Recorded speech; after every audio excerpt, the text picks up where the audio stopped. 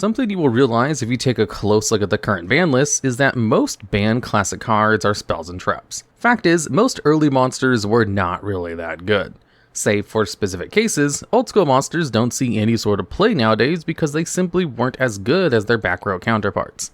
While we've still seen topping deck lists running Foolish Burial, Imperial Order, and Change of Heart, we don't really see anyone summoning Gravekeeper Sky or Card Trooper. The cards we're going to be looking at today are the exceptions to this, either seeing play beyond their time or completely upheaving the format they were played in. And starting off, we have one of the most well-known anime monsters to actually be played, Yugioh. This level 6 Dark Machine monster with 2400 attack and 1500 defense has a basic effect emblematic of its era that it comes from, simply preventing the activation of trap cards and their effects, as well as negating their effects on the field, which is a basic but greatly effective ability. Released all the way back in 2002's Feral Servant, this set continued to expand into the new card type introduced in Spell Ruler, Continuous Spells and Traps. Most of these early continuous cards were either bad or completely busted floodgates. That is to say, for every insect barrier and the regulation of tribe, there is Gravity Bind and Imperial Order. This set introduced a wide range of extremely powerful trap cards that needed a silver bullet to be kept in check.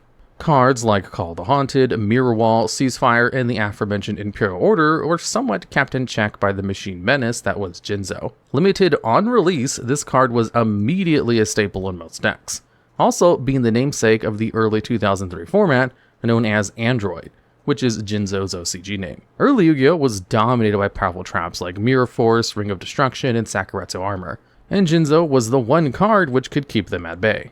But Yugioh wasn't just an effect. We also need to mention how well statted it was for its time. When Yugioh came out, tributing a level 6 monster with similar stats would mean bringing out something like Amphibian Beast or Judgeman, only being outclassed by Summon Skull, which has 100 more attack. But the time of normal summons was quickly being left in the past, and we were getting more and more monsters with powerful abilities, which greatly reduced the alternatives you had at the time. Before the Monarchs came out, if you wanted to tribute summon a monster with an effect, you'd be stuck bringing out something like Dragon Seeker or Lava Battle Guard. So yeah, there wasn't much competition. And it seems like Konami realized the power of Yugioh, since when they released its counterpart Spell Canceller, they greatly toned down its stats, bringing it much more in line with what's expected for a level 5 monster at the time. But it's hard to state just how much Yugioh has come in and out of the format throughout the years. Obviously, it was a mainstay of early Monarch decks that were omnipresent until the game really began to speed up with the Dragon Ruler's release. But it's also seen play way beyond that, being played in the 2016 build of Monarchs featuring all their new support, as well as in several combo builds during the Saryuja Scoldred era, where it was a very playable side deck card, since you were able to draw both it and summon it using the aforementioned Saryuja.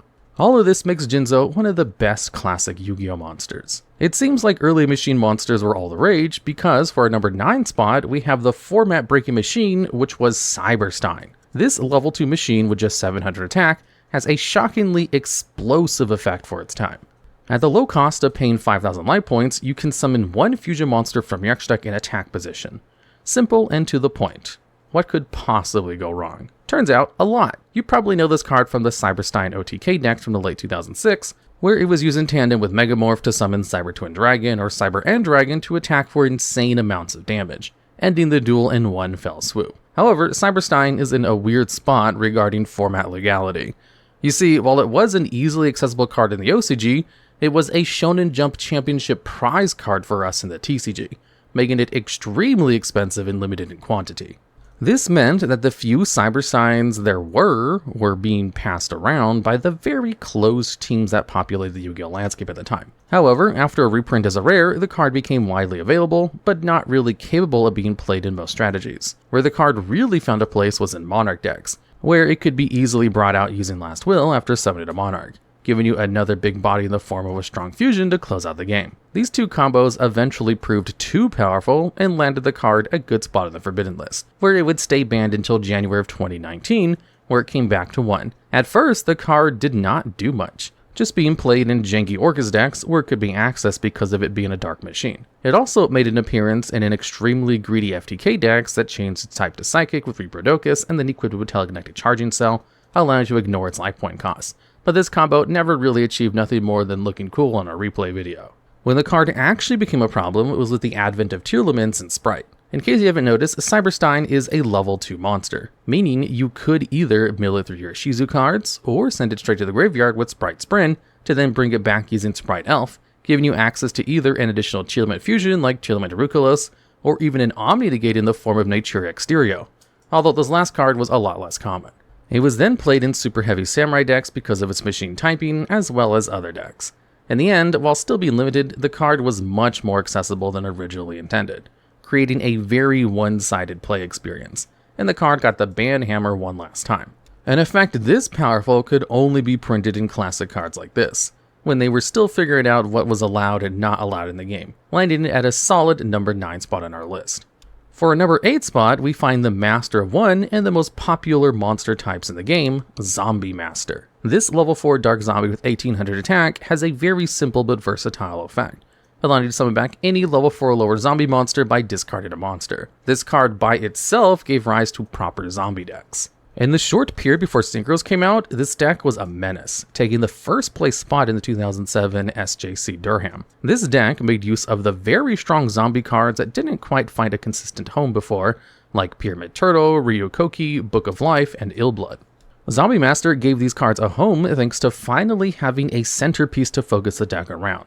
But that wasn't all. While short-lived as Synchro monsters released shortly after, the late 2007 zombie deck was the one deck to really exploit Cart of Safe Return. While probably not really worthy to be banned in 2024 Yu-Gi-Oh!, main decking 3 the card coupled with Zombie Master capable of bringing back a myriad of zombies was crazy. This gave rise to a very short-lived but very well-loved format known as Zombie Format of 2007. Not just that, but with the release of Synchro Monsters, Zombie Master gained a second win that made the card a mainstay of Dark Armed Dragon and other decks looking to make use of its powerful recursive ability, which, fun fact, doesn't need to reborn a zombie from your own graveyard. You could just as easily steal your opponent's. But yeah, turns out being able to bring back a bunch of low-level zombies to turn into stuff like Doom Kaiser Dragon and Dark Armed Dragon is pretty good. Who would have guessed? With time, the card saw less and less play, but remained an important piece of later Lightsworn brews using Mizuki, and even made appearances in zombie Lightsworn decks that made use of that Grasslick screener, which really benefited from the access to rank 4s, which Zombie Master provided. All in all, Zombie Master is a very iconic card that a lot of players hold close to their hearts, earning it a spot on today's list. And flying into number 7, we find Elemental Hero Stratos. Does this guy even need an introduction? A level 4 Wind Warrior with 1800 attack, it can, on summon, either search for a hero monster or destroy spells and traps in the field up to the number of other hero monsters you control. Simple, strong, and emblematic, that's what Stratos is. Ever since its release as a Shonen Jump promo card, it's been one of the game's most well-known monsters. From the moment it was released, the card gave rise to the Diamond Dude Turbo deck, sometimes called Airblade, after Stratos' OCG name being Airman and using Divine Sword Phoenix Blade. This was the first actual hero deck, making use of the aforementioned Destiny Hero Diamond Dude to play powerful spells like Magical Stone Excavation or Destiny Draw without paying their activation costs. Not just that, the deck had access to some of the craziest cards of its time, like Heavy Storm, Dimensional Fusion, and E-Emergency Call. This mash of crazy powerful spells all was enabled thanks to Stratos' ability to grant the deck unparalleled consistency. But the card didn't rest after this deck, far from it. While limited shortly after its release, Stratos did anything but fall off. The most immediate deck that housed Airman was Dad DDT, that is, Dark Armed Dragon variants of Diamond Dude Turbo decks. The consistency provided by the hero engine really helped summoning Dark Armed Dragon, filling the graveyard and also allowing you to get back your banished dark monsters with Dimension Fusion, which could be found much easier thanks to Destiny Hero Diamond Dude, as well as having access to Destiny Hero Plasma as an almost auto win button. All of this facilitated by the insane consistency tool that is Stratos. But when Dark Armed Dragon left, Stratos did not. Edison format has given the card a lot more attention than its time did. Some of the most powerful decks of the format feature our beloved Stratos, Diva Hero, and Hero Frog. And beyond this, Stratos was an auto-include in the Hero Beat / Bubble Beat decks of the early 2010s, a deck that sought to overwhelm your opponent by using level 4 monsters with massive bodies. The main one being Elemental Hero Neos Alias, which could be coupled with the extremely powerful Gemini Spark to allow for removal on top of having a large body. But it would be shortly after, in late 2013, when Stratos would finally get the bullet and be banned for a very long time. This banning was met with disdain from the entire community. as Hero Beat was seen as the easily accessible deck in a format filled with overwhelming decks like Dragon Rulers and Spellbooks. Still, it wouldn't be until 2018 when Stratos finally came back to widespread celebration. Sadly, the Hero deck was a bit rusty by then, not really capable of achieving much. But well, Hero wouldn't be the archetype with the most support for nothing, as it kept on getting new cards that managed to push it to rogue relevancy sporadically since around 2020. All of them obviously featuring Elemental Hero Stratos. One of those beloved cards in the TCG, Stratos earns a solid spot on this list, thanks to its versatility and facilitating pretty much every hero variant you could imagine. And at number 6, we have another card emblematic of its era, Light and Darkness Dragon. How does an Omni-Negate sound like in 2007? Pretty good, right? Well, what about 4 in this same card? Light and Darkness Dragon is the level 8 light dragon that cannot be special summoned and treats itself as both light and dark while on the field. Most importantly, as a once per chain, not once per turn, you must negate and destroy any spell, trap, or monster effect that is activated at the cost of losing 500 attack and defense. Then, when it is destroyed and sent to the graveyard, you special back any monster from your graveyard at the cost of destroying all cards you control. Now, the only thing keeping this card from being the best card in the game is all the restrictions it has. Firstly, you must normal summon it. No summon it from the grave, with Guard Dragon Pitsy, or with its own effects. Secondly, both its activated effects are mandatory. That means you must negate whatever effect is activated, be it yours or your opponent's. And you must destroy all your cards when Light and Darkness Dragon is destroyed. Even with all these limitations, the card managed to amass dozens and dozens of tops, being the boss monster of several decks. Just when the card was released, it gave rise to one of the most well-known meta decks in the community, Perfect Circle. This deck featured a hero engine that gave you extreme consistency, and would eventually see the ban of the engine's most emblematic card, Destiny Hero Disc Commander. Summoning it back with Destiny Hero Fearmonger was the deck's main play, allowing you to tribute for Light and Darkness Dragon using the Disc Commander, and a Destiny Hero Malicious or one of the other deck's ways of getting fodder into the board. Once you did, you essentially just won the game. You had a big body that would negate any plays done by your opponent, and would get you Disc Commander back when they outed Lad, and that would accumulate resources while your opponent struggled to even play the game. Even as this deck fell to the wayside, Light and Darkness Dragon has found itself in a myriad of strategies throughout the years, be it in Dark Arm Dragon decks like the mini cards of its time, in the first place Quick Draw Dandy Warrior list that took SJC Edison, or as probably the best thing to summon in any and all versions of the Frog Monarch deck. It doesn't really matter what deck you played in, Light and Darkness Dragon is an amazing card with a lot of flavor, ties to the GX manga, and is a lot of players' favorite for good reason. Seldom do we see cards this powerful, much less as early as 2007, and it shows. Probably the most unassuming card on this list, at number 5 we have Treeborn Frog. This level 1 Aqua with just 100 attack and defense features one of the most useful abilities in the game. As a once per turn effect during your standby phase, while you control no monsters named Treeborn Frog and no spells or traps, Treeborn Frog will summon itself from the graveyard. Now, this seems good, but it's hard to understand just exactly how good it is. Released all the way back in 2006 Shadow of Infinity, this little froglet managed to revive itself into pretty much every topping deck for years. Immediately upon release, this card gave birth to the deck that would best exploit its revival ability, Frog Monarch. The Monarch series of monsters were playable generic cards that saw some relevance in different decks, but never as a strategy of their own. That would change with the advent of Frog Monarch, a deck that would continue to be relevant for ages, only really dropping out of the meta all the way in 2014. And it's hard to understate just how relevant and powerful this deck was. While the first Monarchs the deck had access to were a bit underwhelming, they still were powerhouses for their time. Being able to drop a Mobius the Frost Monarch or Zaborg the Thunder Monarch every single turn was just absolutely insane in a format where normal summon Kyo the Ghost Destroyer was considered strong. Filled with generic warrior engines to tie everything together, Frog Monarch started with a bang, but hadn't yet become the best it would. As it would be expected, Treeborn Frog quickly earned a spot on the limited list just a month after its release, but that certainly did not stop the deck from dominating the metagame. The deck shortly mutated into a Chaos deck, making use of the well-known power of Chaos Sorcerer and Magician of Faith. It also incorporated Cyberstein, like we mentioned previously in this video, thanks to the Monarch's powerful synergy with Last Will, and with time, the versatility of the Monarchs allowed the deck to adapt to what the rest of the meta was. Need to remove cards from your opponent's hand? Just pop in Thestalos the Firestorm Monarch. Threatened by back row? Just add in Grand Marg the Rock Monarch. Fact is, the engine was so good, even non-Monarch decks were side decking it. But Monarchs were an archetype, and archetypes get support. Rise of the Storm Monarch was a massive boon for the deck, allowing actually good and generic spot removal, and also permitting the engine to be played in a lot of different decks, be it Diamond Dude Turbo or Machine Brews using Cyber Phoenix. But the card really became a menace when Caius the Shadow Monarch released in 2008. It's hard to understate just how much of an impact this card made.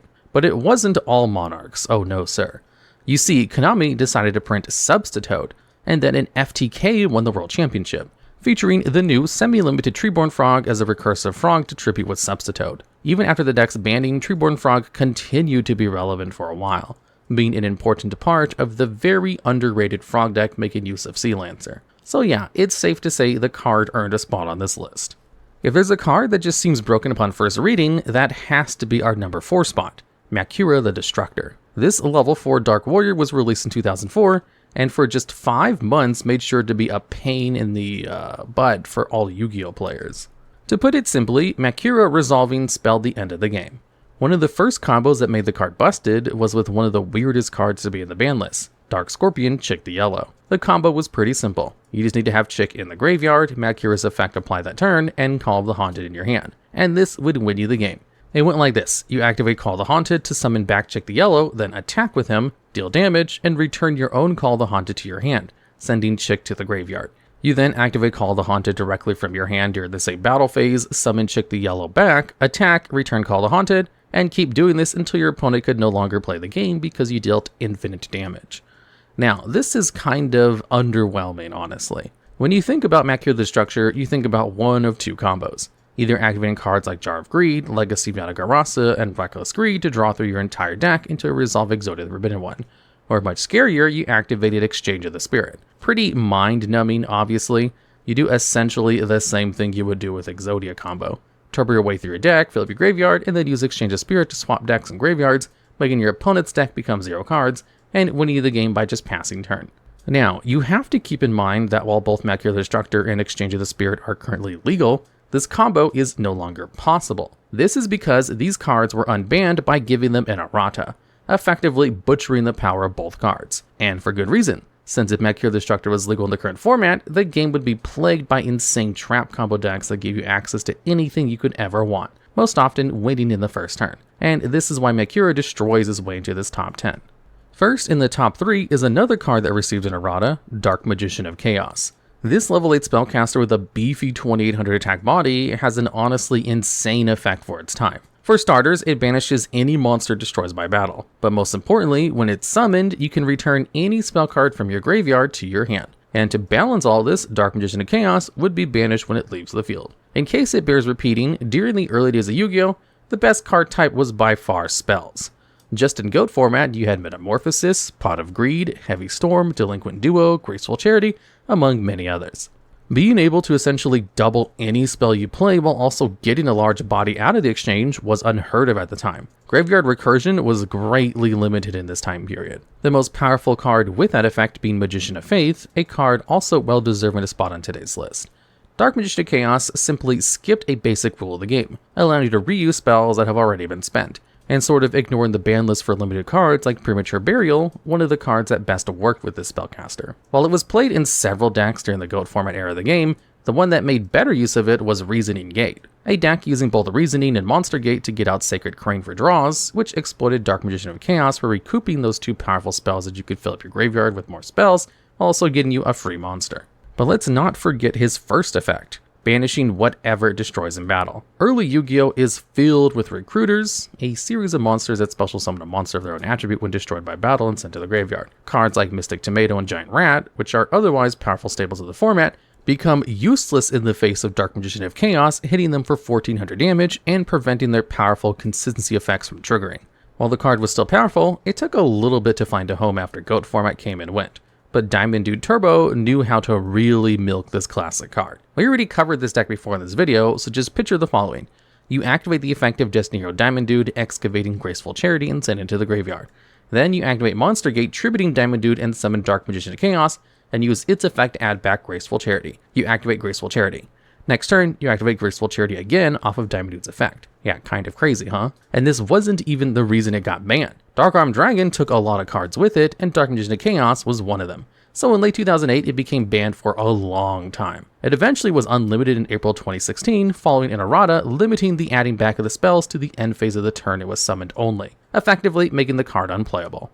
But again, it's pretty crazy that a card as strong as Dark Magician of Chaos was printed all the way back in 2004, earning a solid spot on our list. And at number 2 is the only fusion monster on this list, Gladiator Beast Gyzarus. Barely making the cut for what qualifies as classic Yu-Gi-Oh!, Gyzarus completely tore the format apart it was released into. Before this point, the extra deck was essentially irrelevant. Sure, you could use it in GOAT format when Metamorphosis was relevant, and also whenever Cyberstein was played, but you never actually did a fusion summon. This is in good part due to the fact that early fusion monsters were kind of irredeemably bad. Don't try to gaslight yourself. You are not activating polymerization to use Tainted Wisdom and Ancient Brain into a Skull Knight. Gyzarus and the Gladiator Beast radically changed this perception that the fusion monsters were playable. As a level 6 with 2400 attack, Gladiator Beast Gyzarus crashed with all monarchs and easily cleared most monsters that were played at the time. But you were absolutely not clearing monsters by attacking with him. Oh no. For when Gyzarus is special summoned, it targets 2 cards on the field and destroys them. This is crazy good in a monster as easy to bring out as this one. Simply requiring you to shuffle back Gladiator Beast Bistari as well as one other Gladiator Beast monster in order to contact fuse it from your extra deck. On top of that, it also has a beefed up version of the Gladiator Beast effect, shuffling back itself into the deck after battling to bring out 2 Gladiator Beasts from your deck, with the exception of Bistari, to prevent silly loops. While Gladiator Beast was technically an archetype before this card's release, it failed to achieve anything until this pure advantage beast released. Easily accessible at pretty much any point, Gyzarus catapulted this archetype into what some pro players consider to be the actual first Tier 0 deck in the game, and it would stay in the top tables at events for a good while at that. Released together with TCG exclusive card Test Tiger, Gyzarus rose from the ashes of the Dark Armed Dragon format to take over the metagame with an iron fist. Taking up 6 of the top 8 cut slots in SJC St. Louis 2008, Gladiator Beast quickly became the deck to beat, a deck that required players to main deck answers specifically dedicated to beating the matchup. One of the most flagrant examples was Monarch players electing to play Prime Material Dragon to counter both Gladiator Beast Myrmilio as well as Gladiator Beast Gyzarus. But yeah, Gyzarus made Gladiator Beast one of the most relevant decks in the game's history, taking top after top for years until the release of XC's monsters, when the deck really slowed down and became irrelevant since the release of Dragon Rulers. While the deck has received extremely powerful support in the form of Gladiator Beast Tamer Editor and Gladiator Beast Dominatus, none of them compare to the sheer impact Gladiator Beast Gyzarus meant for both its archetype as well as the game as a whole. Now, before we get to our number 1 spot, we have a few honorable mentions to go through, which are only honorable mentions because we talked about them too much in other videos on this channel. First off, there's Magical Scientist. Sure, it's really strong, but you probably already know why it's good by now. Being one of the best levels in the game, and including an effect that allows you to cheat a basic game mechanic like fusion summoning in order to either get a massive advantage, or to end the game on the first turn with a card like Catapult Turtle. Secondly, there's Dark Armed Dragon. We've mentioned this deck for the whole video, and for good reason. This card spelled one of the most divisive formats in the game's history, as well as the most inaccessible. Dark Armed Dragon punched through the ceiling what was considered a good monster in 2008 and rose to the heights that would take a long time to be reached again. Coupled with Return for the Different Dimension, the Hero Engine, and Emergency Teleport with Krebons, both Dad Return and Teledad completely dominated the end of the Fusion era, and even the start of the Synchro era with their versatility and sheer strength of Dark Armed Dragon. And last but not least, the pretty obvious call, Chaos Emperor Dragon Envoy of the End. Everyone knows this dude by now. Banish a light and dark, nuke literally everything, then just keep your opponent from playing with Yatagarasu if you haven't won yet. Invasion of Chaos brought with it a series of monsters that would define card design for the rest of the game, and Chaos Emperor Dragon is by far the most explosive of them, being strong enough to force the first banning in the game's history. But if we're talking about Chaos monsters, one of them still takes the crown while also not being banned from talked about from being mentioned so much in other videos. One of the most emblematic card in the game's history, a monster that holds significance both in the anime as well as in the card game, which heralded one of the most significant changes in the game's history, Blackluster Soldier, Envoy of the Beginning. This level 8 warrior with 3000 attack was so far beyond anything else released previously that it's supposed as one of the biggest jumps in power creep the game has ever experienced. Unable to be normal summoned, it can special summon itself by banishing a light and dark monster from your grave. Once on your board, it can do one of two things. Either banish one monster on the field in exchange for not being able to attack that turn, or attack a second time if it destroys a monster by battle. This was monumental. The release of Invasion of Chaos, and more specifically Blackluster Soldier Envoy of the Beginning, was akin to dropping a nuclear bomb in the middle of cavemen fighting wolves. It's really strong, obviously, but you're not really using it to its full potential yet. While players are quick to justify the impact that Invasion of Chaos had through Chaos Emperor Dragon Envoy of the End, it's no blasphemy to say that Blackluster Soldier Envoy of the Beginning was the better of the two in the long run, and probably also on release.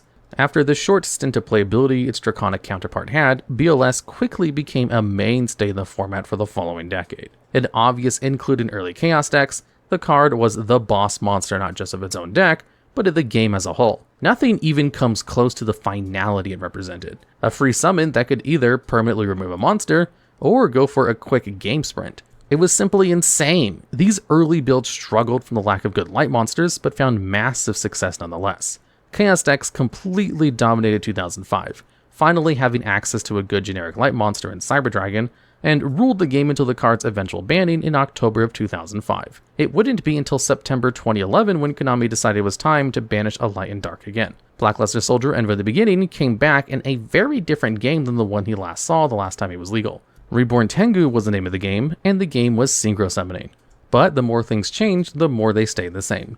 Even 6 years after being banned in a Sea of Trishula, Drag of the Ice Barrier, and number 39 Utopia, a free big body that could out monsters or attack for game was extremely valuable. At first, the card was simply slotted into existing Reborn Tengu lists, but soon found a home in a dedicated Chaos Shell, making use of Effect Veiler and Tour Guide from the Underworld, as well as Thunder King Ryo. Getting lights and darks into the grave was never easier, and Chaos monsters gained the upper hand thanks to this. Not just that, but the release of the Agent Structure deck gave a new home to the soldier, now together in a deck with another iconic boss monster, Master Hyperion. With time, the format changed, but BLS remained a staple in most decks. Even Dino Rabbit was main deck in it for its sheer power and ability to easily out Evilsaur Logia and wind up Zen mains. But when the card really started to gain speed was when the Chaos Dragon deck started to become a thing. Its synergy with Eclipse Wyvern was amazing, letting you fetch something like Light Pulsar Dragon or Red Eyes Darkness Metal Dragon, making for one of the most fun decks of its time. The card would find a different role a couple of years later in the wings of another 7 power creep with the release of Duelist Alliance and Shadow with it. This dark-centric deck had no problem setting up chaos plays thanks to El Shadow Construct and Shadow Fusion, enabling both Blackluster Soldier Envoy of the End as well as White Dragon Wyvern Burster and Black Dragon Collapse Serpent. Heck, even Burning Abyss stacks were main deck in the card because of how good it was in that format, able to be an out to the aforementioned construct much more easily than the deck would usually have access to. It would continue to dominate the game in Shadow Brews until being overtaken by the Phantom Knights build of Burning Abyss, and after that falling out of favor. While still played in both Thunder Dragon and Burning Abyss all the way until January of 2019, the card completely dropped off in popularity after that, not being able to reach another top cut since then. But as bittersweet as it is seeing the card disappear from the metagame, I think Blackluster Soldier Envoy of the Beginning has earned a well-deserved rest after 15 years of being the largest threat you could summon for its cost. And that's why it solidly earns its spot as the best monster from classic Yu-Gi-Oh! We're starting this list off at number 10 with a rock-solid choice that never saw a great deal of competitive play, but was a powerful staple in Playground format. It's Giant Soldier of Stone, a level 3 Earth Rock normal monster with a frankly baffling attack of 1300 and low-level premium stats of 2000 defense. One of the most available cards ever, Giant Soldier of Stone was gettable right from the start in the early days of August 2002 as part of Yu-Gi-Oh's first set, The Legend of Blue Eyes White Dragon, and would go on to catch a reprint a couple weeks later in Starter Deck Yugi, and again the next year as part of Starter Deck Pegasus, with way more printing since then that are worth mentioning here. While Giant Soldier of Stone lacked the kind of effect that will earn other cards their spot on this list, most cards from the Legend of Blue Eyes White Dragon were completely effectless. In fact, most of the few effects to be printed in the game's inaugural set were flip cards, including Armored Ninja, Hane, Man-Eater Bug, and Reaper of the Cards, with the only non-flip exceptions being Exodia the Forbidden One. While the set also printed high-level monsters with more than 2000 attack, like Trihorn Dragon, Dark Magician, and predictably Blue Eyes White Dragon, the accolade for the low-level monster with the highest attack goes to Skull Red Bird with 1550 attack. That's not bad for a low-level monster, even today, but it's also only 250 higher than the Giant Soldier of Stone, a monster that's a whole level lower and has good defensive utility. Just setting Giant Soldier of Stone in passing walled most cards of the format, with only Gaia the Fierce Knight, Red Eyes Beat Dragon, and Gaia the Dragon Champion, in addition to the previously listed high levels able to beat Over Soldier. Luckily, the Legend of Blue Eyes White Dragon makes up for what it's missing in monster cards, with some of the most powerful and longest lasting spells in the game, like Dark Hole and Raigeki, providing more options to deal with the instant wall. There were other monsters with the sweet 2000 defense, but they were Mystical Elf and Spirit of the Harp, who both had less than 1000 attack. Giant Soldier of Stone's closest competition was Aquamador, who shared the 2000 defense but backed it up with 1200 attack, making it just a hair weaker. More important than that missing 100 though was Aquamador's lack of accessibility compared to Giant Soldier, since you couldn't pick up the confirmed copy of Mador from starter deck Yugi. And another thing, every other 2000 defense low-level wall was a higher level than Giant Soldier of Stone, despite being worse. Although its relative strength would not survive the power creep of sets to come, Giant Soldier Stone was an equalizing force in some of the game's earliest days of play, in possibly its loosest format ever, Playground Yu-Gi-Oh!, where fledgling duelists would just use whatever they had and see how things went. And fitting for such an iconic early card, Giant Soldier Stone had a ton of anime appearances in the Duel Monsters anime, and was a favorite stall card of the original protagonist Yugimoto, no doubt contributing to the card's cultural popularity. In its first appearance in episode 7 during Yugi's duel against Mako Tsunami, Giant Soldier Stone was critical to Yugi's victory, since having it attacking Yugi's own equip spell Mystical Moon caused the ocean hiding Mako's predatory sea monsters to recede, resulting in a near instant loss for the fish guy. This fascinating engagement would go on to inspire the continuous spell, Attack the Moon, which both features Giant Soldier of Stone in the artwork and references the episode by allowing a player to destroy a spell or trap card after a rock monster changes its battle position. Giant Soldier of Stone's final appearance on the field would come in episode 168 when the pharaoh wrestled with darkness and guilt within his own heart by dueling an apparition of his vessel Yugimoto, whose erstwhile soul was at the time abducted by the Great Leviathan on account of the pharaoh's lack of restraint. Its final appearance overall was in episode 220 during Yugimoto's deck building session prior to his ceremonial duel with the pharaoh. But this isn't quite the end for the Giant Soldier. Its iconic status would carry it to a few more appearances in Yu-Gi-Oh! GX and Yu-Gi-Oh! 5Ds, although it wouldn't hit the field in either show. While it wouldn't go on to see competitive play, it has been featured in more artworks. There's Attack the Moon, like we already went over, but there's also Miracle Rupture, Weed Out, Ivy Shackles, Draw Muscle, and Lineage of Destruction. On top of this, it's also got 2 retrains in the form of Sentry Soldier of Stone and Giant Soldier of Steel. The notoriety of being one of the game's earliest, most overpowered normal monsters is definitely enough to earn Giant Soldier of Stone its spot on this list. However, from here on out, we're going to be focusing on cards with effects that had a greater impact on the game overall. But as we move forward into rougher terrain, we can relax in the knowledge that the Giant Soldier of Stone has got our backs at number 10, just like it defended many of the first duelists of old. And sharing the number 9 spot on this list are the 6 elemental battle searchers: Shining Angel, Giant Rat, Mother Grizzly, Flying Chimera number 1, UFO Turtle, and Mystic Tomato, released together about a month and a half after Giant Soldier Stone in Yu-Gi-Oh's second set, Spell Ruler.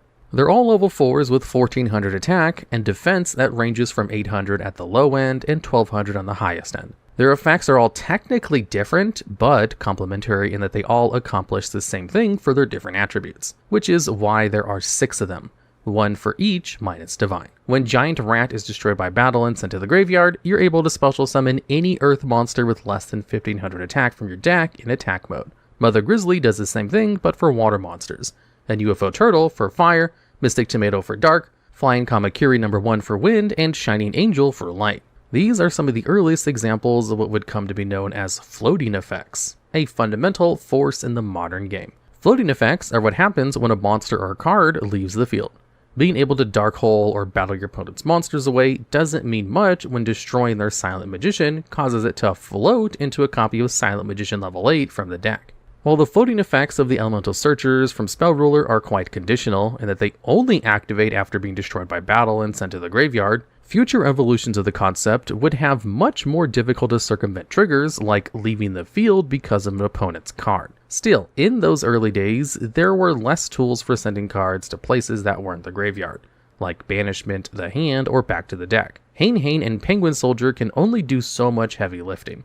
Perhaps the best facet of the elemental battle searchers was that since they all had 1400 attack and could search monsters with 1500 or less, they could search themselves. A UFO turtle destroyed by battle can float into another UFO turtle that can float into a third UFO turtle, if you've got that many, before floating into something else. Your life points weren't totally safe since these searchers had to special summon in attack position, but 1400 is a decent chunk, especially when repeatedly subtracted from damage you would have taken. While they're nothing you'd consider competitive today, the fact that they had a completely generic search beyond the attack and attribute constraint gave them a lot of potential synergies.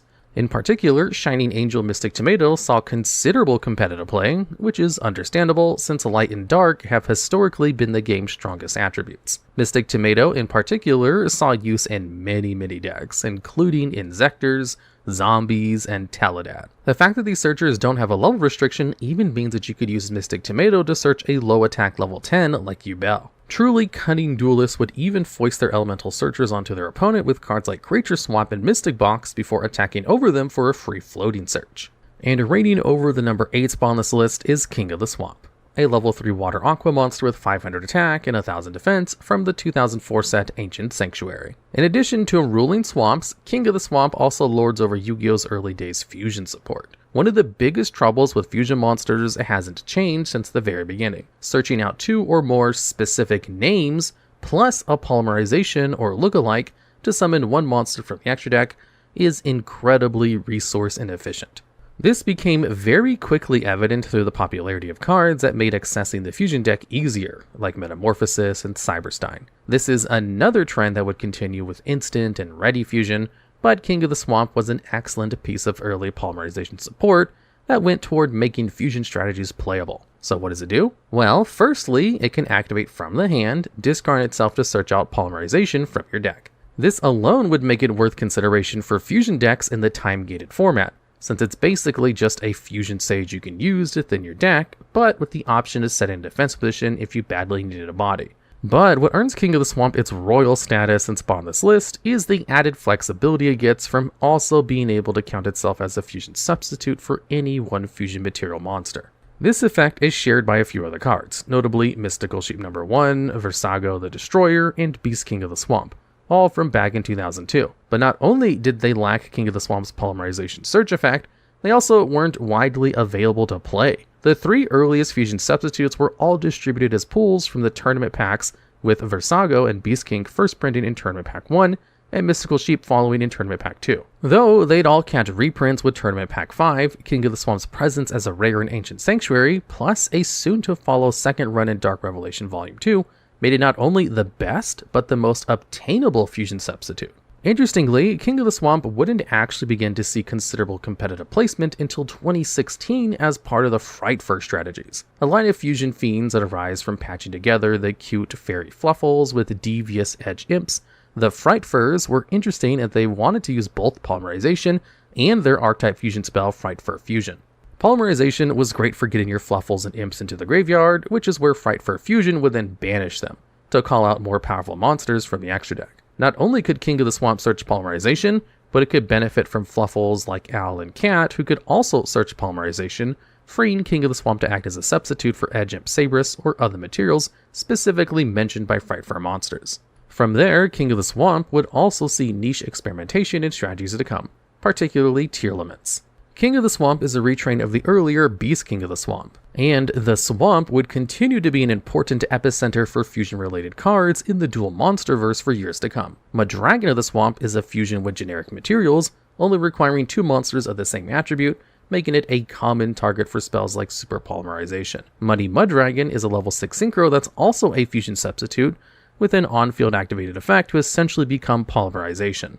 Baby Mudragon synergizes with both of its older forms, and the different dimension demons would sign a dark contract with the Swamp King to gain access to the Swamp's primal penchant for fusion summoning. King of the Swamp had 1 appearance in the Yu-Gi-Oh! GX anime used against Jade and Yuki in episode 158 by Truman, who was able to leverage King of the Swamp's substitute effect to have it act as Red Eyes Black Dragon in a big play to summon Meteor Beat Dragon. Flip effect monsters aren't known for being particularly powerful within the game of Yu-Gi-Oh! While they saw some play in the earlier days when the pace of the game was friendlier towards effects that take time to activate, it's hard to rely on a card that might or might not go off on turn 2 when minigames are over before turn 3. Even flip monsters that seem wildly powerful, like mimicking Maneater Bug, are kind of blah. Which is why we're excited to award the number 7 spot on this list to one of Yu-Gi-Oh's most broken cards, the level 3 Earth Plant Flip Effect monster, Fiber Jar. Releasing back in the 2003 set Legacy of Darkness, Fiber Jar is legal to play pretty much nowhere, not even in GOAT format where you can run Pot of Greed and it's fine. Part of the trouble with flip monsters is that because they're so inconvenient, they need to be super impactful to justify see and play. The trouble here is that there's a fine line between a good effect that's not really good enough and being irredeemably broken, which brings us to Fiber Jar. When it flips, both players shuffle all cards from their hand, field, and graveyard into the deck and then draw 5 cards. This effect is obviously bogus, since it's pretty much a reset button for the entire game, but not exactly. There's one key difference. Whether your opponent attacked into Fiber Jar during their battle phase, or you flip Fiber Jar during your main phase, possibly using a card like Book of Taiyu to accomplish this on the same turn, you're able to continue playing like it's your turn 1, only this time you can attack. Fiber Jar is bananas broken, and it's actually on this list as a representative for a whole line of powerful Jar flip effect monsters from early Yu-Gi-Oh! Morphing Jar, whose effect causes both players to discard their hands and draw 5, was waffled between being limited to 1 and outright banned over the years. And Cyber Jar only recently was let back into the game at 1 copy after 17 years of lockout.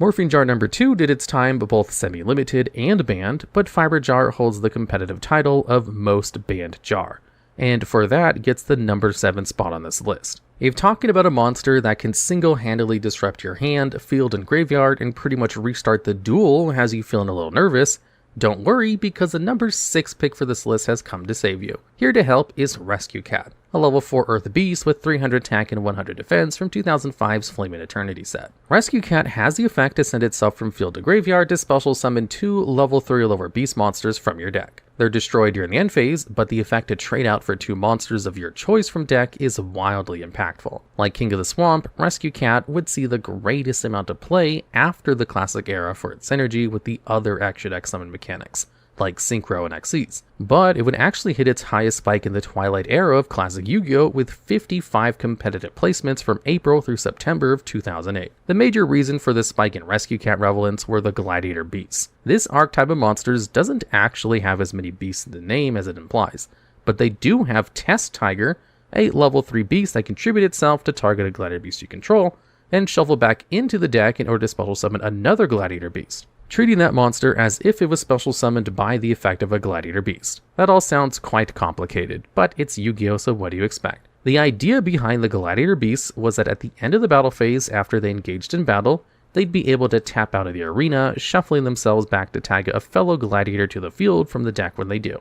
The new monster arrives with a roar, activating powerful effects that only go off when special summoned by the effect of a Gladiator Beast monster. Test Tiger, and by extension Rescue Cat, who is basically 2 Test Tigers, was able to pull those effects off without relying on the dangerous battle phase. And although the Gladiator Beast days would prove to be Rescue Cat's most impactful, its effect to summon from the deck would only get more versatile as time went on. New summoning mechanics would help it graduate into new archetypes, like X-Sabers and Zodiacs, and even Burning Abyss as a 1-card combo for the vital rank 3 generic Xyz, Dante, Traveler of the Burning Abyss.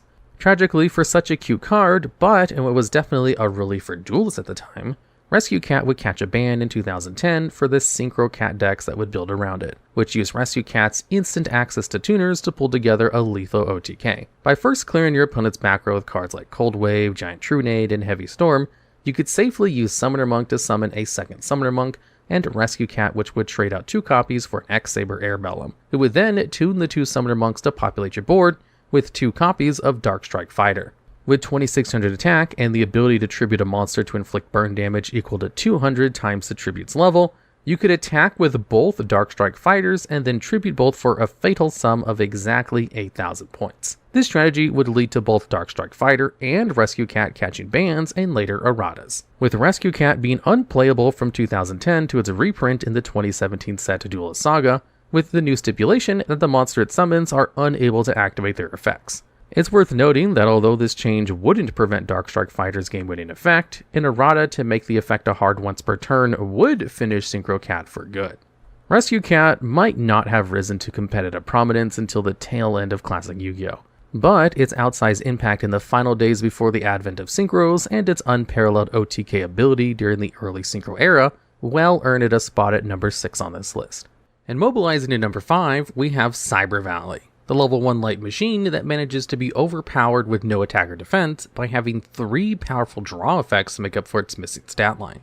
Entering the TCG as part of the 2008's Phantom Darkness set, Cyber Valley immediately saw play for its high degree of versatility. There's just a lot of things you can do with this card, so let's break them down. To start off, its 0 stats aren't a problem because when an opponent's monster attacks Cyber Valley, you can activate its effect first to banish itself, draw a card, and force your opponent to end their battle phase. This alone is already pretty decent utility, although it won't protect you from effect removal before the battle phase, but you can make moves using Cyber Valley's 2 and 3 effects during your turn too. Those effects are to either banish Cyber Valley and another monster you control to draw 2 cards, or to banish Cyber Valley and a card from your hand to place a card from your graveyard on top of your deck. This adaptable draw power gave Cyber Valley an immediate function in Exodia decks. Able to both dig through your deck and recycle cards from the grave, a well-timed Cyber Valley could save your combo from an Exodia piece stuck in the graveyard. Being a level 1 machine, Cyber Valley can work together with a ton of different support cards, including 1-for-1, Damage Condenser,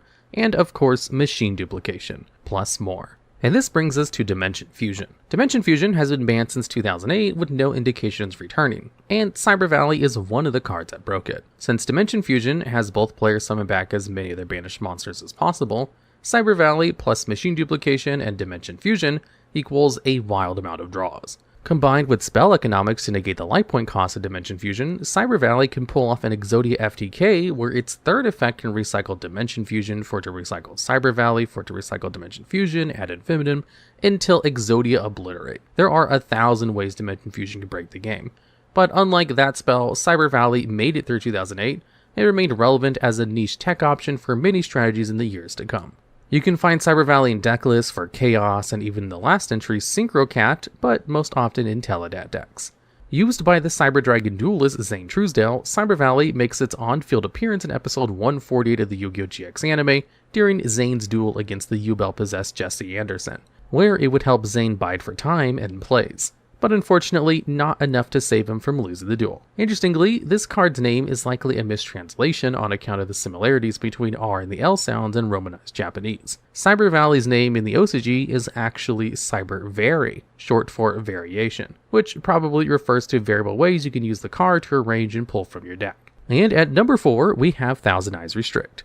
A level 1 Dark Fiend with 0 attack and defense, this fusion monster and cover card from the 2002 set Pharaoh Servant left an impact on the game deserving of the ace monster of the Yu-Gi-Oh! Anime's first major antagonist. Thousand Eyes Restrict was the first fusion monster in Yu-Gi-Oh! To print with an effect, and it came out of the gate swinging so hard that it actually would be banned for about a decade, from 2006 to 2016. Its release back into legal play is cheekily referenced on the card art for the Continuous Trap Summon Gate, which shows a confusingly adorable Thousand Eyes Restrict bidding fond farewell to the other banned cards as it's released from quarantine. But what made it so ban-worthy in the first place? Well, it's a powerful walking floodgate that prevents other monsters from changing battle positions and declaring attacks. On top of that, Thousand Eyes Restrict can target an opponent's monster and absorb it as an equip card, gaining stats equal to that monster's attack and defense. While it doesn't have any effect destruction protections, making it vulnerable to spells like Raigeki and Dark Hole, if it would be destroyed by battle, it can send the equipped monster instead, freeing it up to suck up another new creature for its juicy attack. Unsurprisingly, this battle protection effect doesn't come into play as much as the other effects, but locking opponent's monsters in attack position does help open the option to attack into an opponent's stronger monster, and then equip the attack target during your main phase 2 if you haven't already used Restrict's equip effect that turn. Thousand Eyes Restrict's powerful effect is in part justified by the fact that one of its materials is the ritual monster Relinquished, which was probably intended to make Restrict harder to access. But by virtue of being an unfuture-proofed level 1 fusion, Thousand Eyes Restrict is very simple to cheat onto the field. Banned in the modern game, this spell Metamorphosis tributes a monster to special summon a monster at the same level from the fusion deck. Since tokens are commonly level 1, metamorphosing a token into Thousand Eyes Restrict is a common strategy in GOAT format, where Metamorphosis is still legal. Magical Scientist is banned in both the modern game and GOAT. Otherwise, it'd be another way to crank out Restrict. You can even use Cyberstein's expensive effect if you're desperate. But why was Thousand Eyes Restrict banned in 2006? Metamorphosis, Magical Scientist, and even Cyberstein didn't exist at the time in the format. Well, look no further than Instant Fusion, a card that was printed in 2006 Cyberdark Impact set. This normal spell would instantly summon a level 5 or lower fusion monster from your extra deck at the paltry cost of 1000 life points. That monster would get destroyed during the end phase, but because Instant Fusion counted as a fusion summon, it could be summoned back. Playable at 3 until 2020, Instant Fusion is now limited to 1 copy in the TCG, as free bodies and fusion monsters both only got stronger with time. While Thousand Eyes Restrict is still a fine choice for your Instant Fusion, there are more options you might consider now. Like Elder Entity Norden, who can summon a tuner monster or level 4 for a Synchro or Xyz play, or Invoked Ragin, who can circumvent Instant Fusion's self-destruction drawback. Thousand Eyes Restrict has actually gained more places synergized with Instant Fusion, since you're now able to instantly fuse into Restrict, steal an opponent's monster, and then link Restrict off into Relinquished Anima to potentially swipe another. After its 2016 banning, Thousand Eyes Restrict continued to see competitive play, with roles in many different decks, including Orcus, Thunder Dragon, Spiral, and more. It even had an easy to pull off lock with the spirit monster Tsukiyomi, which could flip it face down and free it from its equipped monster, allowing you to flip it face up, pull off another steal, and then recycle Tsukiyomi during the end phase when the spirit monster bounces itself. Its one anime appearance came in episode 39 of Duel Monsters during the final duel of Duelist Kingdom between Yugimoto and Maximilian Pegasus. After hitting the field and immobilizing Yugi's monsters, Pegasus attempted to use Thousand Eyes Restrict effect to absorb Magician of Black Chaos, but would fail when Yugi activated Multiply to bury the Eldritch monstrosity in explosive Karibos. And at number 3, it's no lie. For this list, we have Honest, a level 4 light fairy with 1100 attack and 1900 defense from 2008's Light of Destruction set. Like many of Yu-Gi-Oh's most powerful cards, Honest is a monster that can reactively activate its effect from the hand, a hand trap if you will. During the damage step, when a light monster you control battles, you can discard Honest as a quick effect to have your monster gain attack equal to the attack of its opposing combatant until the end of the turn. This essentially turns a losing battle into a direct attack on your opponent's life points that their monster won't survive. It's almost like a combined Magic Cylinder and Sakuretsu Armor, but way better because you don't have to worry about Honest getting cleared by back row poppers like Mystical Space Typhoon and Cosmic Cyclone. Predictably, Honest saw large amounts of competitive play soon after its release, extending even into the modern years. Honest's competitive relevance rises and falls to coincide with the strength of light decks, since those are the strategies it can work with. It's seen consistent use in most light strategies to carve out a place in the meta, including Light Sworns, Agents, Cosmos, Bujins, Stellar Knights, Trickstars, and more. Even chaos variants of dark strategies like Shaddolls, and by one brave top 8 duelist from Minnesota Regional 2014, a chaos strategy built around Saphira, Queen of Dragons. While Honest's hand effect is definitely the one that had people sliding it in their decks, Honest's on-field effect is a nice complement. During your main phase, you can bounce Honest from the field back to your hand. So, if you revive an Honest that you have sitting in the grave, you can recall it back to prepare for another damage step discard.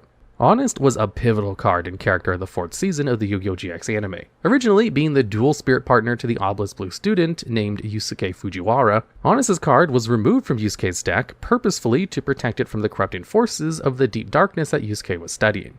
This doesn't go particularly well, and after corrupted Yusuke goes missing, Honest masquerades as the AWOL student. In episode 159, Jaden sees through this, and in episode 160, Honest is forced to flee back into its card after getting hurt by Truman, who duels Jaden and ultimately loses when Honest's effect lets Jaden's Elemental Hero Neos beat over 5-headed dragon. In episode 176, Jaden and Jesse Anderson engage in a triangle duel with Yusuke, who is corrupted by Night Shroud, but they're ultimately able to banish Yusuke's darkness by returning the spirit of Honest to him. Interestingly, the qualifications for the anime effect of Honest are that the target must be a level 7 or higher warrior rather than a light monster, but the only targets that benefit from Honest's effect in the show were Elemental Hero Neos and Rainbow Neos, who are both light attribute anyway. What's that tapping at the chamber door? That would be this list's number 2, Yatagarasu, a level 2 Wind Fiend Spirit with 200 attack, 100 defense, and almost 20 years on the Forbidden list. First printed in the 2003 set Legacy of Darkness, Yatagarasu is often thought to be the reason Yu-Gi-Oh's Forbidden list was created, though Sangan and Witch of the Black Forest caught their ban slightly earlier. Still, despite being limited to 1 copy from the start, it was quickly apparent that 1 copy of Yatagarasu was too many, and halfway through 2004, Yatagarasu was forbidden, and there it would remain, ironically locked out of the game for the sin of locking other players out of the game until 2022, when Konami dabbled with the releasing Yatagarasu at 1 copy, before eventually letting the infamous Spirit Bird flourish at 3, where it remains today. But Yata's freedom is tenuous at best, and all it takes is the right card to break the bird and it would definitely find itself rebanned. And that's because Yatagarasu's effect is devious. When it inflicts battle damage to your opponent, they lose their next draw phase. This is obviously brutal, and the idea behind the YataLock strategies that locked down World Championships in 2003, which was to combine the board-breaking cards like Dark Hole, Arby's Feather Duster, Heavy Storm, and Raigeki with spell and trap card negation in the form of Jinzo and Imperial Order to clear a path for Yatagarasu to attack directly. With their boards decimated and draw lost, if the opponent hadn't a hope in hand, then there would go the game. Yatagarasu's Spirit effect of bouncing itself back to the hand during the end phase even worked in its favor, since your opponent couldn't beat over Yatagarasu during their turn after suffering the draw log. Not only is the legacy of Yatagarasu part of the reason why Konami is hesitant to print cards that skip your opponent's draw phase, but the legacy of Yatagarasu is also a trap card that lets you draw more cards. Usually only one card, making it almost just a cooler Jar of Greed, but if your opponent controls a spirit monster, you get to draw 2 instead. Hey, now that Ahibo Lord of the River is in Duel Links and you can make your opponent's monster become spirits, maybe the legacy of Yatagarasu's double draw will be good there, but probably not.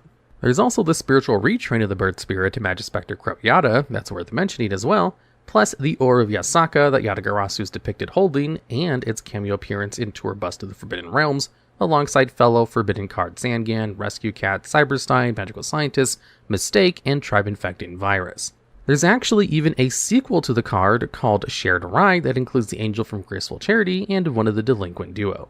Yatagarasu has one anime appearance in episode 117 of the Duel Monsters anime, used by Noah Kaiba against Yamayugi near the end of the Virtual World arc. With Yugi only having a set monster to defend his life points, Noah summons Yatagarasu with the intention of draw locking the Pharaoh, but this would ultimately fail since Noah's Shinato, King of Higher Plane, had too much attack to destroy Yugi's set obnoxious Celtic Guardian. And sharing the number 1 spot on this list are 2 wildly powerful low attack monsters from the classic era of Yu-Gi-Oh! That do pretty close to the same thing. Since they have similar functions, they'll hold this spot higher, and we're pretty confident that no other card would be able to special summon itself to take it from them.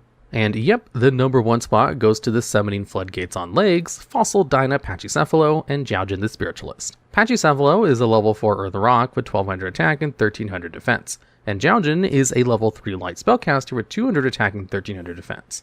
While Pachycephalo is generally considered to be a better monster, it didn't release until May of 2008 with Light of Destruction, while Jiaojin the Spiritualist released back in March 2003's Labyrinth of Nightmare set. They're both absolutely part of classic Yu-Gi-Oh!, but it feels wrong to talk about one without the other, so let's dive into both floodgates. Fossil Dyna Pachycephalo and Jiaojin the Spiritualist have the powerful lingering effect of locking both players out of special summoning any monsters. While either is on the field, normal summons and sets are the only way to go. Additionally, both monsters have a board clearing effect allowing them to destroy all special summon monsters in the field. Pachycephalo's destruction has no cost, but requires Pachycephalo to be flipped face up from face down defense mode. This can be accomplished on your own with cards like Book of Taiyu, or by baiting your opponent into making the mistake of attacking your set monster. Jiaojin the Spiritualist destruction effect can be activated during your main phase, but at a cost since it specifies that you must randomly discard a card from your hand.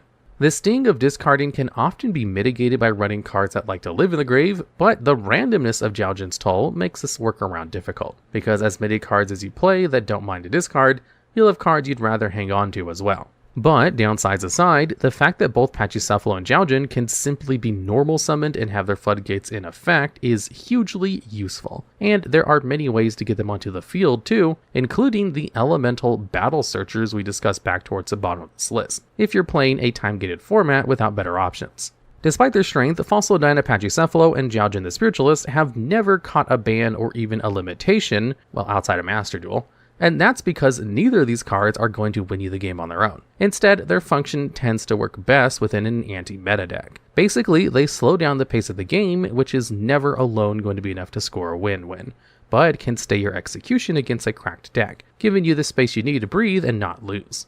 As a result, Pachycephalo and Yugioh tend to coincide with formats where a deck they counter is essentially dominant. Commonly, they find space in the side deck over main decks since they usually don't directly contribute towards your win conditions, but can be worth slotting in during games 2 and 3 against an opponent that hugely outpaces you in terms of combo speed.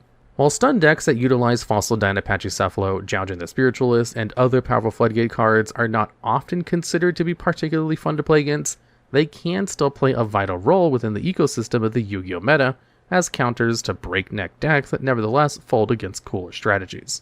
Both Yugioh and Pachycephalo have anime appearances, with Yugioh being used by the Spirit of the Millennium Ring against Yamayugi in episode 84 of the Duel Monsters anime, and Jim Crocodile Cook summoning Fossil Dyna Pachycephalo against the Supreme King during episode 139 of the Yu-Gi-Oh! GX anime. Interestingly, in what has become a trend for many of the cards in this list, both duelists lose their matches. The blanket special summon floodgate effect that both of these cards are able to access was powerful at the time they were printed, and has only gotten stronger with time. Some decks rely on spells, while some rely on traps. Some lean heavily on the extra deck, while others go all in on their main.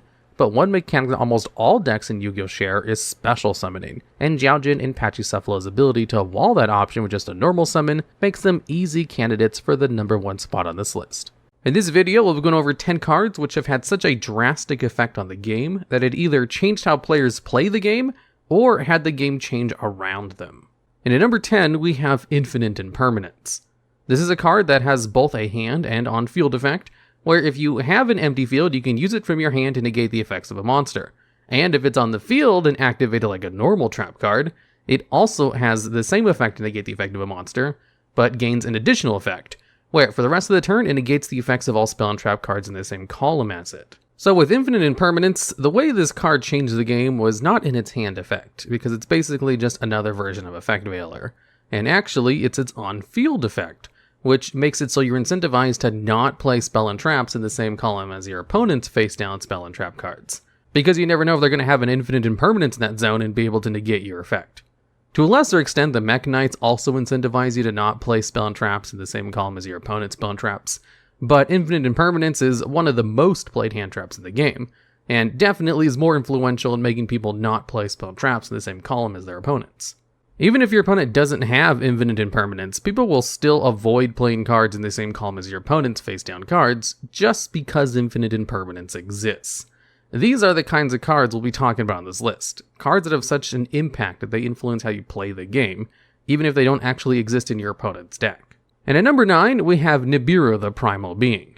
This is another pretty new card, even newer than Infinite Impermanence as it only came out in 2019, and has the effect where, if your opponent summons 5 or more monsters during the main phase, you can then activate this card from your hand to tribute all monsters on the field, give your opponent a super token that has all the stats of the tributed monsters, and then you get to special summon Nibiru from your hand.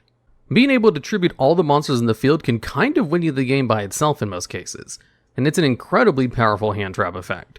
So the way this card changes the game is that if you're trying to get out a whole bunch of monsters, chances are you're going to count how many summons you're doing during that turn, and then think twice before performing your 5th summon. If you don't have a way to negate Nibiru by the time you have your 5th summon, and you don't know what card's in your opponent's hand, there is a chance you might just stop there, even if your opponent doesn't have a Nibiru, just in case they do. It also incentivizes people to try to get out a negate as early as possible in their combos if they want to extend past 5 summons, even if it would make their combos less efficient. Nibiru is another excellent example of a card which completely warps the game around itself, and really helps to slow down the potential of combo decks, and kind of completely counters archetypes that don't have a way to answer Nibiru natively. Just like Infinite Impermanence, there's a good chance your opponent will play around Nibiru, even if you don't actually have the card in your hand. And at number 8, we have number 101, Silent Honor Arc. This is a rank 4 Xyz monster, which simply has the effect, where it can detach 2 of its materials to absorb one of your opponent's face-up attack position special summoned monsters. In which case it becomes one of this card's new materials, and this card has another effect, where if it would be destroyed you can detach one of its materials instead. Since Honor Arc had generic level 4 materials, it was one of the first non-destruction removal extract monsters that players got access to when it came out, and that made it an absolute powerhouse for removing destruction immune cards, like Stardust Dragon for example. And what was so influential about Silent Honor Arc was that it was such a good removal boss monster that it kind of incentivized people to summon their cards in defense position. Because Honor Arc only worked on face-up attack position cards, So if you simply summon that monster into defense position, then it couldn't be absorbed with Honor Arc. So even if your opponent didn't have Silent Honor Arc in their extra deck, during this card's heyday, most players would summon their boss monster in defense position that they didn't want their opponent to steal anyway. Nowadays, people still kinda do this, but because of Lightning Storm and not Honor Arc. Lightning Storm can destroy all of your opponent's face-up attack position monsters, and it's a great going second card. So it reintroduced the popularity of summoning your big boss monster defense position if it wasn't destruction immune. Even if no one really uses number 101 Silent Honor Arc anymore, it was the first card that popularized summoning a monster in defense position. And at number 7, we have Evenly Matched. This is a trap card which can only be activated at the end of the battle phase if your opponent controls more cards than you do, where you then make your opponent banish a number of cards they control so that they control the same number of cards as you do. Oh, and also, if you don't control any cards, you can activate this card from your hand. Now, Evenly Matched is such a powerful card that it almost single-handedly popularized the going second deck. Before Evenly Matched, going first was always the better choice. It was so good that Konami had to limit how powerful going first was, through changing the rules of the game where you could no longer draw a card during your first turn. Even with that change, it was still incredibly powerful, and going second was just a detriment, as win percentages heavily favored whoever went first. Evenly Matched was a start of cards that are so good if you're able to go second with them, that there are legitimate versions of the same decks that either want to go first or go second.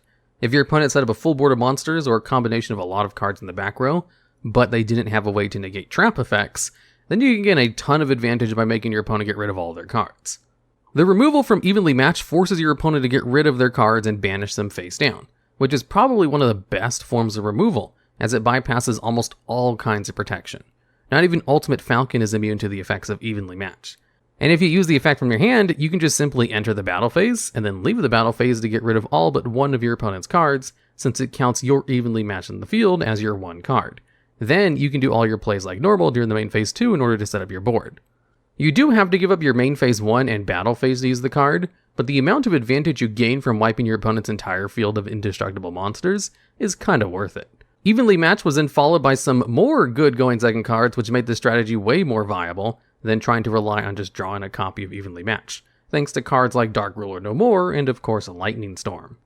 Evenly Matched was influential in the fact that it made going second advantageous, where multiple people playing going second decks will not want to go first at all, which was rarely a thing before Evenly Matched was released. And at number 6, we have Max C. This is a hand trap which was released in 2011, and has the effect where you can use this during either player's turn, and you gain the effect for the rest of the turn where each time your opponent special summons a monster, you get to draw one card. Max C is easily the strongest hand trap in the game's history, and it's kind of funny that when the card first came out, it rarely saw competitive play. It did see some competitive play, but it wasn't until later on where the problems of the card really became apparent, and the card got banned for just being too influential in its power. Basically, Max C is so powerful that it changes the game around itself, kind of like Nibiru the Primal Being. The game literally just slows down if Max C exists in the game, because if you start special summoning your monsters and your opponent drops a Max C, they can chain it in response to you about to special summon a card, in order to immediately gain the advantage back of using that Max C. So even if you stop your turn immediately so your opponent can't draw a whole bunch of cards, then you don't actually lose any advantage for using the Max C, which is not the case for pretty much every other hand trap. And also, if you stop your turn so that your opponent doesn't draw a whole bunch for Max C, you're basically stopping your turn early thanks to the effect of one card. It simultaneously allows you to force your opponent to stop special summoning for the rest of the turn while not losing hand advantage and potentially forcing your opponent to skip their turn, which is one of the most powerful effects in the game. Currently, Max C is banned in the TCG and unbanned in the OCG, and the game is basically warped around Max C in the OCG. Max C just increases the power level of control decks that don't like to special summon a lot. It makes cards which can directly counter Max C way more viable and necessary to open up with first if you don't want to lose to that one card, like a Call by the Grave or Crossout Designator. Max C basically creates a game state where you need to have a counter for the card, otherwise you're going to lose out on your turn. And there's no real playing around the card like you can with Nibiru, unless you're able to special summon a whole bunch of times during your turn in order to deck out your opponent by taking the Max C challenge, which was even mentioned in an official manga chapter. And at number 5, we have Cyber Dragon. Cyber Dragon is a level 5 monster which can special summon itself from your hand if your opponent controls a monster. Now, definitely nowhere near as powerful as Max C, But it was a game changer, and this list is all about cards which change the game and not about the power level of the cards themselves. However, Cyber Dragon, when it was first released in 2005, was kind of overpowered in its time period. 2005 was still the era of 1900 attack beatsticks, and where tribute summons were still common even if Summon Skull Beatdown wasn't a competitive deck anymore. So if your opponent summoned out a big 1900 attack beatstick, then you could bring out Cyber Dragon and instantly beat over it, while you just normal summoned your own 1900 attack beatstick, and your opponent would have a hard time getting back from that loss of advantage. Cyber Dragon was so oppressive as a free monster you can bring out from your hand, back in the time when special summons were still pretty rare, that some people would just straight up not summon monsters during their first turn if they didn't have an answer to a potential Cyber Dragon. Cyber Dragon was also just used as tribute fodder, that way they can go into bigger boss monsters like Jinzo, and can be used later on in the graveyard for cards like Chaos Sorcerer since it was light attribute. And since Cyber Dragon acted as both a powerful free card to get on the field in order to extend, or just a really strong card to use as tribute fodder, the rest of the game kind of had to catch up to Cyber Dragon's power level. Cyber Dragon was absolutely a staple card, and was even limited on the ban list for a while during the Synchro era, because it was too strong at 3 copies, but never strong enough where it was ban-worthy. Then, Cyber Dragon got a lot of support later on in its life, which led it to be a normal card in a rogue meta deck. So sure, most people today know of Cyber Dragon since it still sees competitive play, but probably don't remember how absolutely game-changing it was when it came out. Its power level was so high that the rest of the game had to catch up to it in a hurry, and popularized the use of special summoning monsters from your hand for combos as normal part of the game. And at number 4, we have That Grass Looks Greener. This is a spell card which allows you to send a number of cards from your deck to the graveyard, equal to the surplus difference in your deck size to your opponents. So if you had 60 cards in your deck and your opponent had 40, you could send the top 20 cards of your deck to the graveyard. And with how many ridiculously good graveyard effects there are in the game, sending the top 20 cards of your deck to the graveyard could be equivalent to going plus 20 in card advantage. So it's an incredibly good effect to get off, which is why when That Grass Looks Greener was legal in the TCG, people were playing cards like Left Arm Offering, which gets rid of your entire hand to search out one spell card, just to search it out, and it was absolutely worth that cost. Now, the way this card changed the game was popularizing the use of 60 card decks, which is still sometimes a thing in the modern game, but it was a different story when That Grass Looks Greener was still legal, because That Grass Looks Greener decks could gain so much advantage for just resolving a single card, that a good way to counter the card was to just play 60 card decks yourself. If you had a 60 card deck, then your opponent wouldn't really get anything from resolving That Grass Looks Greener, and you could completely counter the whole point of their deck during the deck building process. And because of this, a lot of decks just started playing the max cap of 60, even if they didn't want to. And decks which could take advantage of having more than 40 cards were performing a lot better in this era, of more and more people just running 60 card decks to counter That Grass Looks Greener. Grass was so strong it changed how people constructed their decks, and I think this is a first, where people changed the amount of cards they played in their deck because of one card in the game. Even if your opponent didn't have That Grass Looks Greener, chances are you would go against another person who also had a 60 card deck, not because they were playing the card, but because they were trying to counter it as well. After That Grass Looks Greener finally got banned, 60 card decks basically disappeared overnight. They still exist, don't get me wrong, but only if they directly can benefit from having that many cards, as it's still better to run the minimum amount possible so that you can actually draw the combo pieces you need. And at number 3, we have Malevolent Catastrophe. This is a trap card which has the effect that when an opponent's monster declares an attack, you can destroy all spell and trap cards in the field. So it's a full Heavy Storm-like effect. The way this card changed the game was how people place their spell and trap cards. You see, if your opponent has back row, or any cards in the field, or really anything at all, and you have traps or quick play spell cards you want to set to be able to use during your opponent's turn, you hold on to those before you enter the battle phase. Pretty much everyone sets their spell and trap cards during their main phase too who aren't Duel Links players, and Malevolent Catastrophe is the reason why. If you set your cards in your main phase 1, then attacking into this card, you would lose all your cards, which could easily be prevented by just waiting until your main phase 2 to set them. Raiko the Lightsworn Hunter also partially contributed to the status as well, as it was a very popular flip effect monster which could target back row in addition to monsters when it was flip face up. So if you had any set back row and you attacked into Raiko, chances are you would lose one of your spell and trap cards, because Lightsworns could just blow up your monsters pretty easily before the era of everyone having monster negates.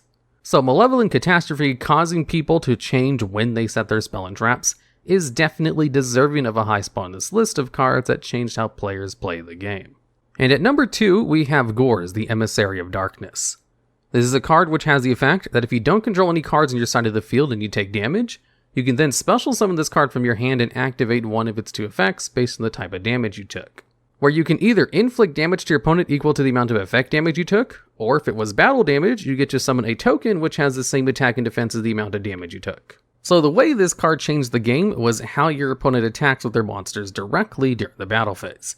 Since Gors can summon a really beefy token based on the amount of damage you take, if you're attacking into your opponent directly and they have no cards in their field, and you attacked with your strongest monster first, then they would bring out Gors and get a super strong token that none of your other monsters would be able to attack over.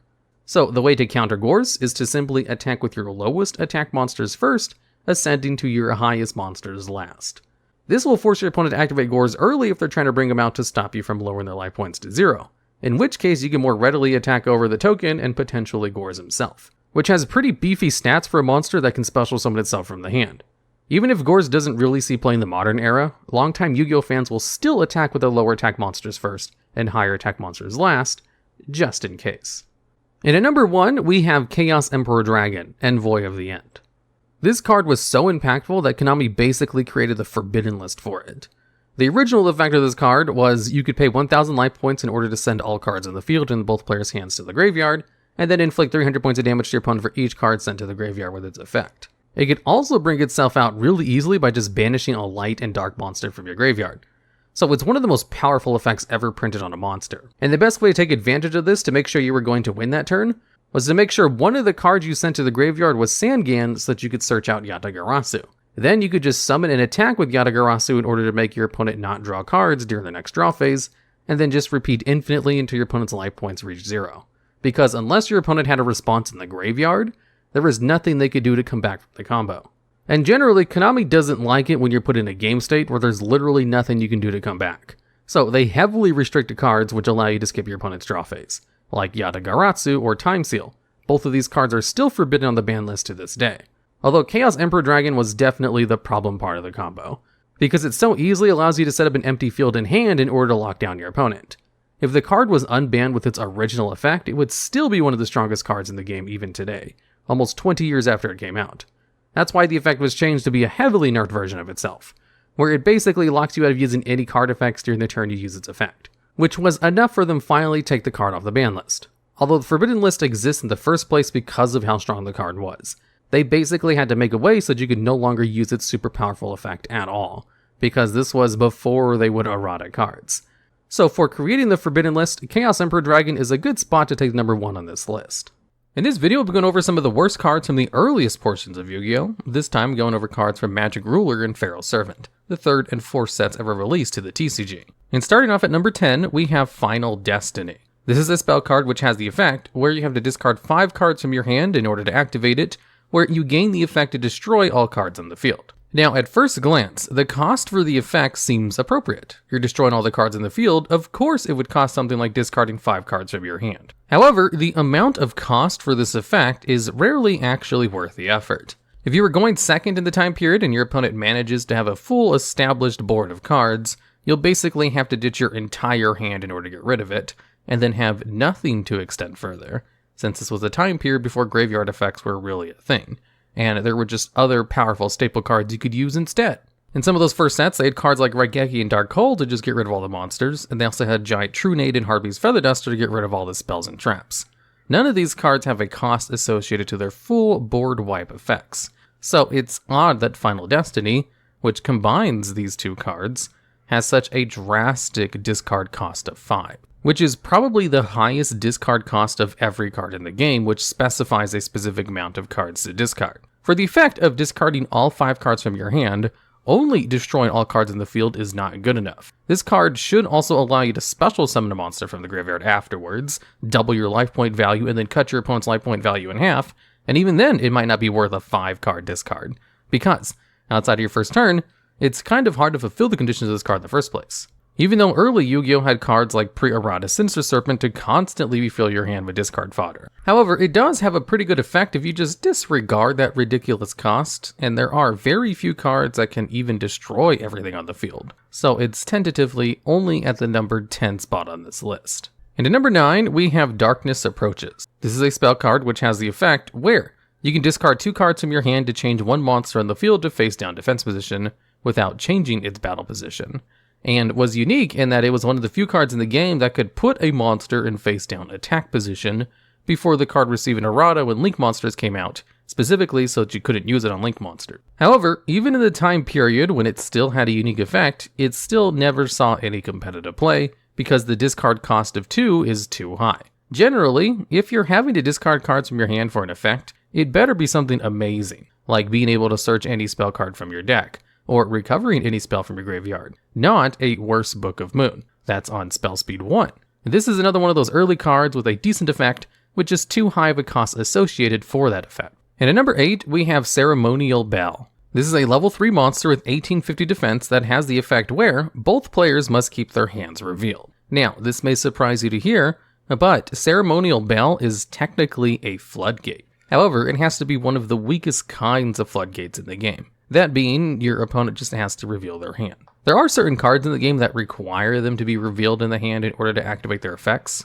So if their hand is always revealed, then they can't activate the cost of revealing the card. However, in early Yu-Gi-Oh, there weren't very many cards with this kind of effect, and the ones that did weren't very good. So I don't think it was actually intended to be a floodgate at all, and just a way to gain information on your opponent's hand. But seeing as it has 0 attack, it's kind of hard to get this card on the field in order to activate the effect immediately, as the best way to use it is setting the card face down and hoping it survives being attacked in battle, which it should be able to do with 1850 defense, as some of the strongest monsters at the time that didn't require tribute only had around 1800 attack. But there were much better options in the game already, most of which were vanilla monsters that didn't have an effect, which was technically better than this effect monster with a bad effect, since at least they benefited from vanilla support.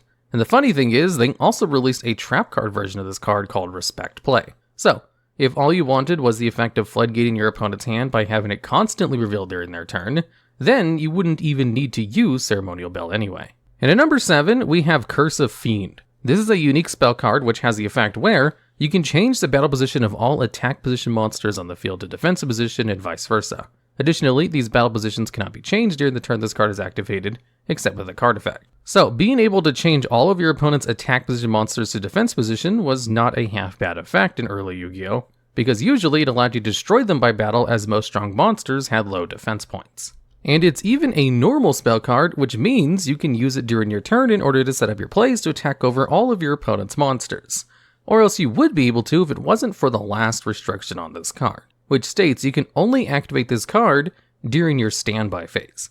Now, this is another card with a unique mechanic because you can't actually use normal spell cards during your standby phase. So, one would think that if you had this card in your hand and your standby phase is happening, you're allowed to choose to use the effect during the standby phase in order to force all of your opponent's monsters to change their battle positions, but that's not actually how it works. You need to set this card on the field first like a trap card, then wait until your next standby phase where you'll have the option to use it because for some reason the rulings of this card works in the way where it has to be on the field first in order to activate its rule-breaking effect. However, another distinction about Curse of Fiend, since it's not an actual trap card, is that if you set this card during your standby phase with something like Dust Tornado's second effect, then you can activate the card immediately because normal spell cards can be activated during the same turn that they're set.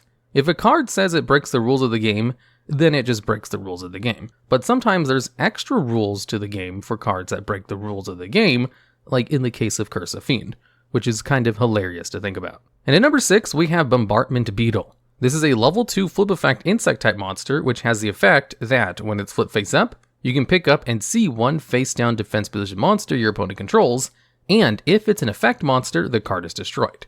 But if it's not, then it's returned to its original position and nothing happens. So basically, this card destroys a face down monster on the field when it's flipped face up, which means it's a straight up downgrade to a card like Maneater Bug, which is also a level 2 insect type monster with a flip effect, but at least Maneater Bug can destroy a monster regardless of its battle position. And the reason I mention Maneater Bug is because Maneater Bug was released in the first set of Yu-Gi-Oh! And didn't really see much competitive play. And for some reason, they thought to release another Maneater Bug with just a worse effect that surprisingly didn't see any competitive play at all. Because even Maneater Bug wasn't that great. And at number 5, we have Deep Sea Warrior. This is a level 5 monster with 1600 attack, which has the effect where, as long as the Umi field spell is face up on the field, this monster is unaffected by spell card effects, which hilariously enough means it's immune to the beneficial effects of the various Umi spell cards. However, the original Umi spell card didn't provide an attack boost anyway, since Deep Sea Warrior is a warrior type, so this didn't matter very much for the early days of the game. And there were some pretty powerful spell effects where having immunity to their effects was beneficial, like Raigeki, Dark Hole, or even Fissure. However, Deep Sea Warrior is a level 5 monster, which means it requires 1 tribute for its summon. And at the time, the power level of level 4 monsters was around 1800, which means it couldn't compete with non-tribute summon monsters in terms of attack power, which meant its spell immunity was kind of useless. Because it could just be destroyed by pretty much any competitive monster in the game at the time, since the absolute lowest attack power of usable level 5 monsters was 1900, as seen with Air Knight Parshath, which saw tons of competitive play because it actually had a good effect while having a 1900 attack body in a level 5 monster. There was another level 5 monster release called the Legendary Fisherman, which also had spell immunity while Umi was face up on the field, but it also had protection for monsters as it couldn't be targeted for attacks, where your opponent could just attack you directly if it was the only card you controlled. And the Legendary Fisherman had a higher than 1800 attack, so could actually compete with cards like Law Jin, but still wasn't used because it was way too weak of a monster for requiring a specific spell card on the field, and requiring a tribute for its summon. And the Legendary Fisherman and Deep Sea Warrior were released in the same set. So if the better version of Deep Sea Warrior didn't see any play, it's probably easy to guess that Deep Sea Warrior didn't see any competitive play as well. And at number 4, we have Performance of the Sword. This is a level 6 ritual monster, which doesn't have an effect, and simply has the normal ritual summoning mechanic, where you need to use its specific spell card in order to tribute monsters from your hand or field that equal or exceed its level in order to bring it out from your hand. And this in of itself is why the card is bad. Because early ritual monsters were inherently clunky by requiring 2 specific cards in your hand in order to bring them out, as well as requiring tributes on top of that, where you have to go at least -2 to bring up Performance of the Sword from your hand, assuming you had all the combo pieces to do it in the first place.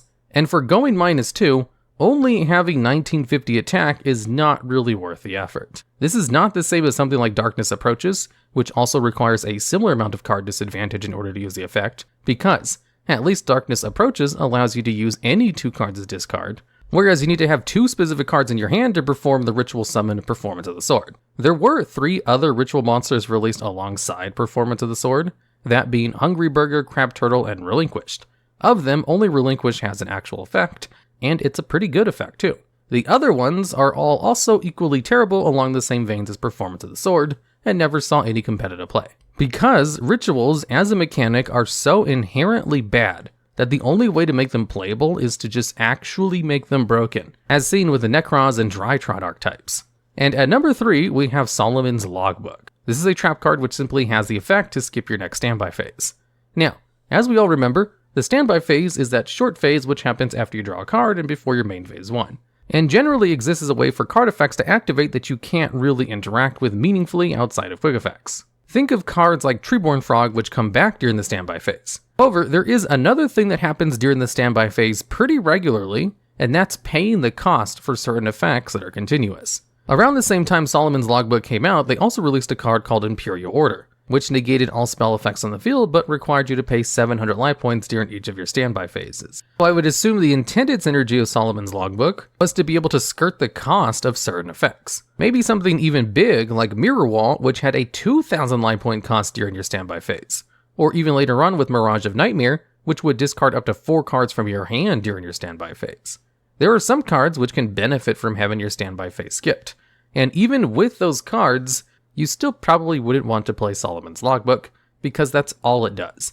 And avoiding cost of certain effects is not that big a deal. Especially not a trap card that has to exist in the field for a full turn before you're able to use it. This card kind of falls into those categories where technically it's a useful effect, but it's just not a very good one. And it's a technically good effect that requires synergy for it to do anything at all. And even then, the most useful applications of the things you can do with this is to simply avoid paying costs, which are generally not a big deal, unless it's attached to something like Mirage of Nightmare, which is currently banned. And at number 2, we have Wall Shadow. This is a level 7 monster with no effect that only has a summoning condition where it can only be special summoned with the effect of Magical Labyrinth first. Magical Labyrinth is an equipped spell card which can only be equipped to Labyrinth Wall. And Labyrinth Wall is a level 5 normal monster with 3000 defense, so requires a tribute in order to get on the field. However, Labyrinth Wall has 0 attack, so if you equip Labyrinth Wall with Magical Labyrinth, then you can special summon out Wall Shadow from your deck, which gives you a grand total of 1600 attack points with no meaningful effect, and thus pretty bad. Remember how we talked about Deep Sea Warrior being kinda bad for a level 5 monster with 1600 attack?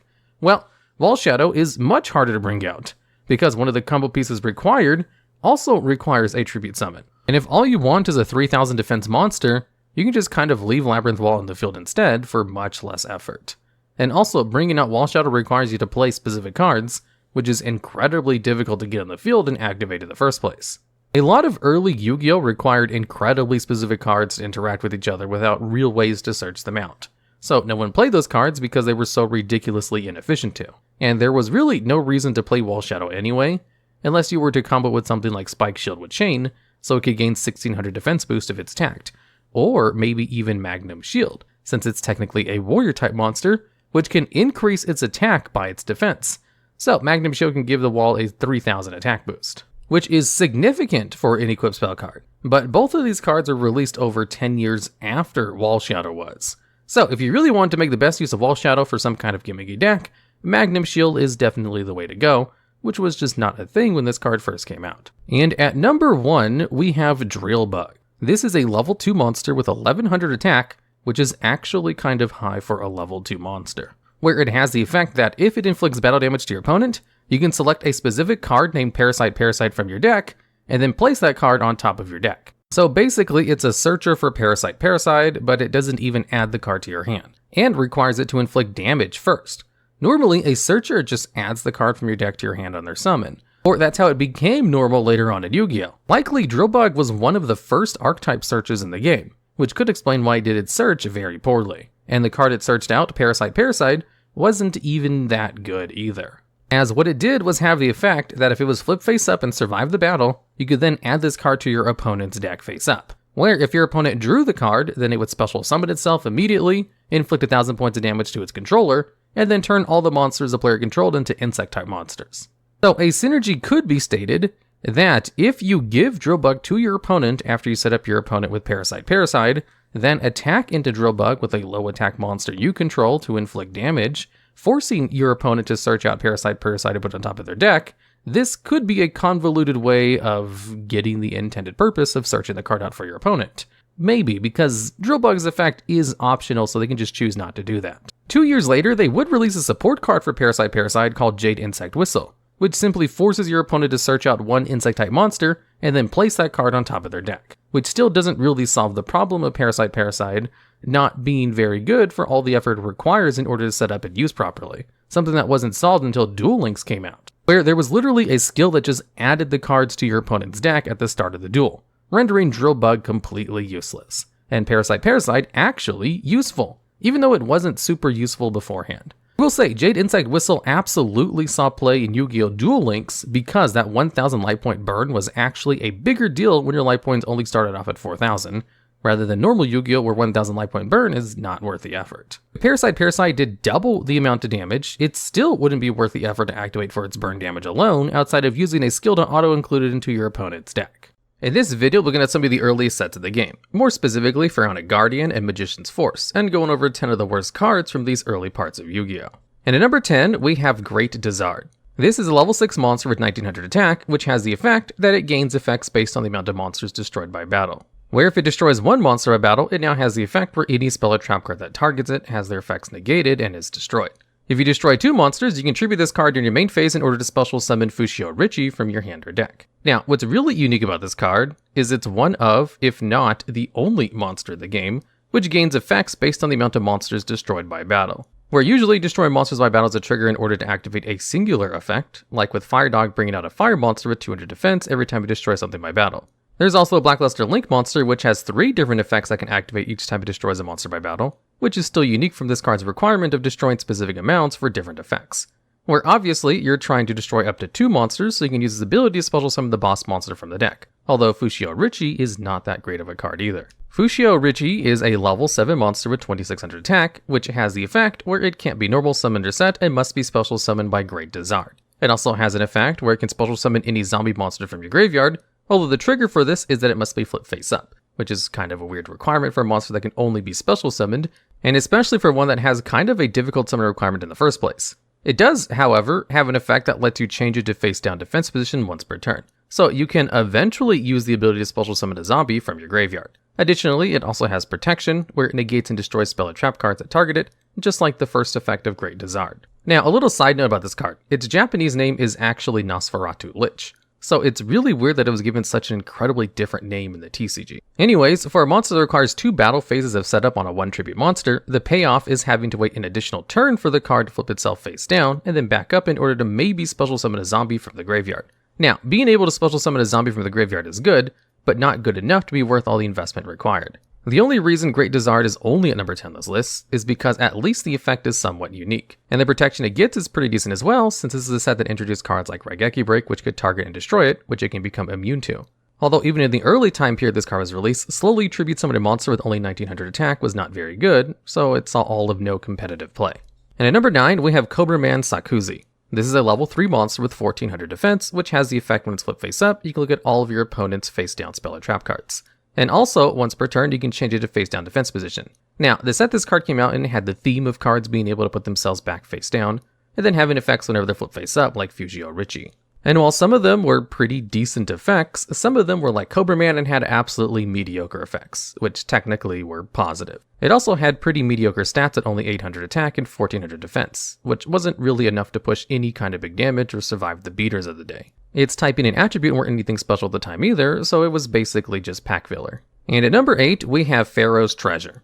This is a trap card with a rather unique effect, where when you activate it, you shuffle it back into your deck face up. Then, when you draw this card that was face up, you get to add 1 card from your graveyard to your hand, then you send this card from your hand to the graveyard. So basically, it allows you to add any card in your graveyard back to your hand, which technically is a very good effect. They don't really have cards in the game which allow you to add any card in your graveyard back to your hand, so there obviously had to be some kind of cost for this. Especially since this direct 1-for-1 trading doesn't lose you card advantage, like you normally do for effects like this, like with Boogie Trap or Magical Stone Excavation. However, the fact that you do have to put this card face up into your deck and then draw it later is kind of a very hard condition to fulfill. This effect could be considered a quest condition, where you have to wait a few turns and then maybe even try to do something special in order to increase your chances of getting it for the payoff of the actual effect. And for all of the payoff of having to actually resolve the card, simply recurring 1 card from your graveyard is honestly not that good. If the card lets you search out a card from your deck instead, even that might not be good enough. Did you know we have a card in the game called Sales Pitch, which is a trap card that allows you to search out any card from your deck under the condition that your opponent adds a card from the deck to their hand outside of drawing? You know, the same conditions as activating Ash Blossom, one of the most played cards in the game. Well, Sales Pitch sees absolutely no competitive play, and that's because the condition is just hard enough, and the restriction of the card where you can't use the card you add to your hand that turn you use it, plus it being a trap card, means it's just too slow for modern Yu-Gi-Oh! And Pharaoh's Treasure is kind of like the old school version of Sales Pitch, just too slow, even if technically it has really good effects, because there were very powerful cards that you would want to get back from the graveyard. And at number 7, we have Kishido Spirit. This is a continuous spell card which has the effect where monsters on your side of the field cannot be destroyed by battle if they have the same exact attack as your opponent's monster. Normally in Yu-Gi-Oh! If 2 monsters have the exact same attack in battle, they both get destroyed as a result of that battle, unless those attacks are 0. So this card basically gives you a very limited amount of battle immunity, and with how many stable monster cards people would share amongst their decks, chances are there was an opportunity for this card's effect to actually come into play. However, this card is kind of like Cobra Man, in that it's technically a beneficial effect, just not good enough to take a spot in your deck. It's more like an incredibly mediocre effect that doesn't do anywhere near enough to justify a spot in your deck, or one of your precious 5 card draws. In fact, this card is one of the trash items they give to players in Yu-Gi-Oh! Duel Links, as one of the few common cards they hand out like candy every time you randomly get cards from events. And at number 6, we have 8 Claw Scorpion. This is a level 2 insect monster which has the effect where it can put itself face down once per turn, just like a lot of the other cards from the sets these cards came from. It also has the effect while it's on the field that if it attacks a face down defense position monster, its attack becomes 2400 during damage calculation only. Now, being able to have 2400 attack when attacking a face down defense position monster is actually not half bad for a low level monster. The problem is that it's not good enough, especially for how low all of its stats are. Even if you can use this card to attack into opponent's defense position monster, nearly guarantee that it's destroyed with its high attack, then putting it face down during the main phase 2 so it's not vulnerable to life point damage, It's still not really worth it because it only has 200 defense, and anything that slightly breathes on it could destroy it by battle as well. If this effect was tied to a monster that had more defense points, i.e. like 2000 defense, then it might have been a useful effect because it could actually survive battles. But since the stats are so low, and its attacking effect only works on face-down defense position monsters, which were never really high priority targets even in old school Yu-Gi-Oh anyway, it's kind of a decent effect tied to a 2-weak body, which actually makes it kinda bad. And at number 5, we have Pyro Clock of Destiny. This is a trap card which has the effect where you can advance the turn count by 1, which basically means if a card has an effect which counts a turn as part of its conditions, then you can add +1 to it. So something like Swords of Revealing Light or Final Countdown. And this effect is completely unique. There are no other cards that have this kind of effect in the game. And if you're able to somehow loop the effect of Pyro Clock of Destiny over and over, it used to be able to win on the very first turn of the game with Final Countdown. Although, they have since nerfed all the cards that did allow you to activate trap cards as many times as you want per turn, so it's not really a thing that's possible anymore in modern Yu-Gi-Oh! So the only really useful application of Pyro Clock of Destiny is to win 1 turn earlier with Final Countdown. However, Final Countdown decks historically just try to stall for as long as possible, and would value cards that allow them to stall further over using Pyro Clock of Destiny, since being able to stall your opponent out of 1 turn gives you 2 counts on Final Countdown, whereas Pyro Clock only gives you 1. So it's never really seen any competitive play, even though Final Countdown has seen a lot of competitive play over the years. And since it's not really beneficial to any of the other very few cards where it actually works on them, it's just not a very good card in general, despite how completely unique the effect is. And at number 4, we have Senri. This is a continuous spell card where, once per turn and during each of your standby phases, you can look at the top card of your opponent's deck by paying 100 life points. So, basically, it only gives you knowledge of the top card of your opponent's deck, and didn't actually let you do anything with it. It was also only usable during your standby phase, which meant when you activated the card, you wouldn't get any benefit from it until your next turn. And on top of that, it even had a life point cost for some reason, even if it was an incredibly minor one. Now, technically, gaining information of the top card of your opponent's deck is beneficial, especially if you're trying to activate the effect of something like Conscription, where the card lets you look at the top of your opponent's deck, and if it's a monster, you can special summon it to your side of the field. But if it's a spell or trap card, it gets into your opponent's hand instead. So if you wanted to set up a 2-card combo in order to try to find out if you can actually summon the card with Conscription, then obviously Senri is a beneficial effect. However, in this case, if you look at the top card of your opponent's deck and it's not a monster, then you just kind of have to wait until your next turn to look at another card, because it didn't let you do anything with the top card of the deck. If it allowed you to look at the top 3 cards and then rearrange them in whatever order you wanted, that actually might be a good effect. Or if you could just look at the top card and choose to put it on the bottom of the deck, that would be better too, but still not worth the cost that it has. So obviously, not being able to do anything with it kind of bumps this card down to the almost useless tier. And at number 3, we have Armor Exe. This is a level 4 rock monster with 2400 attack, which has nothing but negative effects to account for its very high attack stat for its low level. As a reminder, at this time period, the highest attack for level 4 lower monsters was around 1900, so cards rarely went above that threshold without negative effects. And the negative effect this card had was that it could not attack during the same turn that it was summoned. And during each of your standby phases, it had a maintenance cost where you had to remove 1 spell counter on your side of the field, otherwise destroy this card. Now, there have been plenty of cards with high attacks and downsides that have seen competitive play over the years, like Goblin Attack Force or Zombra of the Dark. However, one thing each of these 2 cards had over Armor Exe was that you could completely ignore the downsides if you played a Skill Drain deck. Skill Drain is a floodgate which negates the effects of all monsters in the field, and combos incredibly well with monsters with high attack and negative effects, except with Armor Exe. This card is one of the few high attack level 4 monsters which can't effectively play under Skill Drain, and that's because you can't negate costs. And because you can't negate this card's cost, once your next standby phase rolls around, it would destroy itself unless you were actually able to pay a spell counter for it. And if you were trying to play it pure, it was also pretty bad because it couldn't even attack on the first turn it was brought out. So you'd have to pay the maintenance cost at least a single time before you're able to use it normally. And all of this just led to the card being one of the few high attack level 4 monsters with negative effects that never saw any kind of play, because it was bad in decks that wanted to use cards like these, and it was bad in decks that played spell counters. Because funny thing about early Yu-Gi-Oh! Spell counters, they were very hard to get on the field in the first place. Having to remove 1 spell counter from your side of the field was a legitimate difficult cost to pay, because spell counters were generally only created and then used immediately by one-time effects, like Breaker the Magical Warrior. They did have other cards that could generate spell counters, but they weren't very good. And the only spell counter cards that actually saw play were ones that would use their spell counters immediately. So there generally weren't a lot of spell counters lying around to pay the cost for Armor Exe, as the card itself couldn't even hold spell counters. And you can't play spell counters on cards unless they have an effect that specifically allows you to, unlike pretty much every other counter in the game. Although I should specify, this isn't because spell counters are ruled differently or anything. It's just pretty much every card that has to do with spell counters specifically says that they can hold them or not.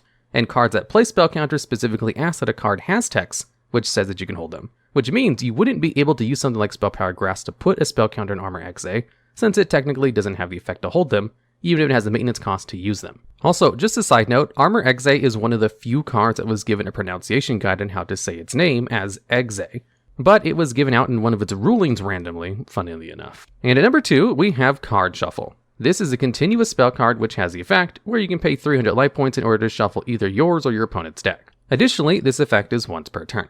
Now, to be able to shuffle yours or your opponent's deck does technically have beneficial applications. Like for example, if you look at the top card of your opponent's deck with Senri and you don't want your opponent to add that card to their hand, you could use Card Shuffle in order to make sure that card is no longer on the top of your opponent's deck. Or if you use some kind of effect in order to stack the top card of your deck where you don't want to draw into it, like maybe put a card back on top of your deck with Plague Spreader Zombie as a cost, you can then shuffle your deck in order to make sure you don't draw into that card. However, none of these cases are worth using a whole card slot in your deck for, when you could instead just play something like Raigeki to destroy all your opponent's monsters, or a Pot of Greed to draw more cards, etc, etc. There's just better staples you can use instead of using one of your slots for Card Shuffle. In fact, the effect is so unimpressive, they even added as a skill to Duel Links where you don't even have to have the card in your deck in order to gain the effect, and it's still bad. Because even if you don't lose card advantage for the effect, it's still not beneficial enough to play it over any other skill in the game, except for decks that specifically just need to pay 300 life points for some reason. And also, since it's once per turn, you can't even use it in order to adjust your life points by constantly shuffling your deck and paying 300 over and over, whereas cards like Inspection did have this niche before they nerfed the card so you can no longer use its effect multiple times per turn. And finally, at number 1, we have the Great Phantom Thief. This is a level 3 monster with 1000 attack, which has the effect where, if it inflicts battle damage to your opponent, you get to declare one card name. Then you get to look at your opponent's hand, and if your opponent has any cards in their hand with that declared name, you get to send them all to the graveyard. Now, the ability to discard from your opponent's hand is actually one of the strongest effects in the game. Specifically because it's so rare, most cards which can allow you to discard from your opponent's hand have had very tough activation requirement. And being able to successfully deal battle damage to your opponent with a low attack monster like Great Phantom Thief should warrant the effect of being able to discard from your opponent's hand. The problem with this card is that you have to know what's in your opponent's hand first in order to be able to pull off the effect. At the same time period, there were cards like White Magical Hat, Don Zalug, and Spirit Reaper, which all had the effect where if they successfully inflicted damage to your opponent's life points, you could discard one random card from your opponent's hand. And these effects were actually good and saw competitive play in early Yu-Gi-Oh! And there have been a lot of other cards printed since then which do similar things. So the Great Phantom Thief not only has the exact same conditions as these other, more guaranteed effects, but they are effects already balanced by the fact that it's hard to pull this off in the first place.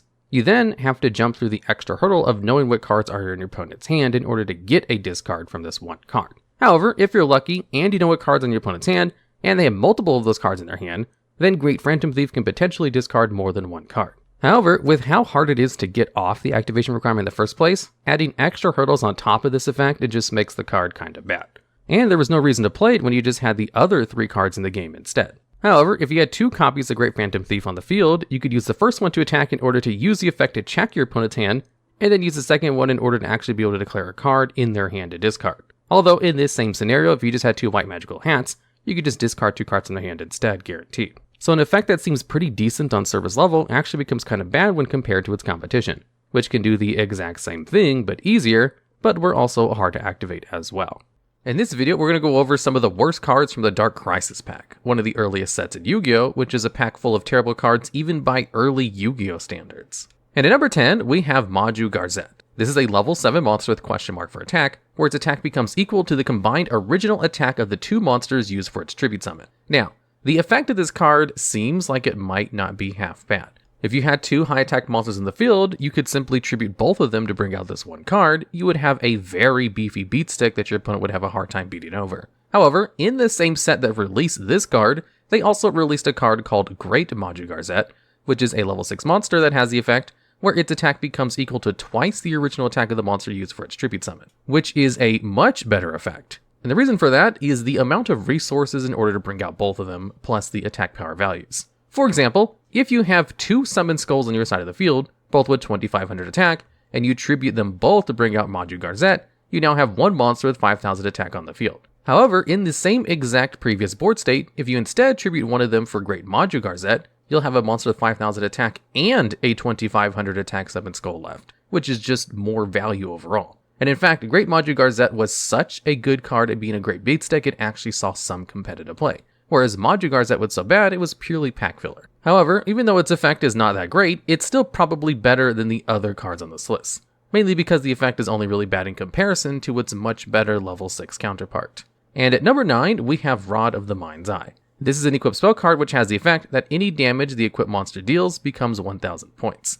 So, for example, if you attack directly with something like Drill Barnacle, instead of doing 300 points of damage, it would instead deal 1,000. Also, if a monster has more than 1,000 attack, it does the same and lowers it to only 1,000. Now, this effect is kind of mediocre. Even in this time period, they had cards like Mage Power United We Stand, 2 cards which would give a monster well over 2,000 attack points for a single equip. So making it so monsters only do 1,000 points of damage was kind of an incredibly minor effect that wasn't worth using. Specifically with an equipped spell card though, because later on they did create a retrain of this card in the form of a field spell called the Temple of the Mind's Eye, which basically applies the effect of the equipped spell to all monsters on the field, where no matter how much battle damage they deal, it always becomes 1,000. This was actually incredibly useful in stall decks in Yu-Gi-Oh! Duel Links, because with only 4,000 life points and only 3 field zones, it meant if you had this field spell card out, it was impossible for your opponent to OTK you, giving you time to regain your life points and just stabilize in some other way. And it also synergized pretty well with the backup squad that allowed you to draw 1 card for every 1,000 points of damage you took, which you were guaranteed to take exactly 1,000 points of damage with each proc of Temple of Mind's Eye. However, even though the effect was useful, it wasn't useful if it was only on equipped spell card given to a single monster on your side of the field, and was more useful on your opponent's monsters from doing too much damage to you, and only really in Yu-Gi-Oh! Duel Links with 3 field zones. And at number 8, we have Battle Scarred. This is a continuous trap card which has the effect where you select one of your Archfiend monsters, then each time you would pay life points during your standby phase for the monster's maintenance costs, your opponent also pays the same amount of life points. Now, the original line of Archfiend monsters added in this set could all also probably make this list, since they were infamously bad. They all had very low attack points, they had maintenance costs during your standby phase, and the effects of the cards were incredibly minor. Dark Bishop Archfiend, for example, only has 300 attack and has an effect where if an Archfiend monster on your side of the field is targeted for a card effect, you can roll a 6-sided die. And if the result is 1, 3, or 6, you get to negate and destroy that card. However, all of the other first-gen Archfiend monsters also had a similar effect of target protection, so granting it to another Archfiend monster wasn't super necessary, especially on such a weak body that required a maintenance cost and couldn't even special summon itself. Vilepon Archfiend also had a 500 life point maintenance cost, could negate on a roll of a 3 that targeted it, and only had the effect where your opponent could only attack this card instead of your other Archfiend monsters, and with only a paltry 1200 attack and no way to special summon itself, was kind of useless. Infernal Queen Archfiend could negate on a roll of a 2 or a 5 that targeted it, only had 900 attack, and had the effect to increase the attack of one Archfiend monster by 1,000 points until the end phase during the standby phase. So, you wouldn't even be able to gain the attack until your opponent's turn rolled around, or if you somehow survived until your next turn, where it could maybe become a 1900 attack beatstick.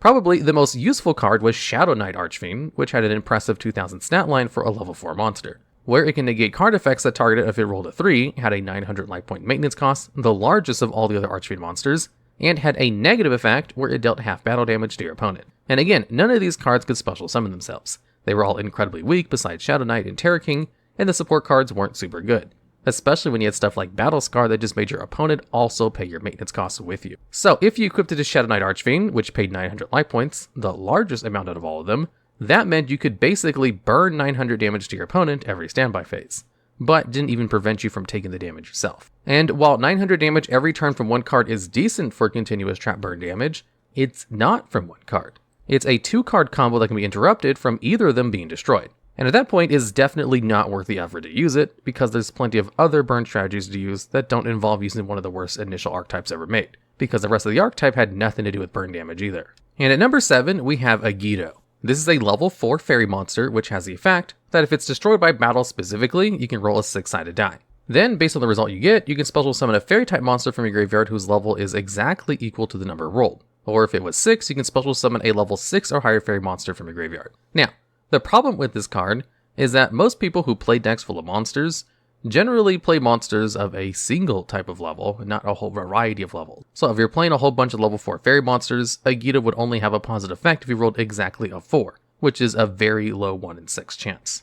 However, even if Yugioh was able to special summon a monster regardless of its dice roll, it still wouldn't be that useful because of all the other recruiters that existed in early Yu-Gi-Oh!, which for the same condition could special summon a monster from your deck. The obvious bonus of this card was a chance to maybe summon a high level monster from your graveyard, which isn't really worth the amount of effort required to do that. Since you need to get the high level fairy monster in the graveyard, you have to make sure Yugioh is destroyed specifically by battle, and then you have to roll a 6 on a dice roll, which is way too much effort for trying to special summon a high level monster. They did, however, retrain this card in the modern era with a much better effect, where if this card is sent from your hand or deck to the graveyard, you can send the top 5 cards of both players' decks to the graveyard. Then, if you have Exchange of the Spirit in the grave, you can send another 5 more cards from either player's deck to the graveyard. Additionally, if it's in your hand, it has a hand effect, which is more similar to its old school effect, where if cards are sent from the hand or deck to either player's graveyard, you can special summon this card from your hand, then special summon a level 4 Earth Fairy monster from your graveyard as well, except another copy of itself. If Yugioh had its new effect back in the day, it might have actually seen competitive play because of how useful familiar your deck was even in old school Yu-Gi-Oh! Not even counting the effect of being able to special summon a monster from the graveyard with its hand effect, something that was incredibly rare back then. And at number 6, we have Dark Scorpion Gorg the Strong. This is a level 5 monster which has the effect that if it inflicts battle damage to your opponent, you can activate one of its 2 effects, where you can either return one of your opponent's monsters to the top of their deck, which is one of the best forms of removal I might add, or send the top card of their deck to the graveyard, which is an incredibly minor effect. So, if you manage to actually inflict battle damage with this card, you did get a really good removal effect, or incredibly minor mill effect. However, here are the problems with this card. For one, it's a level 5 monster with only 1800 attack. At this point in time, we had terrible archetypes like Archfiend monsters with 2000 attack on a level 4 monster. So a lot of high attack, low level monsters could just beat over this card. And since its condition for getting its effect off was to deal battle damage, that was kind of a problem. So if your opponent only had monsters with more than 1800 attack on their side of the field, you wouldn't be able to use the effect of this card, which under best case scenario would allow you to remove some of your opponent's monsters. So it had a monster removal effect that was reliant on it being able to deal damage, which just it wasn't very good at, because it was hard to bring out and had such low stats. So the amount of resources that would be required in order to both get this card on the field and buff it up enough so it can attack over something or attack directly would not be worth only being able to return one of your opponent's cards to the top of their deck. For the same amount of effort, you could just use Phoenix Wing Wind Blast, which on a trap card they could just use during your opponent's turn to disrupt their plays, also performing the same effect for a simple discard from your hand, and did see tons of competitive play because that was really good. However, Gorg the Strong never saw any competitive play, even if some of the other Dark Scorpions did, which was another archetype pretty infamous for being really bad. And at number 5, we have Ray of Hope. This is a trap card which allows you to shuffle 2 light monsters from your graveyard back into the deck. Now, I will say, there is some merit to shuffling your own monsters back into your deck, as shown with the Ishizu Shufflers or even the Transmigration Prophecy, which was a trap card that returned 2 cards from either graveyard back into the deck. It was on the limited list for years. However, a key difference between these cards is the versatility in how many cards are able to be shuffled back and from where. The Transmigration Prophecy and the Ishizu Shufflers can target cards from both players' graveyards, which allows you to both recur resources if you need to, and more importantly, disrupt your opponent's graveyard from their graveyard effects. However, Ray of Hope only allows you to choose cards from your graveyard, and only specifically light monsters, which narrows the scope of its usability considerably. And there wasn't really any light monster support released in this set, as the Chaos monsters weren't released until the very next set, and Light Swords wouldn't come out until years later. So Ray of Hope was just kind of a random card that didn't really have any merit, because you couldn't use it to disrupt your opponent as a modular option, and its only effect wasn't very beneficial to any strategy that existed at the time. And for the light monsters it did exist for, namely the recruiters like Shining Angel perhaps, it wasn't the best use of one of your 1 cards in your deck. And at number 4, we have Dark Flare Knight. This is a fusion monster which requires a Dark Magician and a Flame Swordsman as its 2 materials, and has the effect where you take no battle damage from battles involving this card. And if it's destroyed by battle specifically, you get to special summon 1 Mirage Knight from your hand or deck. And Mirage Knight is a 2800 attack monster that can only be summoned by the effect of Dark Flare Knight, and basically has the effect where if it attacks a monster, it gains attack equal to the attack of its target. However, during the end phase in which this card was involved in a battle, it's banished. So, the intended synergy with Dark Flare Knight was to bring it out, crash into one of your opponent's monsters so it dies, then bring up Mirage Knight from your deck so you can finish the job of actually crashing over whatever you wanted to for a lot of damage. However, there's a couple of problems with this intended strategy. For one of the fusion materials for Dark Flare Knight is a fusion monster itself, the Flame Swordsman. So you either had to find some way to also bring out a terrible vanilla fusion monster, or just play a fusion substitute monster, which was a lot more practical, as there wasn't really any other options on how to bring this card out back then. However, if you did manage to use the resources to bring this card out, then you'd have to find a way to destroy it by battle in order to get its good effect. So what you could do is just bank on the fact that it had 2200 attack and use it for poking for damage, and then just have Mirage Knight as a backup option in case it gets destroyed by battle. But the problem with that is that the floating effect only procs from being destroyed by battle, and there was a plethora of monster destruction early Yu-Gi-Oh!, as well as just mind control effects to take control of it. So they could just choose to never attack it and just remove it with one of the other plethora of removal spells instead, and completely bypass the floating effect, never having to deal with Mirage Knight.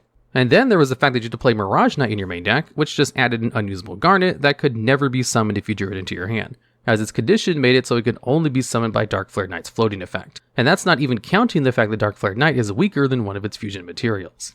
And at number 3, we have Guardian Seal. This is a level 4 monster with 1700 attack, which cannot be summoned unless you control the equipped spell card Shooting Star Bull Seal on your side of the field in some way. Shooting Star Bull Seal has the effect where the equipped monster loses 1000 attack, but it's able to attack your opponent directly. This card was actually used in some OTK strategies over the years, but it was only ever used in incredibly specific decks that did not care at all to use something like Guardian Seal, because they were trying to usually win on that turn by just attacking directly with a whole bunch of other equip cards. And if you did manage to bring out Guardian Seal, it had the effect where you could send one equipped spell card you control that is equipped to this card to the graveyard in order to destroy one monster your opponent controls. Now, here's the problem with this card.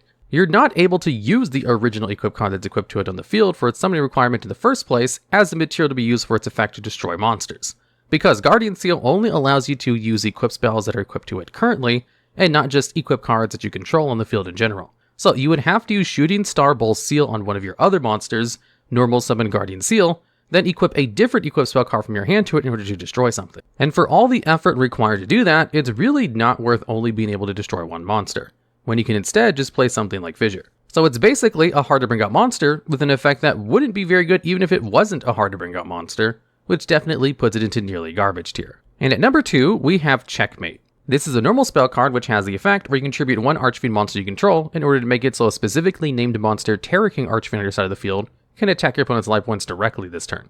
Now, Terror King Archfiend is a level 4 monster that can only be normal summon if you already have an Archfiend monster on your side of the field. And as we discussed earlier, the other Archfiend monsters were terrible. One of the worst archetypes ever made before they released a whole bunch of retrain support that had nothing to do with the original monsters. So in order to even bring out Terror King, you had to use something like Archfiend's Roar in order to special summon one of your Archfiend monsters from your graveyard, then you could normal summon this card. Then you can activate Checkmate so that Terror King can attack for 2000 points of damage. However, what's funny about Terror King's effect is that if it destroys a monster by battle, it's able to negate the effects of the monster it destroyed, which was actually a pretty decent effect in early Yu-Gi-Oh!, where there were tons of monsters that floated when they were destroyed by battle, or flip effects. So having a card like Checkmate, which allowed it to attack directly, seemed kind of counterintuitive to its actual effects. And also, it having a cost of having to tribute an Archfiend monster specifically to use for an effect that can only work on one specific monster, that's not even a very good effect for that monster, is kind of all kinds of convoluted and just not very good. If anything, this might be one of the most not very good spell cards in the game that wasn't specifically designed to be bad like Cold Feet. However, the only reason this card isn't number 1 on this list is because it was also released in the same set that released one of the worst boss monsters in the game's history that's even harder to use. And at number 1, we have Exodia Necros. This is a level 4 monster with 1800 attack that can only be special summoned with the effect of Contract with Exodia. And the card Contract with Exodia has the effect where you can only activate if you have all 5 pieces of Exodia in your graveyard, which allows you to special summon Exodia Necros from your hand and not your deck.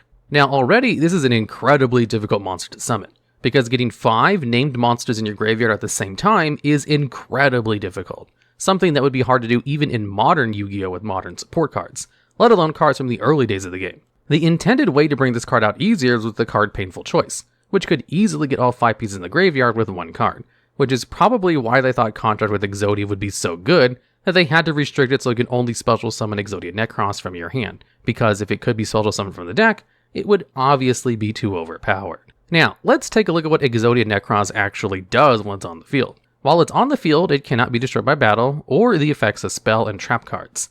Then, during each of your standby phases, it gains a permanent buff of 500 attack points. And also, if at any point all 5 pieces of Exodia are not in your graveyard, or if just one of them is moved, the card will immediately destroy itself. So having protection from battle and destruction from spell and trap effects is actually pretty decent protection for early Yu-Gi-Oh! Monster destruction effects did exist and were played, but they weren't as plentiful as spell or trap card removal. So if you got Exodia Necros on the field, there is a chance it would probably survive for a few turns.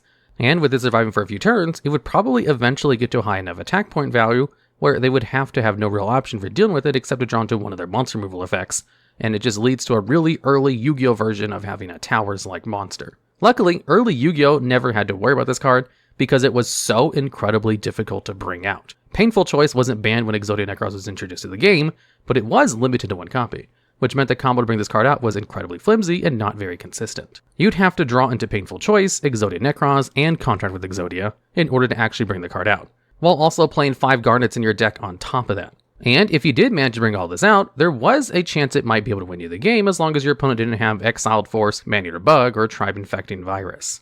The set Invasion of Chaos is probably the set which power crept Yu-Gi-Oh the hardest, where it released cards that are so broken that even today they would be considered good cards if they were released into the modern era. But there was also a lot of really bad cards in this monumental set, which we'll be going over in this video.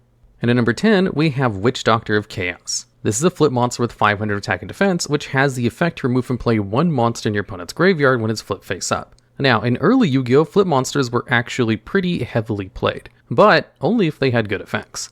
The Invasion of Chaos set had a whole bunch of cards that interacted with the Banishing of Cards, as it was the set that introduced the Chaos monsters, which were a series of monsters that summoned themselves by removing from play a light and dark monster from your graveyard. And there were a ton of other cards in the set that just banished cards in the graveyard in order to bring themselves out too, including a whole host of cards with the 4 main attributes as well.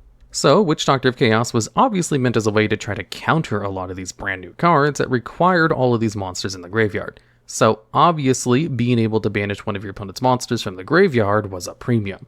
Except it wasn't that much of a premium, especially since it only targeted one monster, and required your normal summon as well as being flip face up. It was just too slow to actually accomplish what it was trying to do, which is why it never saw any competitive play, even if a lot of other cards which do banish monsters from the graveyard to bring themselves out did. Technically, it is a useful effect, and if you do get the effect off, it can put you ahead, which makes it better than every other card on this list.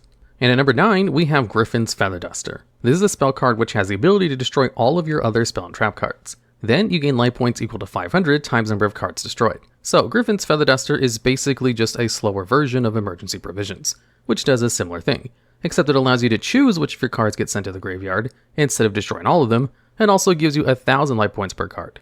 And Emergency Provisions actually saw a lot of competitive play and even received a restriction on the ban list. So I have to assume Griffin's Feather Duster was released as a lower powered version of this obviously really ridiculously powerful card. But there was a little bit of a catch, and the fact that Emergency Provisions wasn't actually very good, and it was mainly Mirage of Nightmare that gave it any relevancy. And specifically because Emergency Provisions was a quick play card that could be used during your opponent's turn, or before your standby phase. Because if you could combo them together, then you'd end up at least +2 in card advantage. Griffin's Feather Duster cannot be comboed with Mirage of Nightmare, so it didn't really have any niches.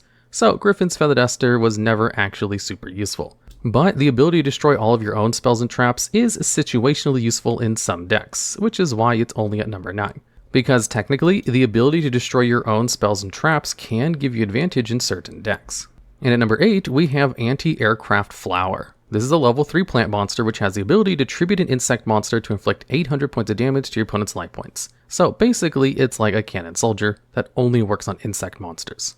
While it itself is not an insect, so it can't even tribute itself for a final 800 points of damage.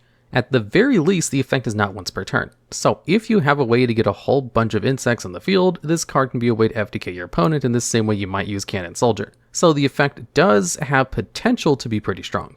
The only problem is that there was never a deck that it could be used in this way. And that's pretty much it.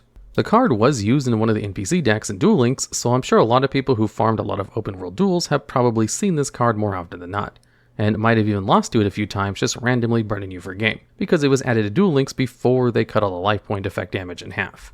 And at number 7, we have Coach Goblin. This is a level 4 monster with 1200 attack, which has the effect that during the end phase, in which it's face up on the field, you can return a normal monster from your hand to the bottom of your deck in order to draw one card.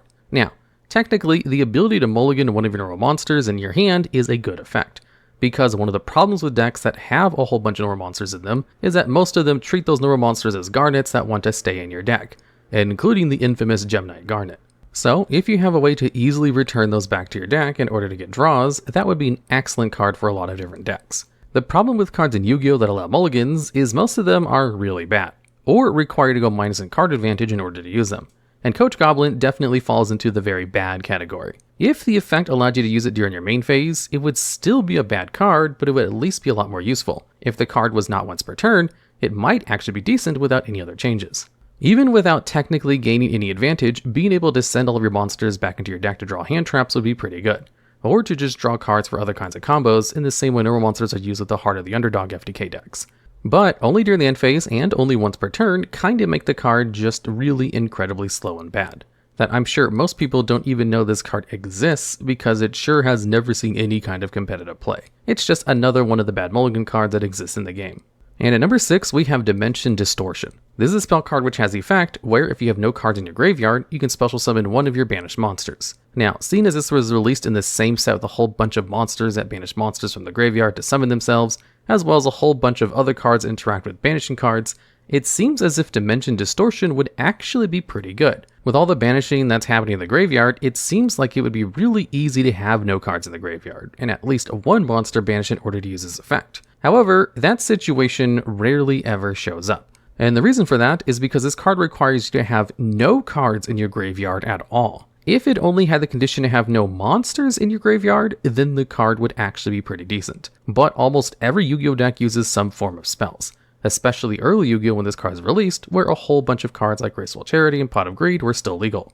So a situation in which you had a monster banished was not a situation in which you had no spell cards in your graveyard as well, because a monster getting banished is a game state in which you have to kind of combo a little bit in order to get there, because despite how simple it might sound, getting a single monster banished is kind of difficult without also having a graveyard, especially in early Yu-Gi-Oh that actually requires more setup. And because it requires setup, chances are you're just going to have other spells and traps in the graveyard already, which makes a card that seems like it might be useful actually quite useless.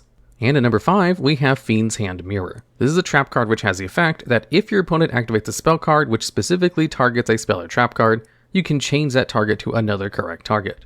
So basically, if your opponent uses Mystical Space Typhoon, you can use it to destroy one of your opponent's spells and traps instead of one of your own, because there were not a lot of spell cards that specifically targeted spell or trap cards in the early days of the game. And even then, if your opponent didn't have any other spell cards to actually redirect Mystical Space Typhoon to, then this card was kind of useless. So, Fiend's Hand Mirror kind of falls into the category of an incredibly specific counter card, which generally don't see much play unless they have really huge upsides to those incredibly specific counters. And Fiend's Hand Mirror also has another sin of having one of the worst kinds of effects in the game, that being a redirect effect. On surface level, redirect effects seem like they're pretty good, because you're basically turning your opponent's cards against them. But they're largely not as good as just having a straight up negate, because it requires your opponent to do a very specific action while having a very specific game state as well in order to gain any kind of advantage from it. So if they don't have anything for you to redirect that card to, then the card actually just can't be used in a lot of cases. Whereas if at least it was a negate, you'd still be able to stop it. And at number 4, we have Chaos Greed. This spell card has the effect where if you have 4 or more cards currently banished and have no cards in your graveyard, you get to draw 2 cards. So, just like with Dimension Distortion, this card requires you to have nothing in your graveyard in order to activate it. However, it has an even stricter cost of having at least 4 cards banished. And like I said before, banishing 1 card is kind of difficult already, and keeping a clear graveyard in the process of doing that is even harder. So getting 4 cards banished without a graveyard is an astronomical task. It's so hard, you would literally have to build your deck around trying to resolve this card. This is how badly designed these no graveyard cards are, where the only one that's worth its effect in the set would probably be DD Borderline, and even that card only requires no spell cards in your graveyard instead of nothing in your grave. Even if technically drawing 2 cards is an incredibly good effect, the condition for this is just too tough, that it definitely never saw any competitive play, which is really funny because the conditions don't seem like it should be that hard. It doesn't require any specific cards for the condition, just any 4 banished cards of any type, and just no graveyard. But there's a reason they stopped printing cards that don't require a graveyard after this set, because the few cards they did print that required no graveyard to be used in this way just never saw any play, because the requirement alone was already too difficult to accomplish. And it just didn't seem like it would be a big deal in the first place when they printed these cards, especially in a set all about banishing cards from the graveyard. And at number 3, we have Insect Princess. This is a level 6 monster with 1900 attack, which has the effect where all of your opponent's insect monsters are changed to attack position, and if this card destroys an insect by battle, it gains 500 attack permanently. So basically, it's an anti-insect card, while also being an insect monster. Now, insect decks were not super prevalent back in the day, so the way they intended you to use this card was as a combo piece with Parasite, a card so infamously bad that the only way to make it playable was to have a skill in Duel Links that literally just cheated it into your opponent's deck before the duel started. And the thing is, Insect Princess did exist in the game with that skill, and was not used in Parasite decks and Duel Links, because even in decks that it was specifically designed for, the effect was just not good enough. It only has 1900 attack for 1 tribute, which is pretty low. The only reason Air Knight Parshath saw competitive play back in the day, despite having the same stats for 1 tribute, is because it drew a card if it successfully dealt battle damage, so you can go +1 in card advantage. And with its ability to deal piercing damage, you very often got to draw 1 card because of all the flip monsters being played. Whereas Insect Princess will not give you any kind of card advantage, but most likely lose you advantage trying to bring it out, and then have an incredibly mediocre floodgate that might not even hamper your opponent at all. And its effect is not even that good, despite requiring specific monsters to be destroyed by battle. If instead you got to draw a card just like Air Knight Parshath, it would still be bad because it only works on insects. And at number 2, we have Destruction Ring. This is a normal trap card which has the effect to destroy 1 face-up monster you control to inflict 1000 damage to both players' life points. Now, this card is obviously a weaker version of Ring of Destruction, which in the original version allowed you to destroy any monster on the field for no cost, and then inflict damage to both players equal to the attack of that monster. And very often, Ring of Destruction would be used to destroy your own monster in order to just burn your opponent for game. So that was the idea behind Destruction Ring. Since people were using Ring of Destruction to destroy their own monsters so often anyway, and to just burn for game, Destruction Ring seems like it's just a slightly weaker version of that. The only problem is that the reason Ring of Destruction was so good was specifically because it had that as an option, and not that being the whole point of the card. The versatility of being able to burn your opponent by destroying your own cards was just an added bonus, on top of the main reason of using the card to destroy your opponent's cards. And the burn was significant enough that it could also be used to cause tie games or even just kill your opponent. Something Destruction Ring can't really do with only a measly 1000 life point burn. If Destruction Ring burned for at least 2000 points of damage, then we might be talking. But at only 1000, this card is just kind of useless, because you essentially go -2 in card advantage to do 1000 damage to yourself and your opponent. And at number 1, we have Thunder Crash. If you thought destroying 1 of your cards to deal 1000 damage to your opponent was bad, how about destroying 3 of your cards for only 900 points of damage to your opponent? As what Thunder Crash does is it destroys all of your monsters, then deals 300 damage to your opponent for each of your monsters destroyed. So it's basically a fully negative card. All it does is get rid of your own cards for a measly amount of life point damage, making it actually a runner for one of the worst cards in the game. Now, I wouldn't say it is the worst card in the game because there are a lot of monsters with floating effects that you could actually plus off of if you destroyed one of them with Thunder Crash, but even in those kinds of decks, they wouldn't use it because the card just doesn't really do anything, as there are a lot of other cards that you can use to destroy your own cards and gain some better advantages than just doing some light life point damage, like using a Dark Hole to destroy all of your opponent's cards as well. I have to assume this card was created as a counterpart to Griffin's Feather Duster, which was also released in the same set, where they thought, hey, if we have a card whose whole purpose is to destroy your own cards for a little bit of a benefit, might as well make one for your monsters as well. It's just monsters require resources to get on the field, be it your 1 normal summon per turn or other cards to special summon them, whereas you can set as many spell traps as you want from your hand. So if you were to destroy a whole bunch of your own monsters, you're generally just losing more resources than if you pop all your own spell traps, even if monsters can float more regularly than spells and traps do. Which is why Thunder Crash is at number 1, because it's a self-board wipe for cards that require resources to get on the field. Be them cards that get you advantage every turn or powerful floodgates, continuous spells can often swing the fate of a game if they stick around. However, that is not the case for all of them, of course. And in this video, we're going to be going over the worst of their kind to ever be printed. And at number 10, we have the Jam Breeding Machine. This continuous spell activates during each of your standby phases and special summons a level 1 Aqua Slime token with 500 attack and defense and attack position to your side of the field. And while this card is face up on the field, you cannot summon monsters except slime tokens. Like with most cards referencing something that happened in the anime, this is a total disappointment. You can't even use it for its intended purpose in the show, getting tributes for the Egyptian gods, because it locks you out of summoning while it sticks around, and none of the gods can be tribute set. Granted, a card that just gives you advantage for free every standby phase would be pretty broken at the time. Sinister Serpent even got banned for just returning to your hand every turn. Treeborn Frog is essentially a good version of Jam Breeding Machine, being a free body every standby phase, and it doesn't stop you from tributing it away. Treeborn ended up seeing a lot of play, and even ended up on the Forbidden Limited list for a while. However, Jam Breeding Machine obviously did not have that much luck, as there aren't that many good uses for it. It's not useful for protecting your life points since the tokens must be special summoned in attack position with their paltry 500 stats. Now, the card doesn't stop you from playing entirely since you can still set monsters, so you could play with flip monsters. Still, since you can't flip them yourself, you're going to be relying on your opponent to attack into them and do that for you. While you can still use these tokens for cards that tribute them for cost, like Spiritual Water Art Aoi or Enemy Controller, it's gonna be very hard to capitalize off of any advantage when you can't bring actual good monsters out. This might be a terrible card, but it at least does something, and that alone makes it one of the least worst on this list. And at number 9, we have the Spirit Messages. These are continuous spells portraying the letters I in A and L, and their sole effect is that they must be placed on the field by the effective Destiny board. This being a continuous trap that sticks around on the field and places a spirit message from your hand or deck into the board during each end phase. Then, when you assemble all 5, you win the duel. Carrying on with the anime that translated badly, where you got these 4 terrible bricks. The biggest issue with the Destiny board win con is that it takes a lot of turns for it to fully resolve, and your opponent has to not interact with you in any way. At which point, you probably could have just beaten them to death in less time. The worst part is that since Destiny board blows away all the other pieces of the puzzle if any of them leave the field by any means, you're always one MST away from being sent back to square one. On top of that, since Destiny board only places from hand or deck, not the graveyard, you're not going to be able to go for it again in the same duel. There's also the issue that you would need to stop your opponent from killing you on these turns, and the easiest way of doing that would be with floodgates, most of which are continuous spells and traps. You need to have your 5 spell and trap card zones filled in with final for Destiny board to win you the game, meaning that these same floodgates that would keep you alive also prevent you from winning entirely, as the card won't be able to activate and place the last piece. There's a reason why Exodia has always been the best you win the duel card. Interacting with the hand is much harder than with the field, and being able to play heavy surge and draw power to speed up your win sure beats having to wait around for it instead. But hey, even if winning with Destiny board might be the one thing harder than winning with Jam Breeding Machine slime tokens, being able to win with it at all already helps it a step above most other cards on this list. And at number 8, we have Card Shuffle.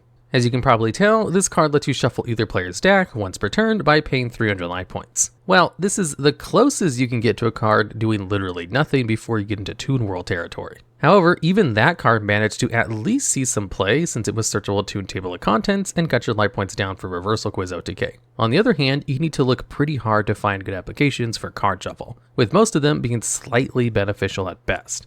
Getting fate sealed by cards that mess with your top deck like Ryza and Phoenix Wing Windblast has got to be one of the most devastating things that can happen to you in the early days of Yu-Gi-Oh! So if you look at it, no matter how bad Card Shuffle might seem, it is a way to get rid of that sort of lock. However, needless to say, that's never going to be the best way to go about it.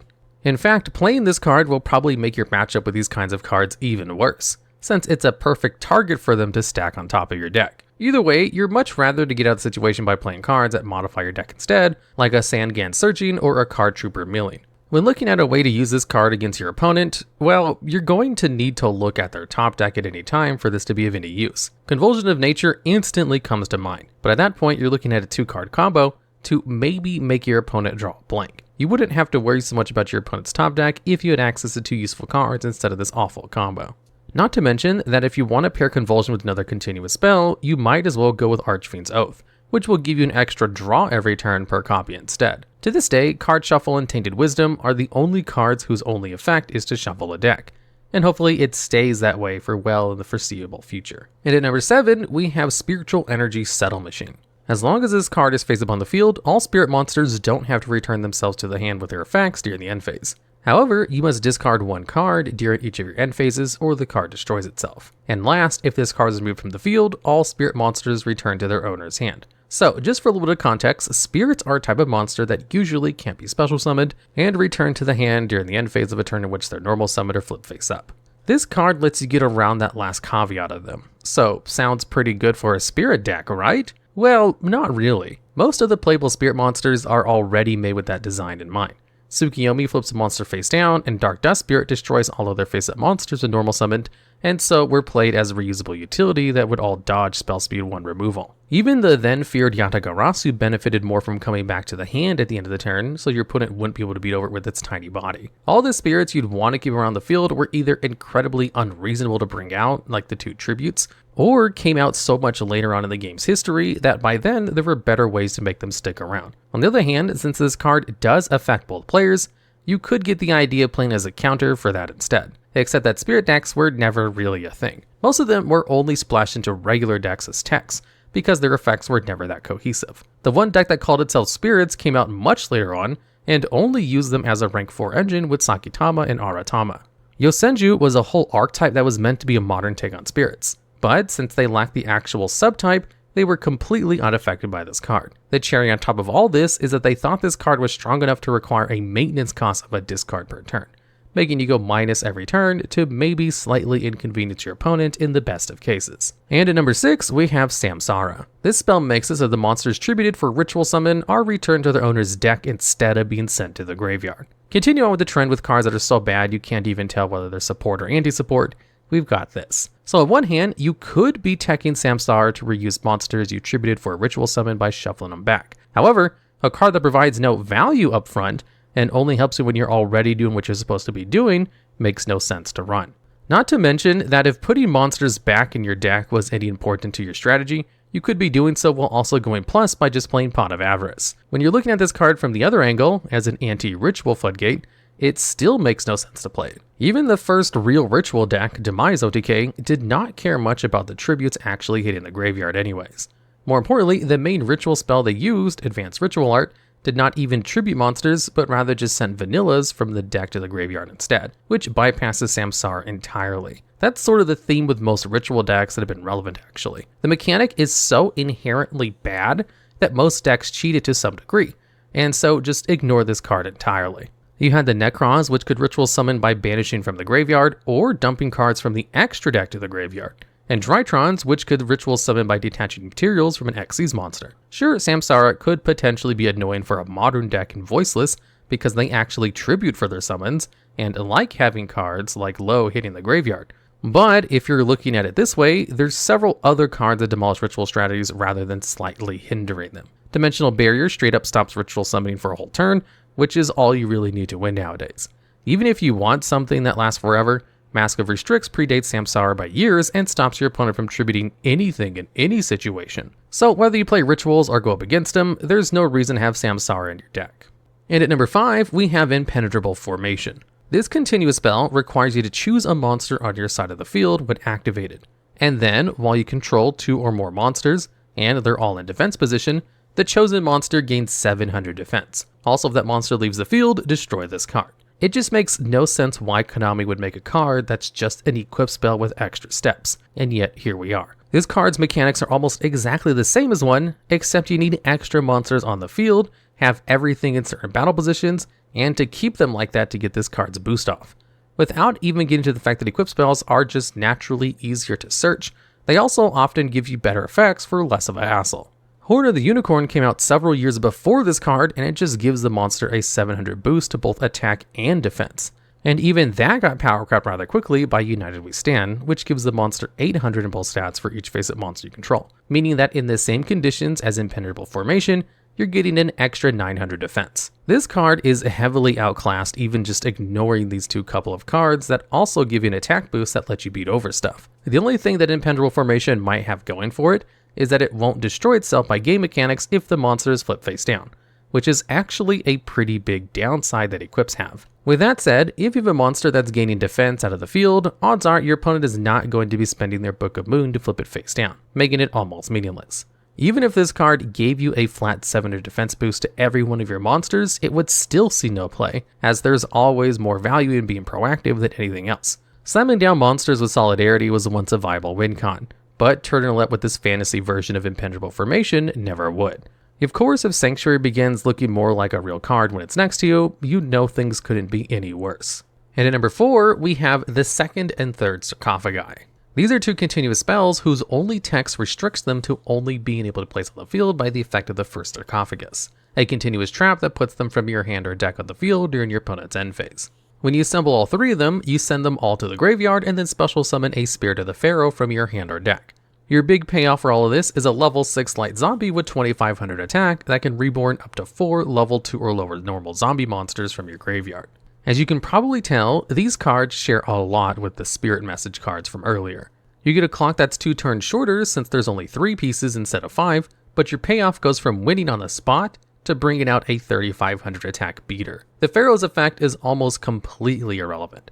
The best low level normal monster you can get off of this is Clown Zombie, a 1350 beater, meaning that even if you could somehow have 4 copies of it in your deck and revive all of them with the Spirit of the Pharaoh to attack your opponent on an empty board, it still would not be enough damage for an OTK. Besides, putting 3 vanillas into the graveyard is actually pretty hard, even more so back in the day. You'd probably have to be running a heavy mill package with Raikos and Lilas and the like. Except that you can't because, just like with Destiny board, if any of the Sarcophagi or the Spirit hit the graveyard at any time, the rest of the cards all become useless. At least the Destiny board eventually makes your opponent interact with it because it does win you the game. But you can just let the first Sarcophagus fully resolve with little to no consequences. Odds are they haven't got the setup needed for Pharaoh to be any good. And even if they do, it's just a bunch of beaters. A single Mirror Force and it's all gone. It's fitting that the meta with these cards is to bring out the clowns because you'd have to be one in order to be running this nonsense. And at number 3, we have Senrai. This spell allows you to, once during each of your standby phases, pay 100 life points to look at the top card of your opponent's deck, and then put it back. There's definitely some value in knowing your opponent's top deck. One of the most infuriating things about playing against Spiral was that they'd always make you draw the worst out of your top 3 cards. And the same was true when going up against stun decks using Goddess Skuld's Oracle to hide your spell and trap removal every turn. Of course, there's a pretty big rift between Senrai and these 2 techs that have actually seen meta play. The first being that you don't get to do anything about your opponent's top deck. Senrai also does nothing the turn you put it down on the field. It needs to stick through a whole opponent's turn and still be on your side of the field in the standby phase for it to get its effect off. Then you can see if your opponent is going to top deck the perfect answer to your board, but there's still nothing that you can do about it. Well, unless you want to combo this card with another all-star from our list earlier, Card Shuffle. The point is that just knowing what your opponent will draw is almost completely useless if you can't interact with it. Instead of this, you could have had an actual answer to whatever will make you lose the game at the time. It's not even 100% sure to give you the proper info, since it only looks during the standby phase, meaning that if you hit into a recruiter in the battle phase, for example, your opponent's deck will get shuffled, and you'll be in the dark again. Imagine going through all the trouble to unlock the third eye, only for it to be as useless as this card. And at number 2, we have Shifting Shadows. This continuous spell lets you, once per turn, pay 300 life points to rearrange your face-down monsters on the field. So the idea with this card is that even if your monsters are set, your opponent can still know some information about them. Like, what if they were brought out by a card that specials a monster face down, or they got the monster flipped at some point, or maybe the monster has been set on the field for a couple of turns now and your opponents figure out they shouldn't attack into it. If any of these apply and you've got multiple monsters set out, you can use Shifting Shadows to hide them again. The issue is that this is extremely convoluted, requires you to multiple monsters out in this card, all for a very marginal information advantage that may not even work. Even if you rearrange your sets when there's a monster you want your opponent to hit into, and when you don't, there's a 50% chance your opponent will guess right anyways. And yeah, you can increase your odds if you have many more monsters than your opponent does, but odds are you aren't winning on board if one of your cards was Shifting Shadows instead of a more useful one. Even the monster version of this card, Wandering Mummy, puts it to shame because it at least can be used as a 1500 beater. If you really want to protect your set monsters, there are many other cards to prevent them from being dealt with in battle or outside of it, with no guesswork involved. Even a pure flip deck would have trouble justifying a slot for this anywhere on their list. And finally, at number 1, we've got Blessings of the Nile. While this card is face up on the field, each time a card is discarded from your hand to the graveyard by an opponent's card effect, you gain 1000 life points. There's nothing worse than getting your hand ripped in Yugioh, so a card that helps you make up for it sounds like a good idea, right? Well, you're not going to be doing so by just gaining 1000 life points. Even if you have a handful of bricks, a card in your hand is worth much, much more than that. The thousands of life points you'd get by getting your hand ripped apart by Delinquent Duo or repeated Gothams activations are not going to do anything to win you the duel. They might just delay the inevitable at best. Having this face up is not going to deter anyone from doing that. And even if you are playing some sort of life point gain stall strategy, there are better cards for that. Solemn Wishes is another awful card, but it just gains you 500 life points each turn whenever you draw a card, which is something that's going to happen way more often during a duel than getting cards discarded from your hand by your opponent. If you really wanted to counter an opponent trying to win with hand destruction, you have Gemini Imps, a hand trap made specifically for that, and Dark Worlds, an entire archetype built to plus off that. the latter of which actually saw quite a bit of play for that reason in formats where people were just spamming Spirit Reapers or Airbellums. Blessing of the Nile is also extremely narrow in which kind of hand disruptions it triggers, even with its minuscule payoff. Take something like Forceful Sentry. It'll get rid of a card in your hand without giving you anything in return, since it gets shuffled back.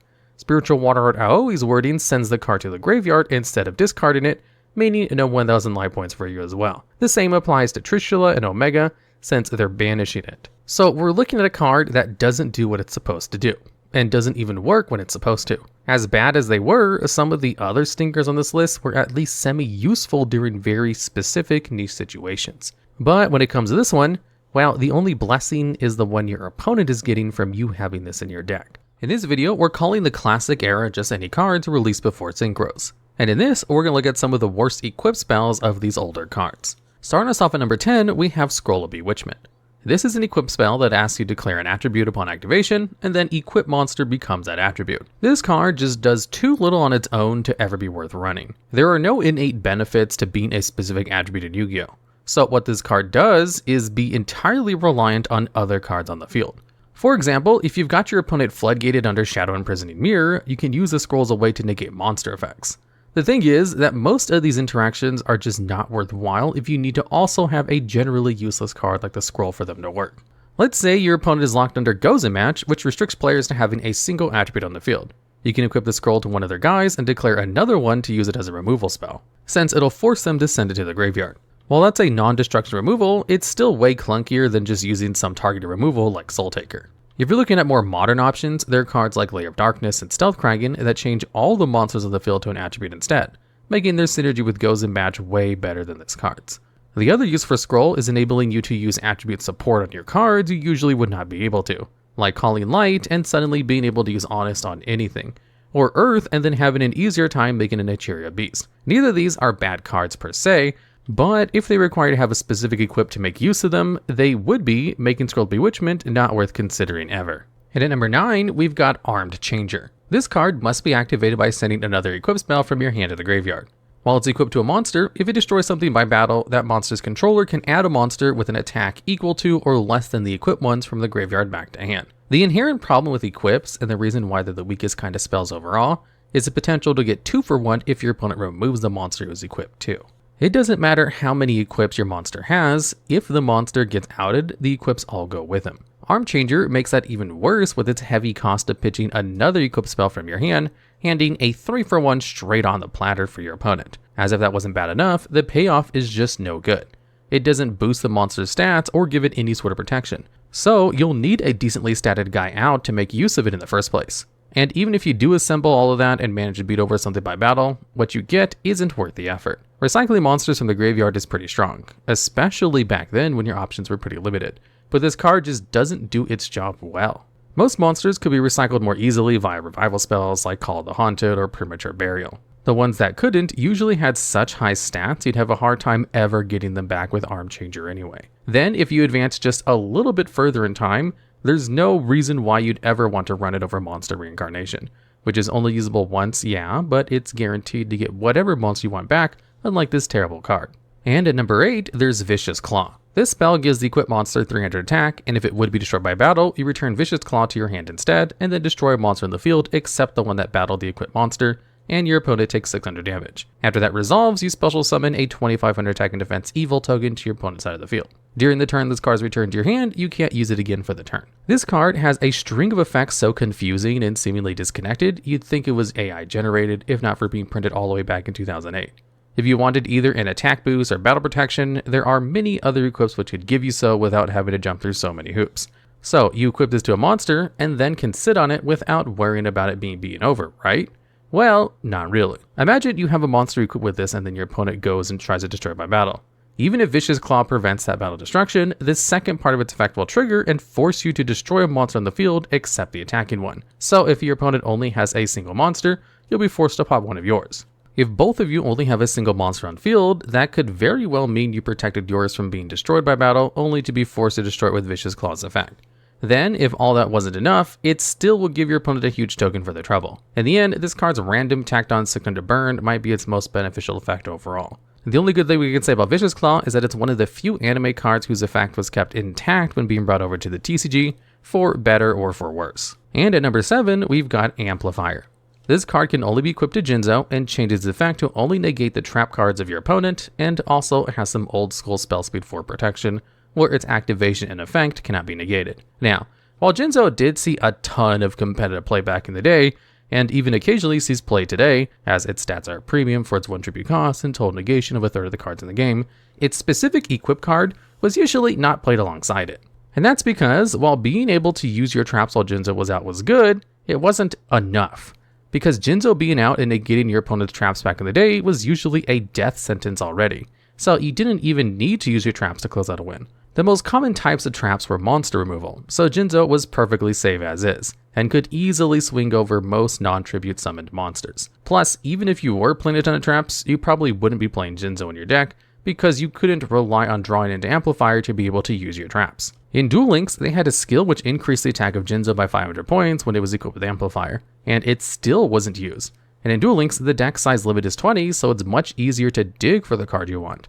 But simply being able to also use your traps and having a 500 attack boost was just not enough, even in the slow format of Duel Links when skill and Jinzo were added. The only use for Amplifier is in funny infinite combo decks, like if there was a skill drain and Royal Decree out and Jinzo kept turning them on and off. And at number 6, we have Demotion, an equip that lowers the equipped monster's level by 2. This card's effect is just too minor to do anything, and the situation it's useful in are so specific it might as well make Scroll of Bewitchment look like a staple.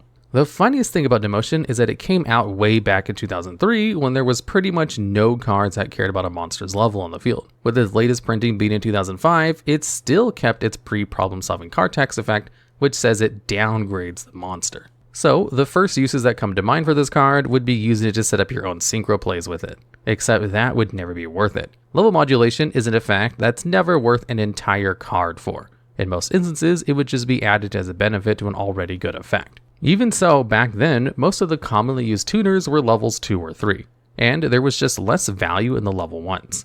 With the most common level being 4, a level 1 tuner would enable you to go into Cataster, a magical android, who are by no means bad, but the 6s and 7s were more powerful monsters most of the time. And if you look at this card in the opposite direction, as a way to disrupt your opponent's plays, it's more akin to a very minor speed bump. If they're on a synchro strategy, odds are their tuners aren't going to be sticking on the field. And if they are, it's because they've got some other effect that makes them good. The first archetype to really care about its own levels, Fortune Ladies, was never really such a threat to need specific hate like this. Even in Duel Links where they were actually meta, you'd be better off just playing anything else too. While later on we'd get more archetypes that care about their levels like FAs or Cleaforts, there was still no reason to have downgrade over actual removal. And even if you really wanted to go after your opponent's levels just for the sake of it, you'd be better off with Stygian Dirge and Mischief of the Good Gnomes, messing with them permanently instead. By slotting this card in, the only thing getting downgraded is your own deck.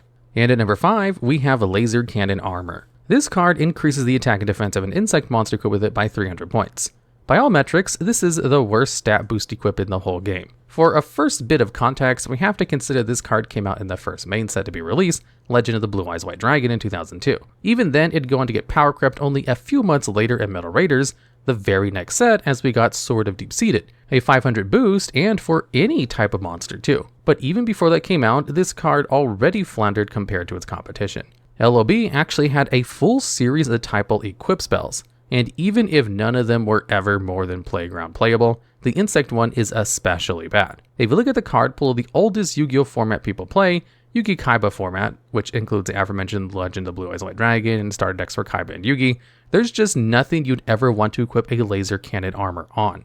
Even though Maneater Bug is a playable card in there, it's not a monster you'd ever be playing to beat over stuff. Your other options are Basic Insect and Komo Otoko, vanillas with 500 and 700 attack respectively. Even though the Thunder and Plant equips are also quite pointless, they at least have some slightly less worse beaters that put the insects to shame. Even then, for all of these, you'd be better off running Invigoration since they're all Earth attribute, making these cards even more pointless. With its tiny card pool, Yugi Kaiba format pretty much only had Fiend, Spellcasters, Rocks, and Beast Warriors as playable types, with Fiend being by far the best of them due to having Legend, Summon Skull, and Wall of Illusions. And even so, the Fiend equip Dark Energy was still never even considered as a real option. There was just never any hope for Laser Cannon Armor, if even with all of the added context of the confines of a tiny format with only 185 cards. It's still one of the worst ones in there. And at number 4, we have the legendary Black Belt. This card can only be equipped to Chusuke the Mouse Fighter, Monk Fighter, and Master Monk. It makes it so that when the equipped monster destroys something by battle and sends it to the graveyard, your opponent takes damage equal to that monster's defense. The monster who had the honor to be directly named by this card are respectively a 1200 attack vanilla, a 1300 beater that might as well be a vanilla, and a 1900 attack double attacker that can only be summoned by tributing the previous one. This card's effect would already probably be bad enough for it to make it onto this list, but it being limited to such a bad roster of monsters only drags it further down. What's even more disappointing is that there are even more cards which support the troop of bad monsters, and this is the worst of them. Caminite Blow and Lone Wolf are not cards you'd ever want to run either, but they still put legendary Black Belt to shame. Either way, the odds of either Chusuke or Monk Fighter beating over something that matters is extremely low unless they're equipped with a bunch of other equipped spells. And even if they do manage to, you're not going to get meaningful burn damage out of it. While Master Monk is at least a 1900 beater, it's pretty tough to bring out, specifically requiring you to tribute Monk Fighter beforehand. Its effect does give it 2 attacks, potentially letting you get double the payoff from Black Belt, but that's still not enough. You're ways off from matching any of the other tributes or chaos monsters of the era, and even if you're looking from it at a less meta angle, even the 2k defenders will stop you in your tracks. Leave it to this card to require a 3-card combo to be of any use and still lose to monsters from the first set of the game. And at number 3, we have Germ Infection. This spell decreases the attack of a non-machine type monster equipped with it by 300 during each of its standby phases. This is as close as you'll get to an equipped spell that does literally nothing. Not only is a 300 debuff pretty minor, it makes you wait a whole turn for it to even apply once.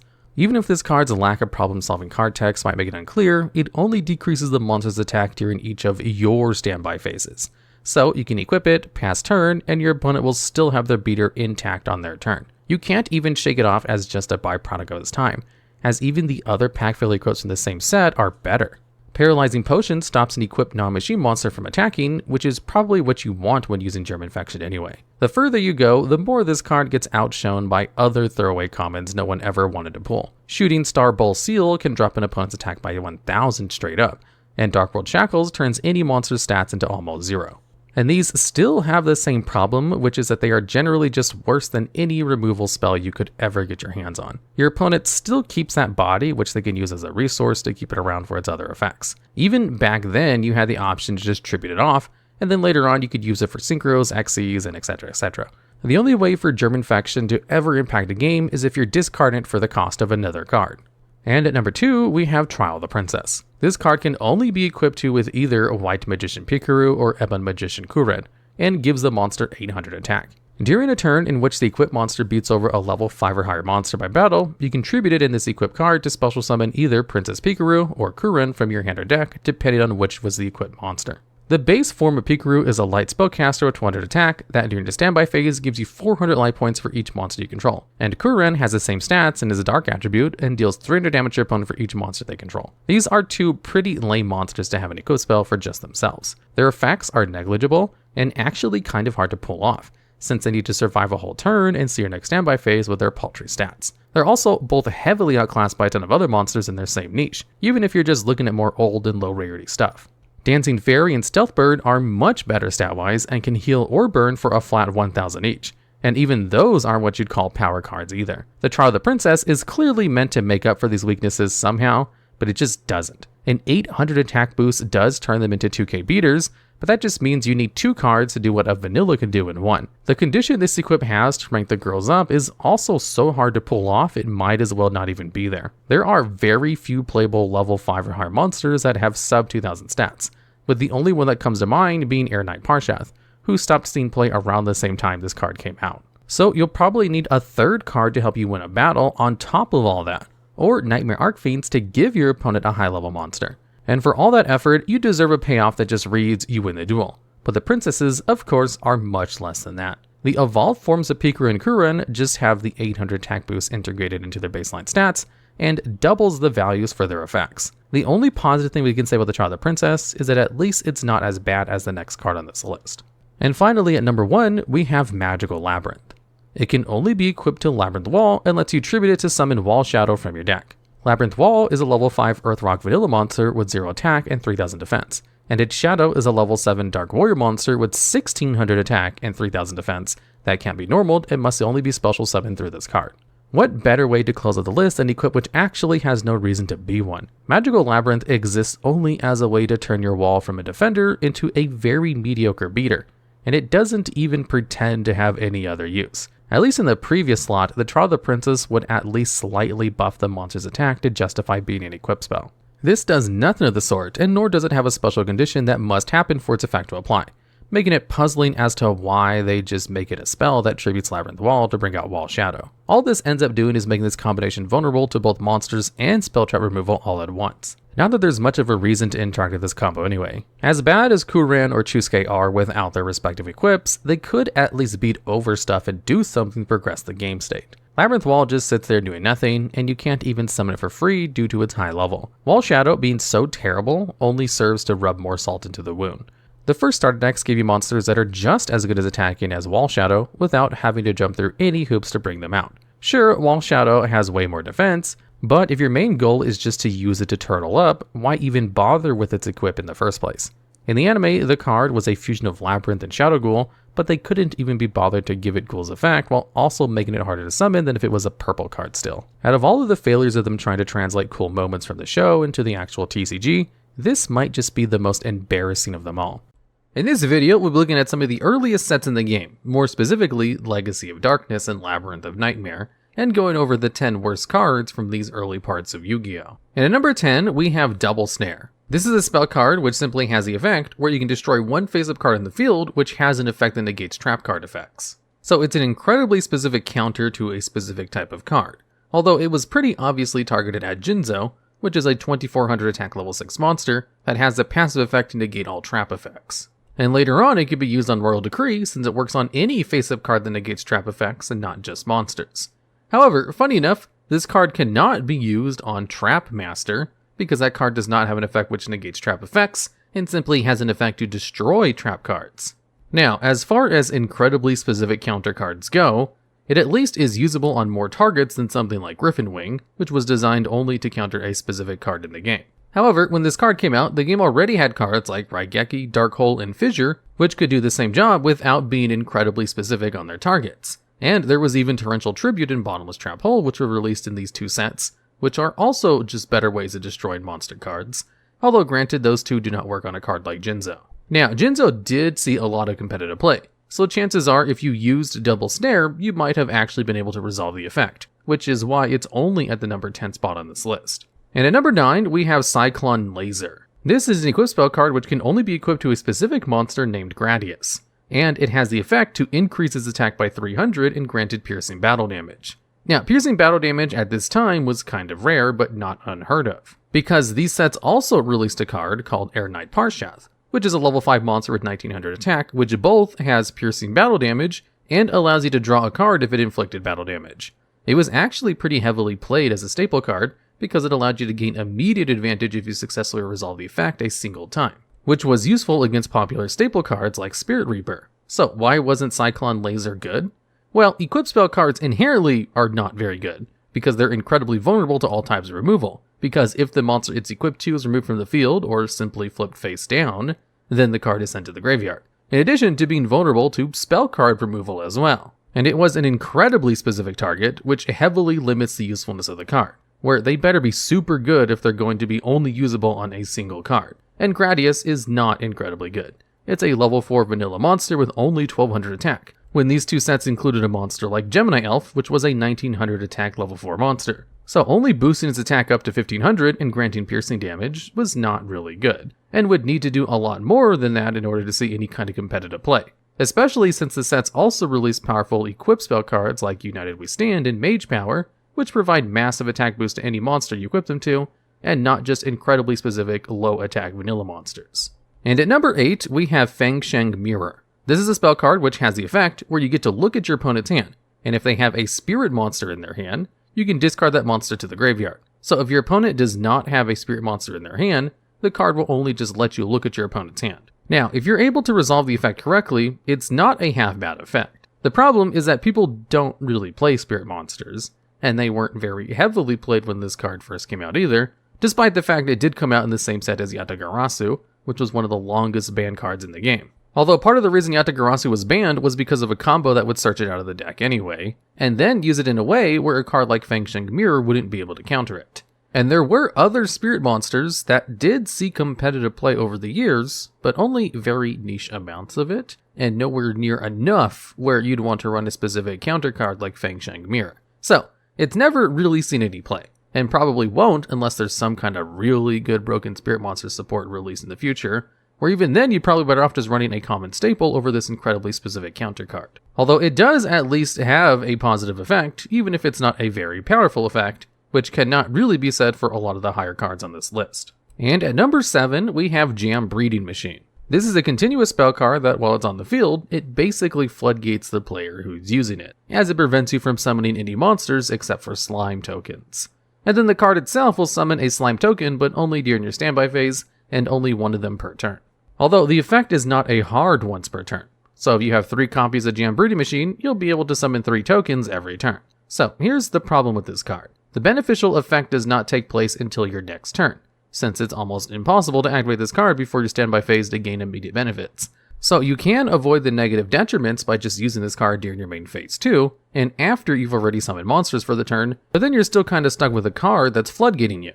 If you can give your opponent Jam Breeding Machine and force them to activate it, that's actually beneficial, which is not a good selling point of a card that you're trying to use on your own. The restrictions of locking you out of all summons just kind of defeats the purpose of summoning the tokens in the first place. And if you go the route of just removing Jam Breeding Machine from the field with something like Emergency Provisions, it's also not really worth it, because it only summons a single token per turn. So under best case scenarios of trying to take advantage of this card, and you use it last at the end of your main phase too, get 1 token during your standby phase, and then send it to the graveyard with Emergency Provisions in order to end the floodgate on yourself and gain 1000 life points, it's basically a 2-card combo that gets you a level 1 token monster on the field, which is not worth the -1 in card advantage. However, if you instead try to stall out for as many turns as possible and gradually accumulate a lot of tokens, then use Emergency Provisions in order to send it to the graveyard later, that's really the only way to gain value from the card, as you need to get at least 2 tokens on the field to be able to pay for the cost of using Emergency Provisions and sending Jam Breeding Machine to the graveyard, which would require you to stall out for 2 whole turns. And protect your incredibly vulnerable tokens. Now, one of the benefits of the tokens summoned is that they don't have any restrictions on them, like say a Scapegoat token does. But that's about as far as the benefits go on the card. And you really have to go out of your way to make this card work for you, as it's not really good out of the gate. And it's not really worth the effort of going through the hoops in order to get the card to work for you, unless you really want to play a gimmicky Wetlands beatdown deck. And at number 6, we have Yugioh the Wicked. This is a level 4 monster with 2000 attack, which has the effect where it destroys itself on its normal summon. And with only 800 defense, it's not likely to survive being set on the field first and then flip face up. However, if it does manage to survive this convoluted summoning method, then it has another negative effect, where it loses 200 attack for each monster your opponent controls. So, if your opponent has a single monster, it goes down to 1800 attack. In this same set, which had Yugioh the Wicked, Gemini Elf was also released, which was a no strings attached 1900 attack beatstick, so it could attack over Yugioh the Wicked with its negative effect being applied. I'm not really sure why this card had 2 negative effects applied to it, when either one of them was enough in order to balance the card next to a vanilla monster like Gemini Elf. And at number 5, we have Jam Defender. This is a continuous trap card which has the effect where if your opponent declares an attack, you can redirect the attack to one of your Revival Jams instead. Revival Jam is a 1500 attack monster, which has the effect that if it's destroyed by battle, you can pay 1000 life points to special summon it in defense position during the next standby phase. So the synergy between these 2 cards is pretty apparent. The card can bring itself back if it's destroyed, and you can use Jam Defender in order to protect your other monsters from at least 1 attack. The problem though, is that Revival Jam comes back a little bit too late in order for it to be super useful, as you don't get the card back until your next turn. And it only comes back once it's destroyed by battle, so any other kind of removal will render it completely unusable, which means Jam Defender itself would be completely useless if Revival Jam is not on the field, which is the main problem of the card. It's an incredibly specific card, like Cyclone Laser, which only works on one specific monster, and the monster it works on is not easy to search out or very easy to use. If Revival Jam could come back during the battle phase, it might be useful as a way to stall out your opponent's attacks, but since it doesn't come back until your next turn, it at best stops 1 attack, and there are much better battle traps to play in the game that are not incredibly specific. And at number 4, we have Return of the Doomed. This is a spell card which has the effect where you can discard a monster card from your hand in order to return a monster from your graveyard to your hand that was destroyed as a result of battle this turn. Now, the main problem with this card is the fact that it's a normal spell card, so it can only be activated during your turn. And generally, you don't enter the battle phase under the notion that you're wanting your monsters to get destroyed by battle this turn. This kind of effect is much more useful during your opponent's turn if you really wanted to return one of those cards to your hand, which is probably not worth it because of the inherent cost of the card as well. It's a -1 in card advantage because you have to discard a monster specifically, and the activation requirement for it is only a card that you've gotten on the field in the first place and managed to get destroyed by battle, of which there are not too many cards that fit the distinction that you really want to get back to your hand at a -1 cost, when you can instead just bring out the monster from the graveyard with something like Monster Reborn or Call the Haunted, which did a much better job of getting cards back to your graveyard without making you go -1 in card advantage. Really, it's that -1 in card advantage that really sets this card as kind of bad, because of just how important card advantage is in Yu-Gi-Oh! If this card could be used without having to discard, it still wouldn't be very useful, but it wouldn't be on this list most likely, as there's even a similar card called the Warrior Returning Alive, which was released in the same set as Return of the Doom, and only saw a very niche amount of competitive play over the years. And that's mainly because it didn't require any cost, even if it was restricted to only warrior-type monsters. And at number 3, we have Fairy Guardian. This is a monster which has the effect where you contribute in order to return a spell card from your graveyard to the bottom of your deck, as long as it was sent to the graveyard this turn by your opponent. So, at least Return of the Doomed allowed you to recur the advantage directly to your hand. Fairy Guardian kind of has the same problem of going -1 for the effect, but it's not even a useful effect. If you could just return any spell card from your graveyard to the bottom of the deck with its effect without any other kind of conditions, it would still be bad. The fact that it requires a target that was sent to the graveyard by your opponent makes it laughably bad. It's basically a vanilla monster with how useless that effect is, and it doesn't even have good stats with 1000 attack and defense on a level 3 monster. Now, there are 3 other cards which were created in the same vein and released in the sets, but at least those ones had better stats. The Forgiving Maiden contributed itself in order to return a monster destroyed by battle to your hand, similar to Return of the Doom, but it at least had 2000 defense, which was a useful stat line for a level 4 or lower monster. Lady Panther contributed itself in order to return a destroyed monster by battle to the top of your deck, and Crimson Sentry contributed itself to return a monster destroyed by battle to the bottom of your deck, and both of these cards were equally terrible, as they didn't even return the card to your hand like the Forgiving Maiden did, nor did they have noteworthy stats. Although even they are better than Fairy Guardian, because activating the effects is actually more likely to happen, because the trigger of a monster being destroyed by battle is much easier to set up and see in a common game than the trigger of your opponent sending one of your spell cards to the graveyard during your turn. Because to make matters worse, all of these effects are spell speed 1 and thus only usable during your turn. So, how could anything be worse than Fairy Guardian?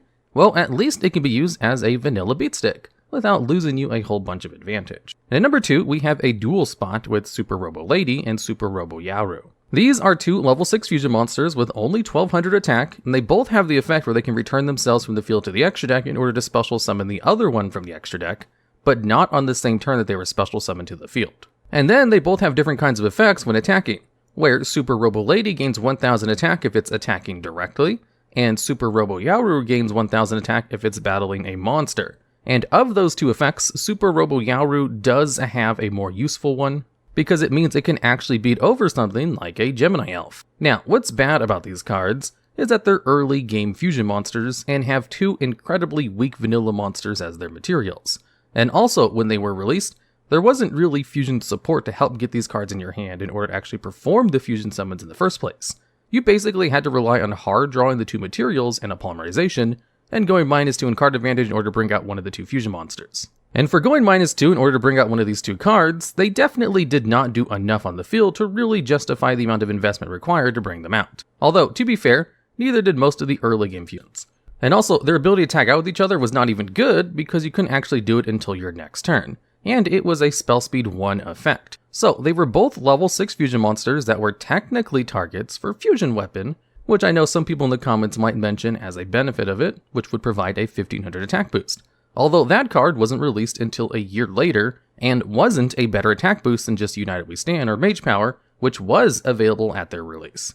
They could also be brought out with Power Bond to double their attack since they're machine-type fusion monsters, but that doesn't really solve the problem of them still not having the consistency tools needed in order to pull that off without going -2 in card advantage.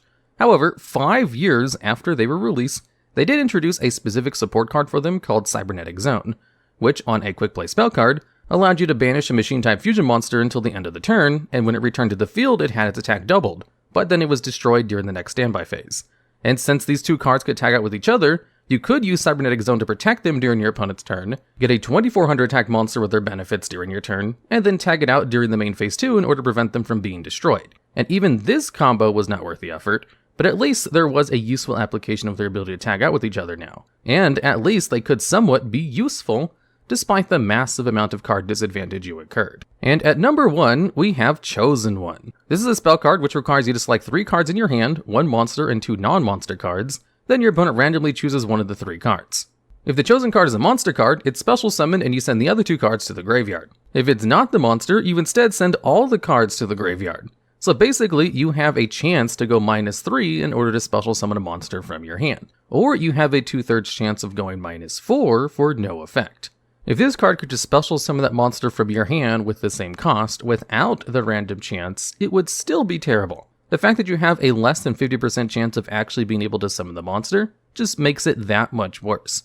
In fact, this card is so bad, it's probably one of the worst cards ever made, which probably wasn't specifically designed to be bad, like Cold Feet or Jar of Generosity. It's really saying something when a card is worse than Cold Feet, a card that was made as a joke in order to lampoon a banned card, where the easiest way to affix Chosen One would be to simply make it so you don't discard the 2 non-monster cards when you use the effect, or discard any of the cards ever. If its ability lets you special summon the monster from your hand if it was chosen, and then leave the other 2 cards in your hand, it would be a perfectly average mediocre gamble card. And on a failure state, if it just lets you keep all the cards in your hand, it would still be an average mediocre card. The fact that you lose all of the card advantage in either scenario is what easily makes this one of the worst cards on this list. It would probably be in the top 10 of just worst cards of all time as well. In this video, we'll look at some of the worst cards from the first 2 sets of the game, a time period in Yu-Gi-Oh! That has some of the most broken cards ever printed, as well as some of the most terrible. And at number 10, we have Harpy Lady Sisters. This is a level 6 monster with 1950 attack, and simply has the effect where it must be special summoned with the effect of the Elegant Egotist card, and can't be normal summoned or sent. Luckily, Elegant Egotist is actually a good card, as it has the effect where if you control a Harpy Lady on the field, you can special summon another Harpy Lady or Harpy Lady Sisters from your hand or deck. So, if you're able to get a Harpy Lady on the field, then you can use Elegant Egotist in order to special summon Harpy Lady Sisters directly from your deck, and for being a card that you can get out of your deck, 1950 in stats is not half bad. Especially when one of the strongest level 4 monsters in the game at the time was La Jin, the Mystical Genie of the Lamp, which only had 1800 attack. However, there were a couple of problems with Harpy Lady Sisters that contributed to the card never seeing any competitive play, despite the fact that it could be cheated out of the deck. One of those was that Harpy Lady herself is pretty weak for a level 4 monster at only 1300 attack, and Elegant Egotist was unsearchable at the time. So the combo in order to pull off Harpy Lady into Harpy Lady Sisters was just not a consistent one, and since Harpy Lady Sisters has the detriment where it can't be summoned in other ways, it was basically a dead card in your hand unless you could specifically get out one named card in the field and had another named card in your hand to activate. Generally, cards which require 2 card combos in order to bring out that have no good ways to search out either of those combo pieces are not very consistent, which is why the next cards also failed for having a similar detriment with their unsearchable next card. However, there was support released later on that allowed you to search out Elegant Egotist, and Harpy Ladies as an archetype evolved to the point where almost all of their main deck monsters have an effect to change their name to Harpy Lady while on the field. So with being able to actually search out Elegant Egotist pretty easily, and being able to fulfill the condition to use the card easier, Harpy Lady Sisters still didn't see any competitive play, because it was better to just bring out another Harpy Lady than Harpy Lady Sisters, because Harpy Lady Sisters still had the detriment where it was a dead card in your hand if you drew into it, and wasn't really better than just going into one of the plethora of other Harpy Lady monsters, where you'd usually bring out Harpy Lady 1 or Cyber Harpy Lady. Which is funny because there's a lot of really good Harpy support that specifically requires a level 5 or higher Harpy Lady monster on the field to gain their extra effects. And even then, they still won't use Harpy Lady Sisters, because it's easier to go into their Synchro monster instead by just playing all their level 4 Harpy Lady monsters. So, even though they specifically created support that basically forced people to use Harpy Lady Sisters, that still didn't pan out. so it never saw any competitive play back in the day, and not in modern Harpy Lady decks either. And yet this card is still the best card on this list by a mile, which is why it's only at the number 10 spot. And at number 9, we have Fusionist.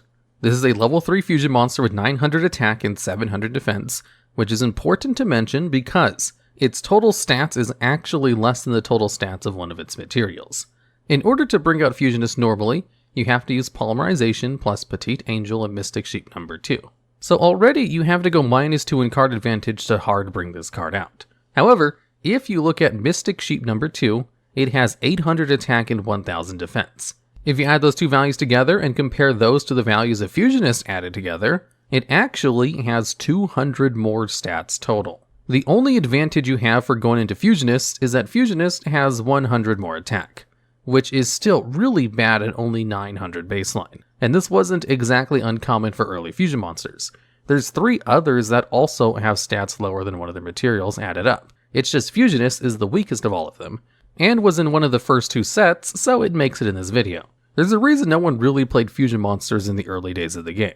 You had to inherently go -2 in order to bring one out because the only fusion spell card was Polymerization, to the point where there were special rules in the rulebook dedicated to showing how Polymerization worked. So because of that, they didn't actually print the effect on the card in the first printing of Polymerization, and none of the fusion monsters were really worth going into anyway, because they were overly balanced, because they thought being able to special summon a monster from the extra deck was just too good. And honestly, they were completely right about that. If you look at the modern metagame, that is 90% dedicated around the extra deck. Although, they were a little bit too weak, and Fusionist is kind of the poster child of that bunch.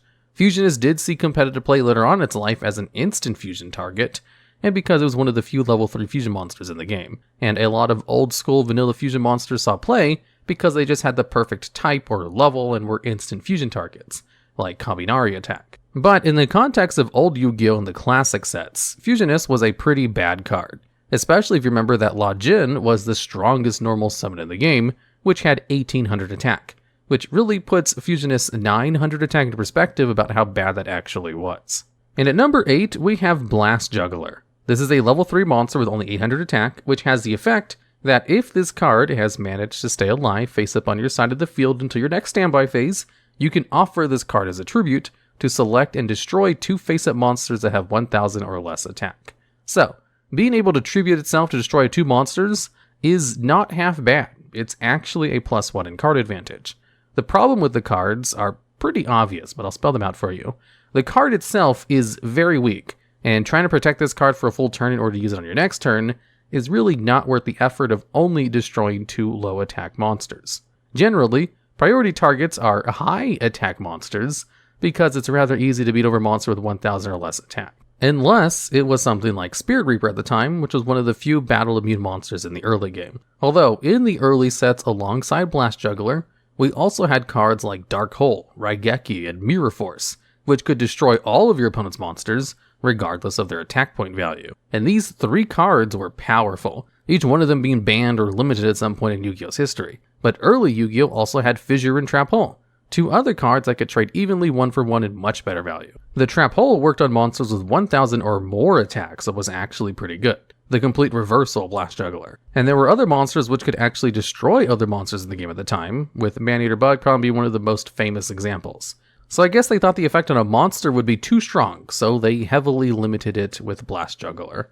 Although they went kinda crazy with the Spell and Trap cards because Dark Hole and Raigeki saw play all the way into the modern era, only really falling into favor once Lightning Storm was printed. And at number 7, we have Electric Lizard. This is a level 3 monster with 850 attack, so another really low attack point monster, which has the effect that if a non-zombie type monster attacks Electric Lizard, it cannot attack on its following turn. So basically, it has the effect to die to one opponent's monster attack, and then allow that monster to not attack on its next turn, which is technically a positive effect.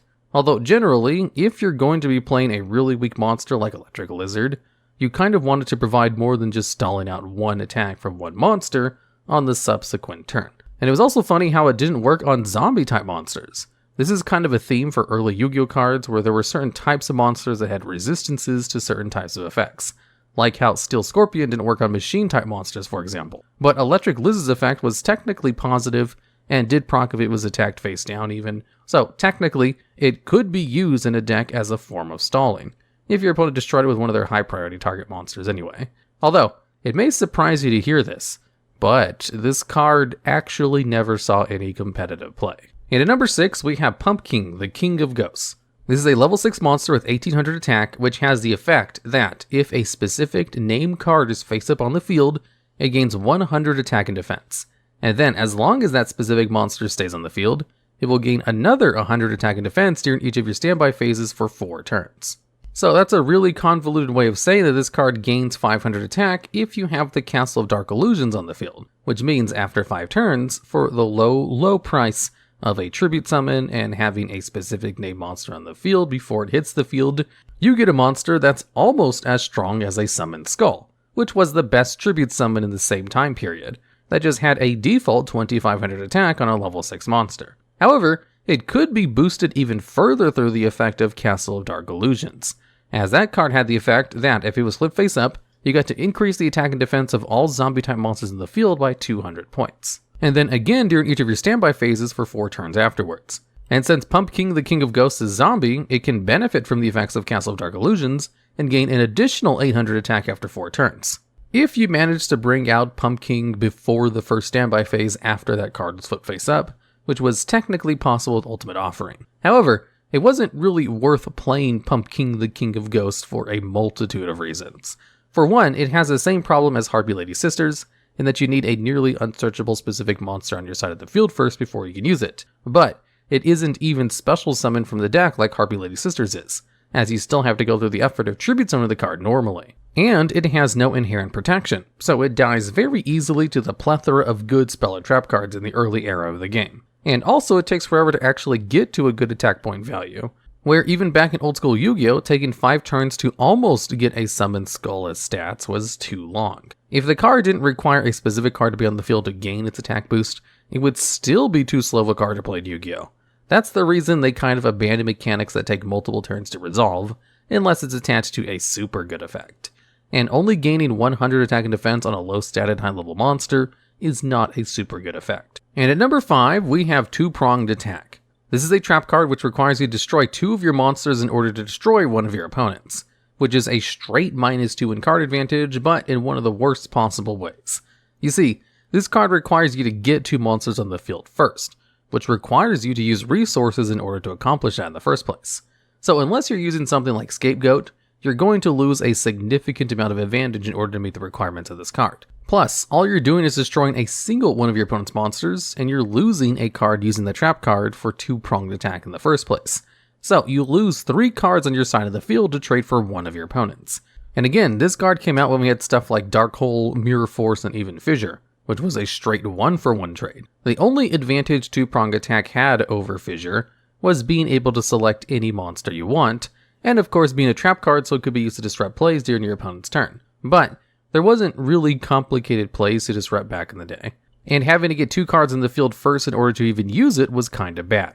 The card would actually be better if it required you to discard 2 cards to use the effect instead of destroying 2 cards, because at least you don't have to dedicate resources to get those cards from your hand onto the field first. And at number 4, we have Tainted Wisdom. This is a level 3 monster with 1250 attack, so kind of low, but higher than a lot of the other cards in this we talked about so far. And what it does is if this attack position card is changed to face up defense position, you gain the wonderful effect of shuffling your deck. Now, the beneficial uses of shuffling your deck include nothing. There is no real reason to shuffle your deck, as you don't actually gain a mechanical benefit from doing it. It's just technically kind of a positive effect, although it could be detrimental if you have something on top of your deck that you put there yourself. Tainted Wisdom could have an effect to just once per turn shuffle your deck and it would still be bad. The fact that you have to specifically change its battle position in order to activate the effect is why it's on this list. Tainted Wisdom was also released alongside other cards with battle changing related effects,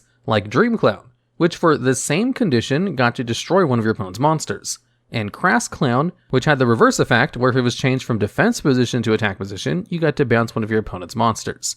Both of these cards actually had good effects on their battle-changing related effects, and saw competitive play in clown control decks, although they definitely did not include Tainted Wisdom, because the only positive thing about that card is the fact that it's technically a tour guide from the Underworld target as it's a level 3 fiend. And at number 3, we have Yado Karu. This is a level 4 monster with 900 attack and 1700 defense, which also has a battle position change in effect, where if this card is changed from attack position to face-up defense position, you can place any number of cards from your hand on the bottom of your deck in any order that you desire. Now, this is a purely detrimental effect, as it can allow you to go minus in card advantage for no effect, and also requires you to change the battle position of the card in the first place to even use it.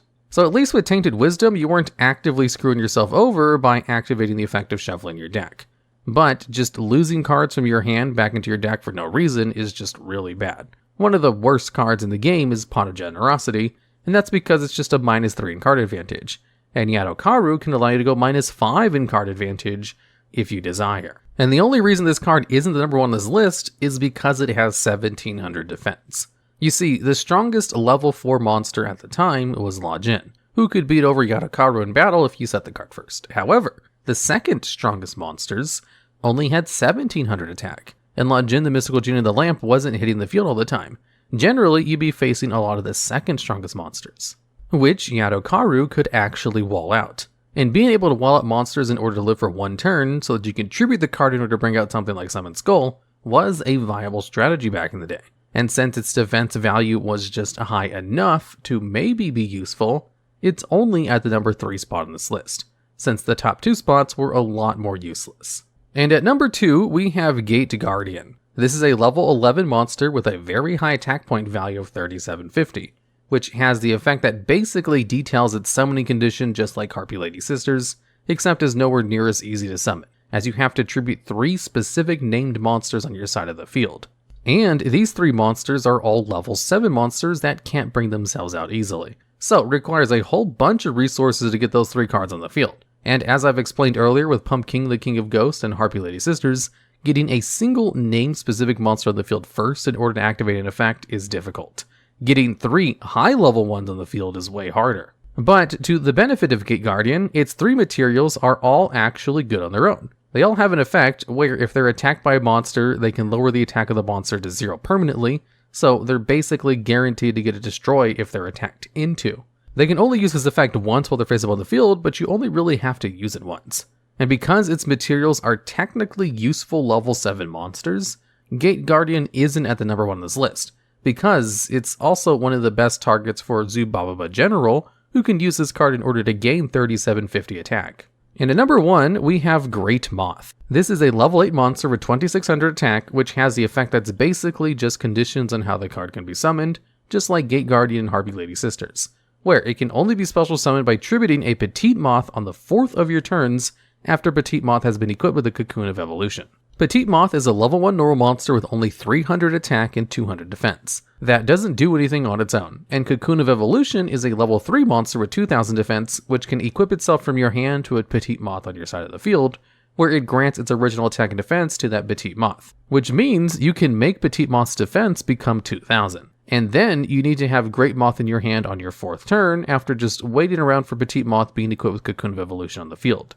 Now, there's a whole lot wrong with all of this. First of all, you can only equip Cocoon of Evolution to Petite Moth while it's face up on the field, which means in order to activate it on your 1st turn in order to get the ball rolling, Petite Moth is going to have to be in an attack position with 0 attack, since Cocoon of Evolution replaces its original attack with its own, which is 0. So, if you wanted to get Petite Moth on the field in defense position, in order to have 2000 defense with Cocoon of Evolution's effect, you'd have to protect it for a turn and put it in defense position, or special summon it with something like Monster Reborn in defense position. So at the get-go, it's already kind of difficult to just set up the combo because it's ridiculously vulnerable. And then you also have to protect it for 4 turns, which, as I've described in the Pumpkin King of Ghosts sections, is very difficult with how strong early spell and trap card removal was. And then you need to have a Great Moth in your hand during the 4th turn after you equip it with Petite Moth and Cocoon of Evolution, which means you need to have found a way to search it out by then and can only be brought out on the 4th of your turns. So if it's the 5th of your turns after equipping it, then the effect is no longer live and you can't bring out Great Moth. And that's not even to mention the fact that Petite Moth and Cocoon of Evolution require named cards working with each other, which requires searching those cards out in order to get the combo started in the first place. Now, there are 2 other cards that can be brought out on different turns, with Larva Moth probably being the worst of them all, because it has all of the same terrible conditions as Great Moth, but only has 500 attack, which actually makes this kind of one of the worst cards in the game period. Because not only is Larva Moth bad on its own, the fact that it requires all of the convoluted requirements of Great Moth in order to accomplish its bad stats is kind of hilariously bad. But at least you only need to wait 2 turns in order to bring out Larva Moth instead of 4. And there's also a mega version called Perfectly Ultimate Great Moth, which can be brought out on the 6th turn or later with the same conditions as the other 2 cards. And at least Perfectly Ultimate Great Moth can be brought out on the 6th turn or later instead of exactly on the 6th turn like the previous 2 cards. However, Perfectly Ultimate Great Moth didn't come out until later and wasn't actually released alongside the original 4-card package. So really, this mod should be just the whole archetype of the Petite Moth and the Cocoon of Evolutions, because the whole system of how this works is just another example of them trying out mechanics of having cards wait around for a couple of turns before they realized the speed of the game was just too fast for these kinds of cards to ever properly resolve. And the cards that they brought out after all of that waiting around were just not worth the effort, especially since they were essentially vanilla monsters that just acted as big beat sticks. Later on, they did try this mechanic again with the ultimate insect monsters, although that archetype failed for a different reason, but at least it was better than the Cocoon of Evolution mechanic. And also, as a side note, much later on they printed a trap card called Corrosive Scales, which basically gives an insect-type monster the effect that Great Moth was supposed to have from its anime appearance, of lowering the attack of your opponent's monsters. If the moth had the effect of Corrosive Scales built into it baseline, it would still be bad and not worth being played because of the mechanic of Cocoon of Evolution. Although, they did release the spell card Cocoon of Ultra Evolution, which can allow you to cheat the card out directly from your deck, as kind of a way to finally let people play the card if they really wanted to in an actual duel. But even then, you're better off bringing out the reprinted Insect Queen card instead. The most sought after rewards for doing well at the big Yu-Gi-Oh tourneys has always been undoubtedly the prize cards. These unique cards not only go for a lot of money, but they're also often unavailable for the rest of the player base for quite a while up until they get a reprint.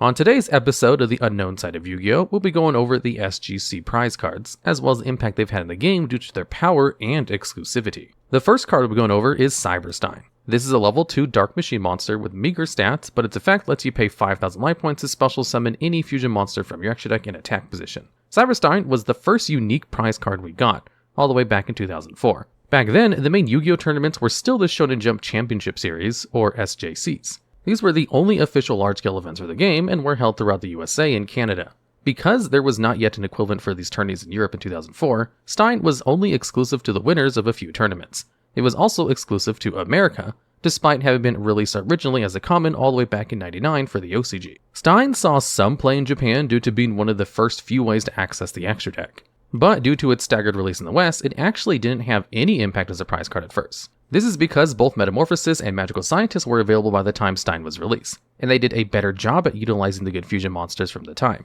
especially Thousand Eyes Restrict, without a 5,000 life point cost. Still, in the following years, not only would these options get banned, but Cyberstein would also become available to the player base at large due to a reprint. However, as if this wouldn't be enough to make it playable, we would also see the release of the 2 best Stein targets only a month after that, Cyber End Dragon and Cyber Twin Dragon. These 2 were both beaters with huge stats that could pierce and attack twice respectively, allowing you to go for game out of nowhere. From this point on, Stein would begin to see play in almost every deck, with Cyberstein OTK being a strategy that used the card as its main win con. The goal was to stall the game with floodgates like Level Limit Area B and Gravity Bind up until they could draw a back row sweeper, Stein, and something to make Stein represent lethal, at which point they'd just clear the field and go for lethal. It also became somewhat popular around this time for burn decks to play a 15-card Cyberstein OTK conversion package into their side deck. Since both that deck and the burn shared the same floodgates, they could easily transform their whole strategy for games 2 and 3, which would make side decking against them extremely difficult. However, though these 2 weren't the only things around in the metagame, Cyberstein was still a factor in almost every deck. Most players would have at least a single copy to their main, since it was a valid search target for Sandgan and could be special summoned to the field very easily through either Premature Burial or Last Will. This meant that any random deck could very well turn any small lead into game by bringing out a huge threat when their opponent had no interaction. This went on for about a year, but it seems the last straw for Konami was when a dedicated Stein strategy took a 2006 Shonen Jump Championship by storm, at which point they decided to ban this card in an unprecedented emergency ban list, where it was actually the only hit. This means this is not only the first prize card, but it's also the first card to be emergency banned as well. This card stayed banned for well over 10 years, only being brought down to limited in 2019, where it would see some experimentation but without much success. Even though it now has a target as powerful as Nature Yugioh, which can negate all spells and traps your opponent activates, it wasn't worth dedicating an extra deck slot for this one of, which took up your normal summon. Stein would pick up some steam when Tear Limits were around though, since it could be milled through chance through some of the regular plays, and then brought back from the graveyard with Sprite Elf, and then it could either bring out a Tear Fusion or the aforementioned Yugioh. This was good enough to earn itself a spot in quite a few topping lists, but of course this stopped when Sprite Elf as well as Tear Limits in general were annihilated by the ban list. Nowadays, this card's only remaining niche outside of Genki FDKs is in a few machine decks where it can be searched off of Gear Giant X, and it might see play in Super Heavy Samurais once their new support drops. Even if it did not see much play before its reprint, this card's power and extensive history do make it more than worth being the first SJC prize card. The second prize card we got in the West was Des Volstgalf. This is a level 6 Earth Dragon with 2200 attack and 1700 defense, with the ability to inflict 500 damage to your opponent if it destroys an opponent's monster by battle. Additionally, each time a normal or quick play spell card resolves, it gains 200 attack until the end phase. It was in the year that Volstgalf came out that Konami would attempt to have an SJC equivalent for Europe, the Pharaoh Tour, which would be held in the United Kingdom, Germany, Italy, and France. This was great news for the European players at the time, even if the prize card's quality wouldn't begin to match such a feat. Even for its time, Des Volstgalf was one of the most underwhelming tribute summons you could be making, as things like Monarchs and Jinzils were already available to everyone. This card's mediocre burn effect, coupled with a very minor attack boost, could make it into a playground staple at best, even though it was only available to the highest level competition for a long while. This one remained a prize card exclusive for almost 5 years before getting a commercially available printing, though this had zero impact on the game whatsoever. Still, this would end up being one of the only duds when it came to the SJC era of Yu-Gi-Oh! Prize cards, being the only card on the list whose sole quality was being hard to obtain back then, and having no reason to be liked outside of its brief appearance in the anime. Next up for 2006, we have Shrink. This is a quick play spell card which lets you target a face-up card in the field and make its attack become half its original value for this turn. Shrink was a pretty decent staple for its time as a heavily power-crept version of other attack-changing effects. Battle traps like Sakuretsu Armor had been seen a lot of play by the time this card was released, and though Shrink filled a similar role, it was also much more versatile. It could be used both when attacking and being attacked, could be chained to backward removal, and triggered during the damage step. The main problem behind this card was its synergy with Don Zalug and Hydrogen Dawn, both cards with pretty good effects if they win a battle. While Shrink does go pretty well with these cards, this single copy of it some top players had wasn't enough to boost these kind of strategies further than others, meaning the impact of the card being so exclusive was minimal. However, this wouldn't stop this card from being hyped by the player base at large, who eagerly awaited for a proper release. In early 2007, this card became available to everyone, and in that same year we would see the first strategy to be heavily associated with it, the gadgets. These monsters all had small bodies, with the biggest one maxed out at 1400. But they all shared the effect to add the gadget that matched their background color from their deck to the hand. They were all +1s a normal summon, which would then add another +1 on the following turn, something that had never been seen before in the game's history, and quickly became one of the most popular strategies around. Gadget decks had to max on all kinds of 1-for-1 removal, as their monsters would rarely, if ever, contest anything by themselves. And this is where Shrink shone. It allowed all gadgets to at least trade in battle even with the biggest monsters that were seen play, the Monarchs. Not only they'd often max out on Shrink, they'd often play the strictly inferior Rush Recklessly in addition to it as well. In the following years, just as the gadgets began to fall off, we got Gladiator Beasts, another archetype which benefited greatly from this card. All the Glad Beast monsters get their effects off at the end of the battle phase if they've battled that turn, with these ranging from removal to generating advantage. This meant that the usual battle traps like Dimension Prison were often subpar in Gladiator Beast decks, as they'd much prefer to run Waboku and Shrink instead, letting you trigger your Glads even during your opponent's turn. This would be the last hurrah for this card, as from this point on, the battle phase would only become less and less relevant with time. Even if this card's relevancy while a prize card exclusive had been minimal, Konami would not disappoint the players with what came afterwards. Crush Card Virus would then be the prize card of choice from January to July of 2007. This is a normal trap card whose pre-errata effect lets you tribute a dark monster with 1000 or less attack to destroy all monsters with 1500 more attack from their hand, field, and also all cards they drew for the next 3 turns. Crush Card Virus was a truly broken card for its time, and the impact it had in the meta cannot be understated. Monsters with at least 1500 attack made up the majority of the metagame, accounting for a large variety of staples, such as Cyber Dragons, Monarchs, Snipe Hunter, Chaos Monsters, etc., etc. And as if getting rid of every possible threat your opponent had wasn't enough, it could also give you full hand knowledge for the next 3 turns as well, as your opponent would have to show you their hand as well as everything they drew from then on. Resolving Crush Card Virus would almost always lead to a win. This made many people start building around the card, even as a one-of. This meant including more and more targets in their deck, such as Gravekeeper's Guard and Spirit Reaper, as games were slow enough to the point where you'd be able to see this card at least once a match. Diamond Dew Turbo was one of the most powerful decks around when this card's released, and this card only bolstered it further as one of their best cards. The pre-errata Disc Commander was also a fodder target for Crush Card Virus. This card led to the rich get richer kind of situation going around in the game, where people who'd won events before would have a higher chance to win future ones due to having Crush Card Virus. This would go on for the entirety of 2007, and would culminate in one of the few high-profile teams having access to this card, which they would of course only share amongst themselves. People were already complaining about the game being prohibitively expensive back then, but things would get much worse now, as Crush Card Virus was going from anywhere from $2,000 to $3,000.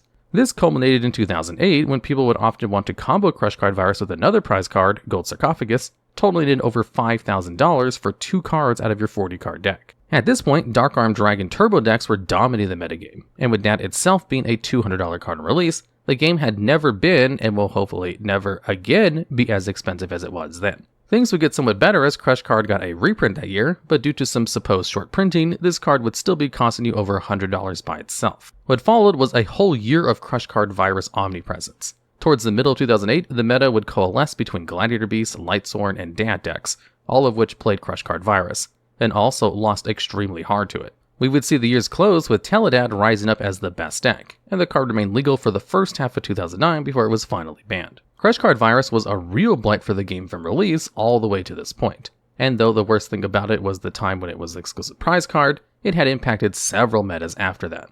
Konami would eventually bring back Crush Card Virus with an errata in 2015 though. The card's new effect was much like the original one, except it would also prevent your opponent from taking damage until the end of the next turn after this card resolves, and also let your opponent destroy up to 3 monsters with 1500 more attack from their deck as part of its effect. This card was still strong in 2015, but it wasn't the instant win against everything but it used to be. Around this time, both Shadows and Burning Abyss were part of the metagame, each of which had pretty good Crush Card Virus targets within their card pool. However, all other monsters would also float on destruction, making the card not nearly as powerful when it resolved. Not only that, but since the new errata would let you essentially Foolish Burial for 3, this meant getting hit by the new Crush Card Virus would more often be a plus than anything else. Still, the card was by no means bad, as there was quite a few strategies which would get destroyed by it, such as Necros and Cleafort. This made Crush Card Virus go from an instant win button to a good side deck staple and nothing more. As the years passed, not only did graveyard effects become more prominent, but better side deck cards with easier activation requirements had become more popular, which would eventually make this card leave the meta and never come back again. Crush Card Virus remains as the strongest and most controversial prize card in Yu-Gi-Oh's history, which put the game in such a state that hopefully won't ever repeat itself again. The second prize card for 2007 was Gold Sarcophagus. This is a normal spell card which banishes 1 card from your deck when activated, and then adds it to your hand during the second standby phase after it was activated. Despite North America getting Crush Card Virus in the first half of the year, and then Gold Sarcophagus during the second half, this was actually the only prize card available in Europe during 2007, as they would skip on Crush Card Virus entirely until its reprint. This would also be the last one to be available on the content for a while, as the Pharaoh Tour which gave out Gold Sarcophagus was also the last one that took place. Either way, Gold Sarcophagus was yet another amazing staple from the time, locked behind either doing really well at a huge tourney or a crazy prize tag. Being able to search for anything in your deck was more than worth waiting for 2 turns. This was often used in conjunction with Crush Card Virus like previously mentioned, but it wasn't uncommon to go into your boss monster or any other similarly limited cards. Being yet another option which every deck at the time would run if they could, Gold Sarcophagus offered a huge advantage to those who had access to it. This card would end up getting its reprint in 2009. With Crush Card Virus banned by this point, this was still a good card, but which would only see play in decks that actually had something worth waiting 2 turns for. It was most popular in Lightsworn at first, since it was one of the best ways to get their boss monster, Judgment Dragon. This card would go on to also become a staple in X-Sabers, since the then limited Rescue Cat was one of the deck's best enablers, and countless other decks up until 2012 where it began to fall off. However, just as it became a tad too slow to wait 2 turns for anything, we also got cards with effects that triggered when they're banished. The Dragon Rulers were the first, but also one of the best at doing this. Each ruler gets you an ad off of being banished, making Gold Sarcophagus into a Rhoda with the added benefits 2 turns later. This would lead to Gold Sarcophagus being put on the limited list again, where it would still be run as a one-off in pretty much every list that ran Dragon Rulers. In 2015, this same year that Crush Card Virus came back to the meta through its errata, so would Gold Sarcophagus due to the new decks release at the time. Both the Ritual Beast and Cosmos like having their monsters banished, making Gold Sarcophagus into a must-have. Eventually, in 2016, they unlimited the card, and in the later parts of the year it ended up becoming an important staple in certain decks. This was because of Shiranui Solitaire and Shiranui Spirit Master, which let you either special summon your banished Shiranuis and pop an opponent's card when banished respectively. When coupled with Giant Rex, which special summoned itself for free when banished, This meant that Gold Sarcophagus was a full toolbox by itself. This card would be allowed to take on this role up until the Thunder Dragon support came out, which had much stronger effects than Banish, such as special summoning from the deck or adding any card from their archetype to their hand. This led to Gold Sarcophagus being put to 1 again, where it's been ever since. Even if the original reason why this card got hit might no longer be relevant, Gold Sarcophagus is still a great card that sees play as recently as this year due to its synergy with Despia as well. Overall, even if it might not have been impactful as Crush Card Virus back in its heyday, Gold Sarcophagus would still end up as the prize card which has seen the biggest amount of play throughout the years.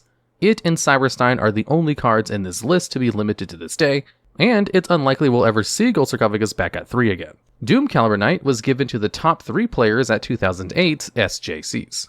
This is a level 4 Dark Fiend monster with 1900 attack and 1800 defense. It cannot be special summoned, and if a monster effect is activated, it tributes itself to negate and destroy that monster. Doom Caliber Knight has to be one of the earliest instances of a monster negate actually seen play in Yu-Gi-Oh! Its effect makes it quite similar to Light and Darkness Dragon in that it must negate any monster effect it sees, but unlike Light and Darkness Dragon, this one also destroys the monster that activated its effect as well. Though you do need to be careful because it will trigger on your own monsters too. When it was first given out, this card actually saw some experimentation in those same dad decks that had Crush Card Virus and Gold Sarcophagus due to being a decent dark monster, as if having 2 prize cards in the same deck wasn't enough. At least it was a tech and not a must play though. Even before its general release, this card would be generally outclassed as a beater with an upside by Thunder King Ryo, which was generally more useful and splashable. In any case, this card would see a fair bit of experimentation once most of the player base could actually use it, towards the end of 2009. It was played in the side deck to be brought on to matchups where you'd know they'd have to trade badly into it, like Gladiator Beasts and Lightsworns. It was risky to main it as other matchup cards like Treeborn Frog and Vayu could remove it for free. This card saw some play through the years from that point on, being seen mostly as an anti-meta card to hopefully slow your opponent down a bit. There'd be many meta staples where it would do well against from that point onwards, such as Rescue Rabbit and Tour Guide from the Underworld. It being a decent dark became relevant again with Konami unbanning Blackluster Soldier and Void of the Beginning. This card would last see play in 2015 as a decent normal summoned monster in pure Psy-frames. That deck always wanted an empty field to make sure the Psy-frames were alive, so it was nice that Doom Caliber Knight would eventually clear itself from the field. This monster has been severely power crept nowadays, as you can get a much better payoff for a normal summon in any other competent strategy. But it's one of those cards that would have surely seen a lot more play if it had been widely available at first. Finally, we have the last card to be given out at SJCs, Dark End Dragon. This is a level 8 Dark Dragon Synchro which takes any tuner plus 1 or more dark monsters. It has 2600 attack and 2100 defense and can, once per turn, target a monster your opponent controls and lose 500 attack and defense to send that card to the graveyard. This fittingly named card would represent the end of the Shonen Jump Championship Series, which would then be replaced by the Yu-Gi-Oh! Championship Series, or YCS. The main goal of this change was to make Yu-Gi-Oh! Tourneys into a global phenomenon. The game grew exponentially with time, and Konami now wanted a standard tourney format, which would take place not only in North America, but in Latin America and Europe as well. The last SJC to take place was in Edison, New Jersey, and that tournament's format is now the most played retro format in Yu-Gi-Oh! At the moment. Edison format, as it's called, has dethroned even GOAT format in popularity recently. Going back to the actual card, Dark End Dragon is a boss monster which can perform a very unique role for its time. Though this Synchro 8 pull included powerhouses like Stardust Dragon and Thought Ruler Arcfiend, none had actual removal effects like Dark End Dragon does. This card can be used to deal with powerful flip monsters like Raikou without triggering their effects. It could be used to stop chains of recruiters such as Mystic Tomato and even break the then dreaded Duplock. The only reason why this card wasn't played in every deck was due to the restriction in its materials on, and of course its availability. Nowadays, when people go back and play Edison format, Black Wings are often considered the best deck at the time, with zombie-focused strategies not far behind it. This card being available to everyone is certainly one of the reasons why these decks are considered to be much stronger now than they were historically. After this card stopped being exclusively a prize card in late 2010, it was still a decent option for removal in dark decks. However, now it had to compete with Scrap Dragon, which could pop any card rather than just monsters, and it had completely generic materials, making it into the better choice most of the time. Dark End Dragon marked the end of its era, and its prize card version remains as one of the most iconic and sought-after gems for collectors to this day. Flip monsters have been an important part of Yu-Gi-Oh's identity going as far back as the game's first set, The Legend of the Blue Eyes White Dragon. In older formats, their effects were so powerful that they were placed in a lot of different strategies, to the point where a ton of flip monsters were considered staples. However, in the modern era, it's fairly rare to see a deck play flip monsters anymore, which is why today we're going to discuss the glory days of flip monsters, their fall from grace, and how their role has changed in the modern game. So, what actually is a flip monster? A flip monster is a specific subtype of monster that has an effect that's highlighted by the keyword flip. The word flip usually means that a particular effect will trigger whenever the card is flipped face up by any means, whether that's being flip summoned, flipped up by battle, or being flipped up by a card effect. Now, there are exceptions to this rule. There's a few flip monsters that don't have trigger effects when they're flip face up, and instead will only apply a continuous effect like Aroma Jar or Deus Ex Crawler. But these monsters are still treated as flip monsters regardless. Likewise, there are also a ton of monsters that do have trigger effects when they're flip face up, like Yugioh Armor and Snowman Eater. These cards might be mechanically the same as flip monsters, but they aren't actually treated as flip monsters themselves. As a result, there's no hard and fast rule for what a flip monster can actually be, with the only real consistent theming being that you'll usually need to flip a monster face up to get access to its effects. In the modern era, however, this is usually a huge downside. The general idea of flip monsters is rooted in how classic Yu-Gi-Oh used to play out. Instead of summoning out a strong beat stick, you could instead use your single normal summon turn to set a monster with a powerful flip effect that could turn the tide to the duel on a later turn. Because in older Yu-Gi-Oh, these flip effects were generically powerful, and would act as some of the game's strongest removal and follow-up options available to you at the time. So if your opponent didn't remove them from the field by a card effect, they'd be punished by a potentially game-winning effect when it got to your turn, or when they ran over your set monster by battle. This strength was compounded by the fact that in older formats, removal options were a lot more limited than they are today, and in a lot of cases, your opponent would have no choice but to trigger your flip effects if they wanted to remove your monsters from the field. Counterplay still existed for flip monsters, but in older formats, if you set a monster, there was a strong chance of you being able to use your flip effects to win free advantage and tempo. However, while all of this was true in classic Yu-Gi-Oh, flip monsters are usually terrible in a more modern context. And the main reason why is unfortunately because of how flip monsters usually function.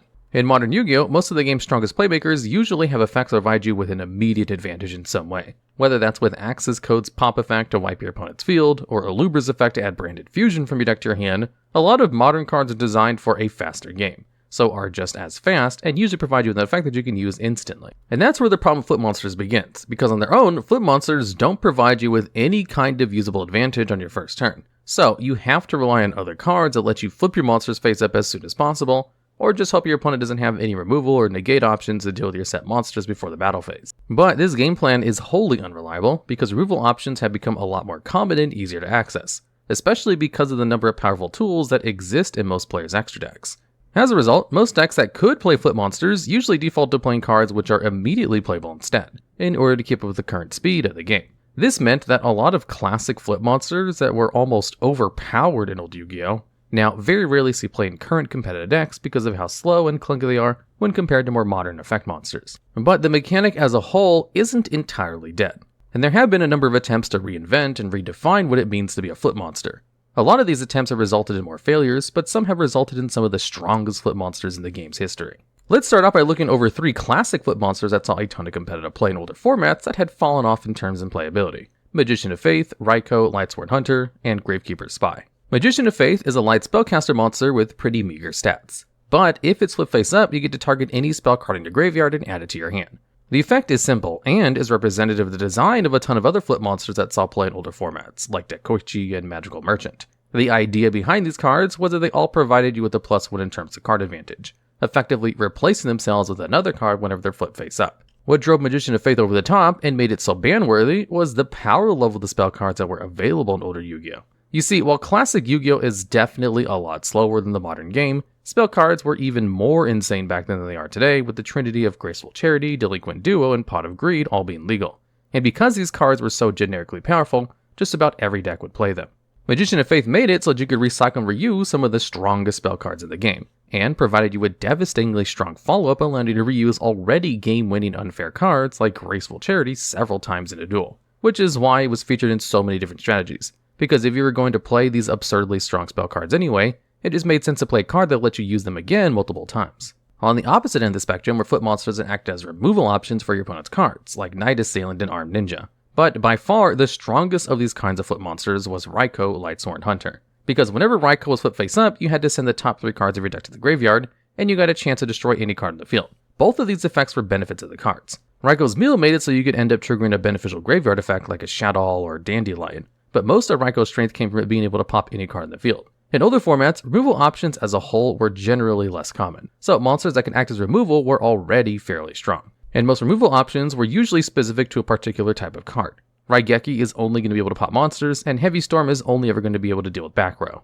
But cards that could do both were somewhat uncommon and incredibly valuable, because it meant that with Raikou, every deck had a stable option that was capable of either taking down an opponent's boss monster that they overextended into, or it could be used to deal with an opponent's oppressive floodgate. which gave Raikou a ton of versatility as a pop. And last but not least is Gravekeeper Spy, a flip monster that can act as a swarming tool.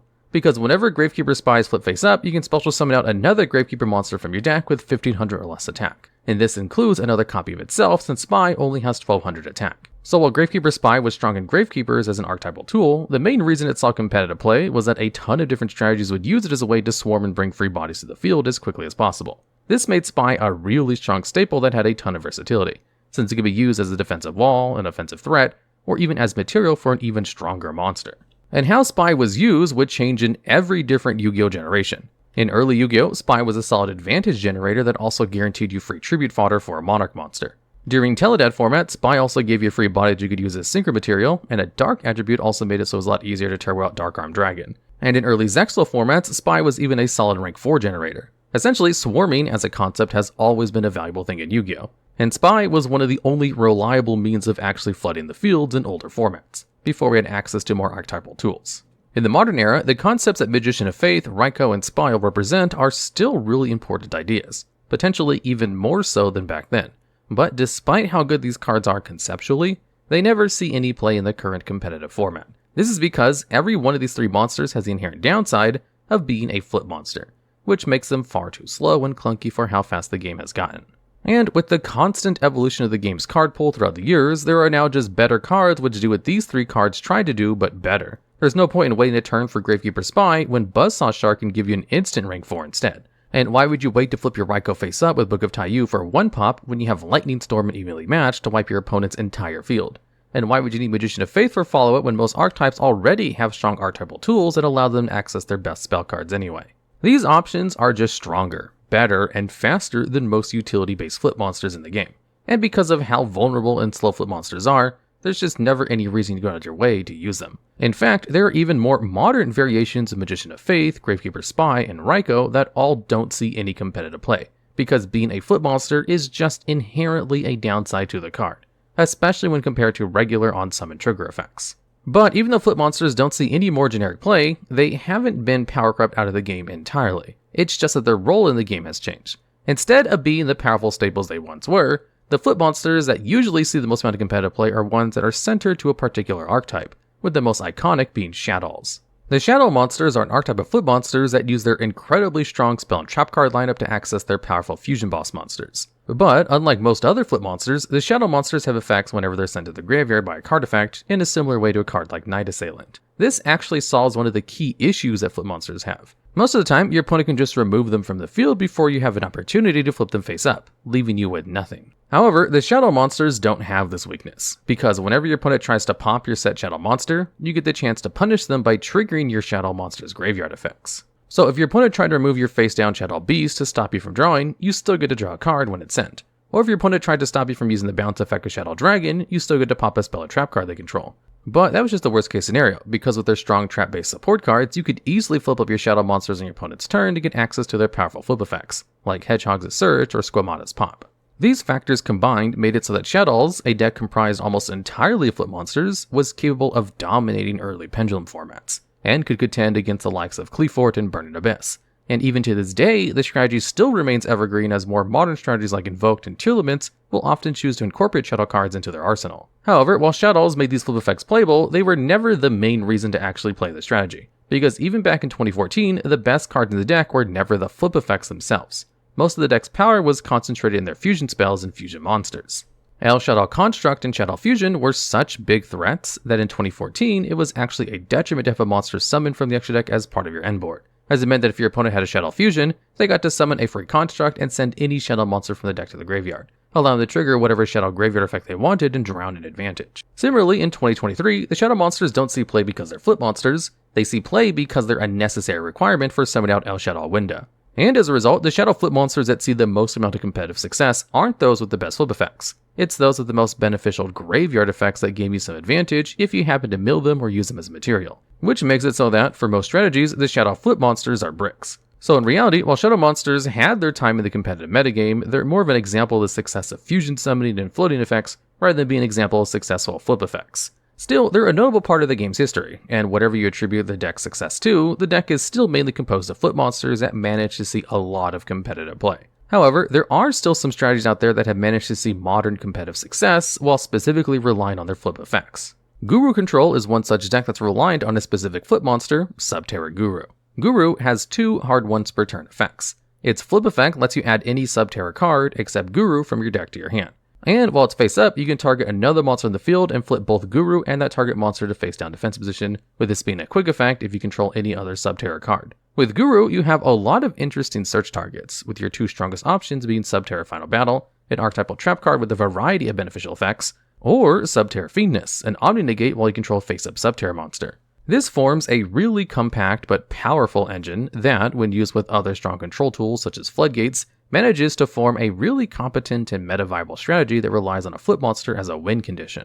And the best part is, unlike most other flip monsters, you have an opportunity to use Guru's flip effect on your very first turn. You see, when you activate Hidden City, the archetypal field spell for Subterra, you can add any Subterra monster from your deck to your hand. If you choose to add a Guru, you can then set that Guru to your field and then use the on-field effect of Hidden City to flip it face up, so you can trigger its search effect. And even in hands where you don't draw Hidden City, you can rely on your Floodgates to slow the game down enough to the point where Guru's effect is virtually guaranteed to be useful. Now, if Hidden City didn't exist at all, Guru would be a lot less strong of a card, since, like most flip monsters, it's not immediately useful by itself, and would likely have seen way less competitive play. But because of the archetypal tools that exist around it, it's been elevated to meta viability that makes it a fairly unique game plan. Guru being a flip monster is actually even advantageous for the strategy, as it makes it so you can easily play under your own Floodgates, and you can even use the effect of Red Eyes Fusion while still going through your full combo, since you never normal summon with the deck and only set. As a result, Guru is always on the fringe of meta contention.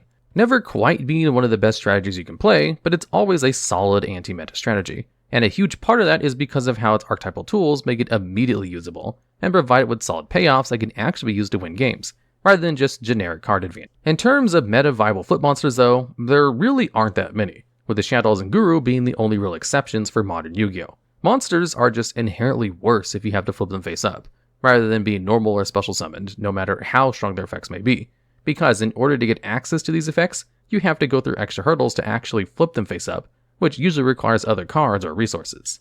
Some flip monsters even have insanely powerful effects that are capable of shutting down your opponent completely, like Death Ex Crawler, a one-sided skill drain, and Guard Dog, which locks your opponent out of special summoning entirely. But there's no reason to ever use these cards when you can instead rely on easier to use Floodgates to do similar things. However, there are ways of making flip monsters more viable, as flip-based mechanics and monsters do occasionally have their place in the meta, and a lot of that has to do with the card quality that exists around these monsters. Even right now, one of the strongest rogue decks of the current format is Ninja, a deck that doesn't play any flip monsters, but relies on setting and flipping up their own monsters to generate advantage and disrupt your opponent. And a lot of that strength has to do with the strength of the archetypal cards that exist around the Ninja monsters, which allow them to easily swarm the field, and flip themselves face up to activate their effects more often. Unfortunately, however, even though Ninja monsters use flipping to win games, most of the Ninjas aren't actually flip monsters.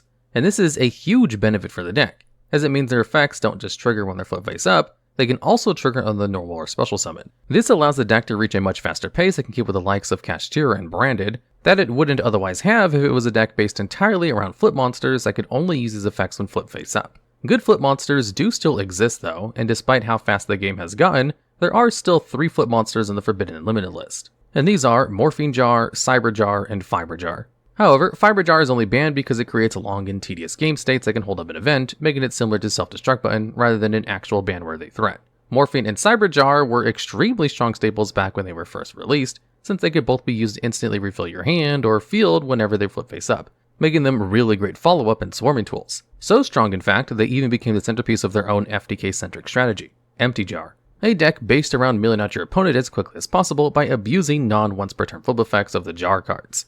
You could even play this strategy to this day thanks to cards like Galleth Granite and A&D Changer, although, like most flip-based strategies, it's no longer an actual meta threat. As a whole though, it's really unfortunate how far flip monsters have managed to fall from grace. They were once powerhouses of early Yu-Gi-Oh! That were integral to the game's early identity, and provided a ton of different strategies with advantage, swarming, and removal tools that you wouldn't otherwise have. But Yu-Gi-Oh! Has moved on a lot since its early days, and has morphed into a much faster game with an environment that's almost inhospitable to most flip monsters. In almost every situation, you'd want a card that you could immediately use to combo or try to control the game, rather than a flip monster that you either need to wait to use or that you need other cards to use on your first turn. So because of the lack of support and their clunky nature, it's pretty fair to call flip monsters failed cards. It's usually only a detriment to be a flip monster in the modern era that need to be flip face up, unlike something like a ninja monster where there's a lot more flexibility in how their effects are triggered. There are examples of successful flip-based strategies that appear in the metagame that you can call successful. Shadow is still a competent threat, and Guru has even taught recent YCSs. So if you define a successful mechanic as one that has seen competitive play, then no, flip monsters aren't a failed mechanic. But if you think about how difficult the mechanic is to use, its lack of support, and how few flip monsters even actually see competitive play, it's definitely more of a failed mechanic than a successful one. So, how could they be improved? The mechanic isn't completely dead though, and there are a number of ways that flip monsters could be improved to see more widespread play. There are a number of different solutions that you can take from other flip decks that have seen success. Future flip monsters could benefit from having alternative effects like the shadow monsters, or could instead have more archetypal cards designed around allowing them to be used instantly, like how Hidden City makes Guru playable. The mechanic could even be revamped entirely, and made to play in a similar way to modern ninjas by allowing their effects to also be used on the normal or special summon. However, what the mechanic needs more than anything else is more generic support. Some of the weakest subtypes in the game, such as normal monsters, have been made competitively viable thanks to support that exists around them. If flip monsters received similar such support, then there's a solid chance that even in the state they're in right now, flip monsters could become a viable threat. But as it stands right now, it's unlikely they'll ever reach the stable status that they once had. In the early days of Yu-Gi-Oh!, spell cards provided some of the most powerful effects in the game. They shaped entire decks and have strategies built around them. And in this video, we're going to go over some of the best continuous spells from the classic era, which we describe as just the time period before synchro monsters came out. Would you like Kashtira's zone blocking effects in the classic Yu-Gi-Oh! Without bringing Kashtira?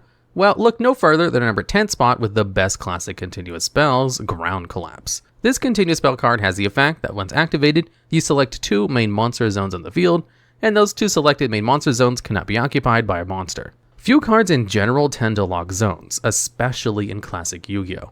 And depriving your opponent of an important resource like a monster card zone can find some usage. However, in reality within classic Yu-Gi-Oh!, it's pretty rare that your opponent will need all their monster zones. Classic is just a lot slower than modern. Aggro decks typically focus on archetypal beatdowns, or aggro decks like Beast or Chaos. Most extenders are searchers rather than special summons, and battle traps are back and see constant play. So suffice to say, Ground Collapse isn't the best card on this list. But the competition with other continuous spells in classic Yu-Gi-Oh! Aren't really that much better. However, in tandem with some other cards, Ground Collapse can work. It's been a good tool for controlled lockdown strategies like Spatial Collapse Lockdown, which is a significant improvement and expands on Ground Collapse's effect. This continuous trap card can only be activated if both you and your opponent have 5 or less cards on the field. And what it does is prevent both players from exceeding having 5 cards on their side of the field. So, with the duo of Ground Collapse and Spatial Collapse with Ojama Trio's effect to summon tokens to your opponent's side of the field, you can lock out all of your opponent's monster zones, preventing them from essentially playing the game and only having 2 spell trap card zones, where eventually you can deck out your opponent by just waiting around long enough with a single copy of Outstanding Dogmaron in your deck, so you don't deck out first.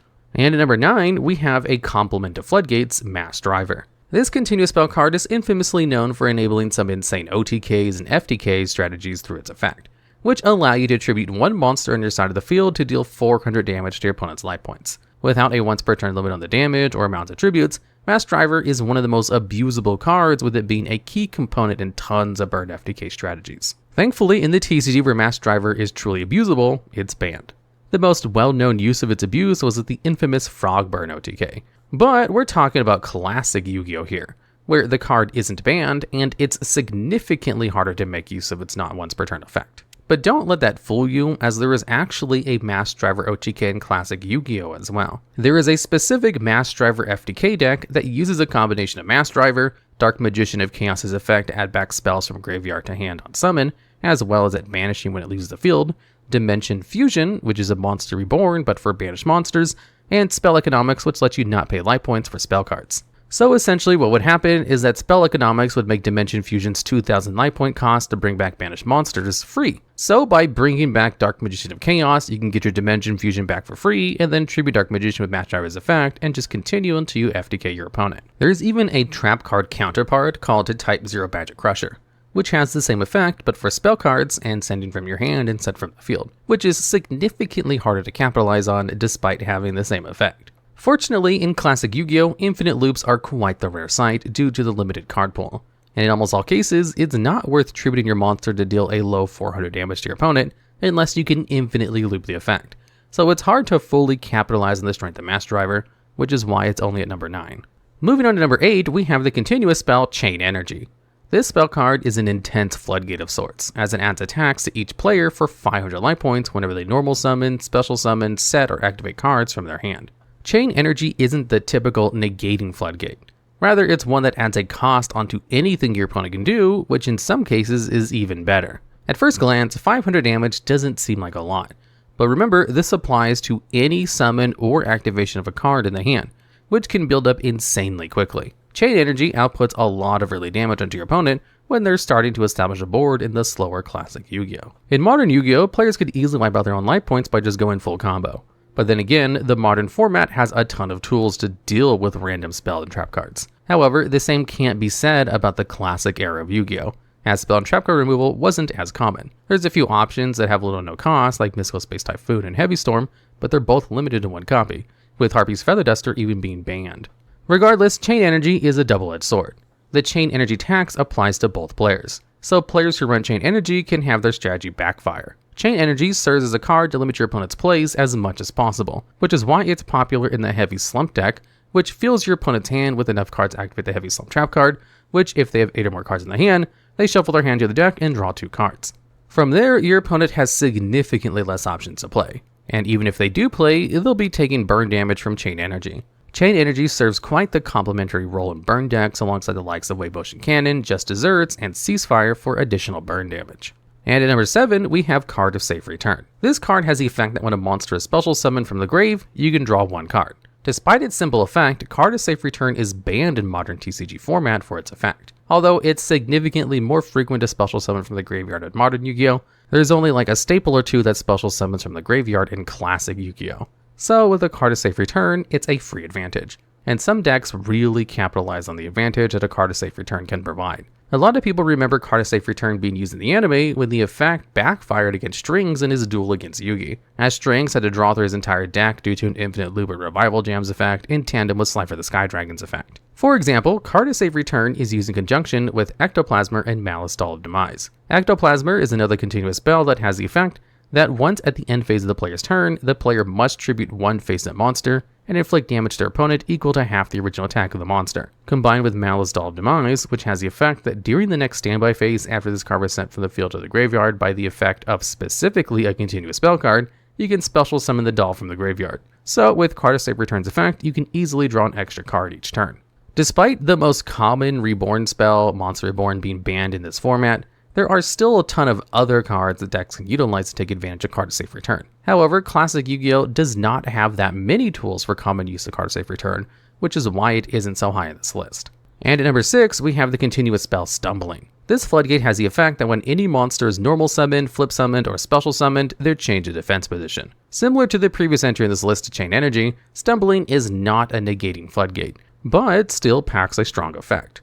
Stumbling essentially provides a free safe turn so that your opponent can't push directly for advantage. However, that applies to both players. It's similar to Magic the Gathering Summoning Sickness, where when a creature enters the field, they can't attack nor activate their effects. However, with Stumbling effects, monster effects can still be activated. Regardless, Stumbling has proved to be a great tool for control lockdown decks, which aim to control your opponent's actions as much as possible. It's most popular in the Clown Control deck, which utilizes cards like Stumbling and Labyrinth of Nightmare, in conjunction with Dream Clown and Blade Rabbit to destroy monsters. Following suit is the Ticking Time Bomb Wave Motion Cannon. This continuous spell card has the effect that during your main phase, you can send Wave Motion Cannon to the graveyard to inflict 1000 damage to your opponent for each of your standby phases that has passed since the card was activated. So essentially, if you stall out for 8 of your turns, you can win the duel in most cases. But coupled with any attacks you do to your opponent, you don't need to wait the full 8 turns. Wave Motion Cannon sees a fair amount of use in the slower classic Yu-Gi-Oh! Format, as it serves as a great tool in control decks to deal out large bursts of damage. As most control decks tend to limit and slow down the game even more, achieving 8 turns or less, depending on what kind of deck you're using, becomes easier and easier. Not to mention the limited number of back row removal options that exist in the format. From Jam Revival Control to Last Warrior Control, Wave Motion Cannon is a stable deck. Few decks, if any, run a singular copy of the card. It's almost always at 3 copies, especially since there is no limit to the effect activation, meaning you can have 3 Wave Motion Cannons fire at the same time if you manage to draw them. And at number 4, we have the old school discount Mystic Mine, the continuous spell card Kaiser Coliseum. This spell card has the effect that if there's one or more monsters on the field of the controller of this card, their opponent cannot place monsters on their side of the field if the number of monsters would exceed the number of monsters of the controller of this card. So in other words, your opponent cannot exceed the amount of monsters that you control. If you control one monster, then your opponent can't have more than one monster on the field. Kaiser Coliseum is an oppressive floodgate that few decks can truly make good use of due to its effect. As to fully capitalize on it, you need to be able to lock down the game with only one monster and keep said monster in a protected position. Despite how hard that sounds, it's actually a lot easier said than done. There are several control decks that capitalize on the Coliseum's oppressive nature as a great tool to control your opponents, as locking them down into one or two monster zones can easily shut down a multitude of decks. Decks typically have one survivable boss monster to beat down your opponent while under the effect of Coliseum. A fun usage of Kaiser Coliseum is with another card on our list, Ground Collapse. In a deck that features both these cards, the deck aims to lock your opponent out of using monster zones with cards like Ground Collapse, Kaiser Coliseum, Spatial Collapse, and Ojama Trio. However, like all the aforementioned floodgates, and even more so with Kaiser Coliseum, the card loses a lot of its value the more populated your board is. And at number 3 is our last floodgate in this list, Level Limit Area B. This spell card has a deceptively simple effect to change all level 4 or higher monsters to defense position. Level Limit Area B is arguably the most popular continuous spell card the classic Yu-Gi-Oh has, as it enables a ton of different strategies. In a format where boss monsters are typically high-level effect monsters, Level Limit Area B essentially stops them in their tracks. This paves the way for low-level monster strategies to thrive, and there are a ton. Like most floodgates, this card thrives in control strategies, specifically and obviously with low-level monsters. From Raging Flame Sprite equipped with the several equip cards to stall out the game with Final Countdown to the infamous Pac-Man decks, Level Limit Area B is a staple for lockdown decks in general. The most iconic deck, the Pac-Man deck, which stands for Pure Advantage Camels Munch All Noobs, and essentially the deck relies on desert-themed flip monsters like Des Lacunda, Medusa Worm, Swarm of Locusts, and Swarm of Scarabs to essentially starve your opponent out of their resources, as each of the main monsters can flip themselves back down. Coupled with the protection of Level Limit Area B and its trap counterpart to Gravity Bind, opponents would feel the heat of the desert and lose. If Level Limit Area B exists, doesn't that mean there should be a Level Limit Area A as well? Well, it does, but it's significantly less notable as its counterpart. Level Limit Area A is a continuous trap card that features almost the same artwork and has the effect to change all face-up level 3 or lower monsters to face-up attack position. So, suffice to say, not the most playable card, as few strategies, if any, would rely on Level Limit Area A. In modern Yu-Gi-Oh, Crossout Designator is one of the more popular anti-hand trap cards for its effect to remove a specific card from the deck to negate cards of the same name. In classic Yu-Gi-Oh, there's a similar card with a more permanent solution, and I'm not talking about taking your opponent's deck and moving the card yourself. I'm talking about our number 2 spot, Prohibition. This spell card, once activated, you declare a card name. The card's effects can't be used. However, that doesn't apply to cards that are on the field, including if they are face down. But regardless, it serves as more of a permanent, continuous version of Prohibition. The strength of Prohibition comes in its versatility. Like any format, there are staples that every deck uses. To completely shut down these staples that every deck uses is invaluable. Even outside of staples, in a multiple game setting and you know your opponent's key combo pieces or the boss monster, you can just shut them down then and there as long as you keep Prohibition on the field. The only downside is that you need to keep Prohibition on the field to maintain the ban. And unlike this seemingly stronger and modern version of the card Crossout Designator, you don't need to have a copy of the card to remove your deck. You can specifically target cards your opponent uses. For example, if your opponent uses a Chaos Sorcerer deck, you can declare that card as a targeted card for Prohibition, and that shuts down their main boss monster, and unless they have spell or trap card removal outside the one copy Mystical Space Typhoon, then they're in trouble. Regardless, Prohibition, in the slower pace of classic Yu-Gi-Oh, is insanely strong for its ability to preemptively disrupt your opponent's key cards, especially in games 2 and 3. Pond of Greed is infamously known for being one of the best cards ever printed for the free advantage it provides you. Mirage of Nightmare is another card that is on a similar level of strength. See, Mirage of Nightmare is a continuous spell card that has the effect that once per turn during your opponent's standby phase, you draw until you have 4 cards in your hand. Then if you do, during your next standby phase, randomly discard the same number of cards you drew. So if you get rid of your hand during your turn, you can draw 4 more cards, but at the cost of discarding 4 cards later on. Drawing cards and accessing more of your deck is always beneficial, as you can get more key cards or just resources in general. Even in classic Yu-Gi-Oh, there are plenty of decks that gain advantage or have specific effect triggers when certain cards are in the graveyard, and Mirage of Nightmare enables those kinds of decks to an extent. Another common usage of Mirage of Nightmare is with cards that either get rid of Mirage of Nightmare, as in spell trap card removal, or emergency provisions. These examples are the most common combo culprits with Mirage.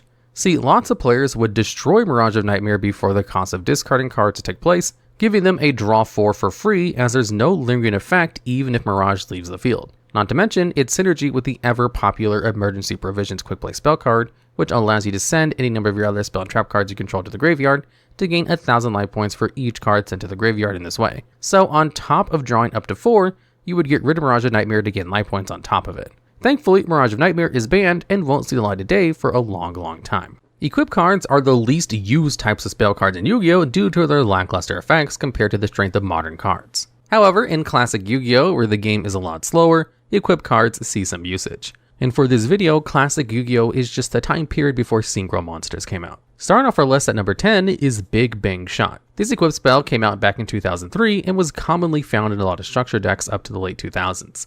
This was because Big Bang Shot is a very splashable equip card. Simply, the equip spell gives the equipped monster a 400 attack boost as well as piercing damage, meaning that if you attack a defense position monster, you deal damage to your opponent equal to the difference between your monster's attack and their defense points. However, the only downside other than being an equipped spell is that when Big Bang Shot leaves the field, you banish the equipped monster. Big Bang Shot, despite its seemingly mediocre effect, has some great use in classic Yu-Gi-Oh! With high beat stick monsters in the battle phase being significantly more important than the current format, Big Bang Shot serves as a simple but effective wall-breaking tool. A good tool if your opponent stays on a defensive wall like Spirit Reaper. Throw in a Big Bang Shot into your boss monster and beat through your opponent's defense position monsters, or just deal damage to the battle immune monsters. A common strategy with Big Bang Shot is using it in tandem with Asura Priest, in an OTK strategy that revolves around abusing its multiple attack effect.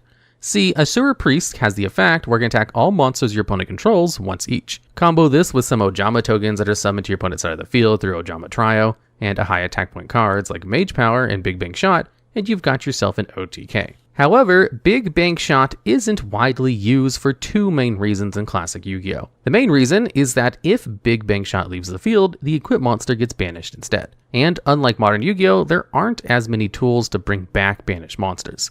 So if you have your big monster equipped with Big Bang Shot and your opponent simply throws out a spell trap removal, then say goodbye to your boss monster. However, this can be used offensively as well. You can equip Big Bang Shot to your opponent's monster and then use any spell or trap removal to banish that monster. The other reason why it's not used much is that piercing damage isn't game changing. Although, as nice as the 400 bonus attack points and piercing damage are for the additional damage that it provides, it's far outclassed by the other equipped spells on this list. However, despite the downsides, Big Bang Shot fulfills a niche that few cards of the classic era do, and that's why it's at number 10. And at number 9 on this list, we have Horn of the Unicorn. This equip spell provides the equipped monster with a sizable 700 bonus to attack and defense points, as well as the effect that if Horn of the Unicorn is sent from the field to the graveyard, you can return it to the top of your deck. Horn of the Unicorn was one of the earliest equipped cards, coming out more than 20 years ago in 2002's Spell Ruler release, and saw countless appearances in the Yu-Gi-Oh! Anime early on. Its first debut was in episode 4 in one of the earliest duels of the series.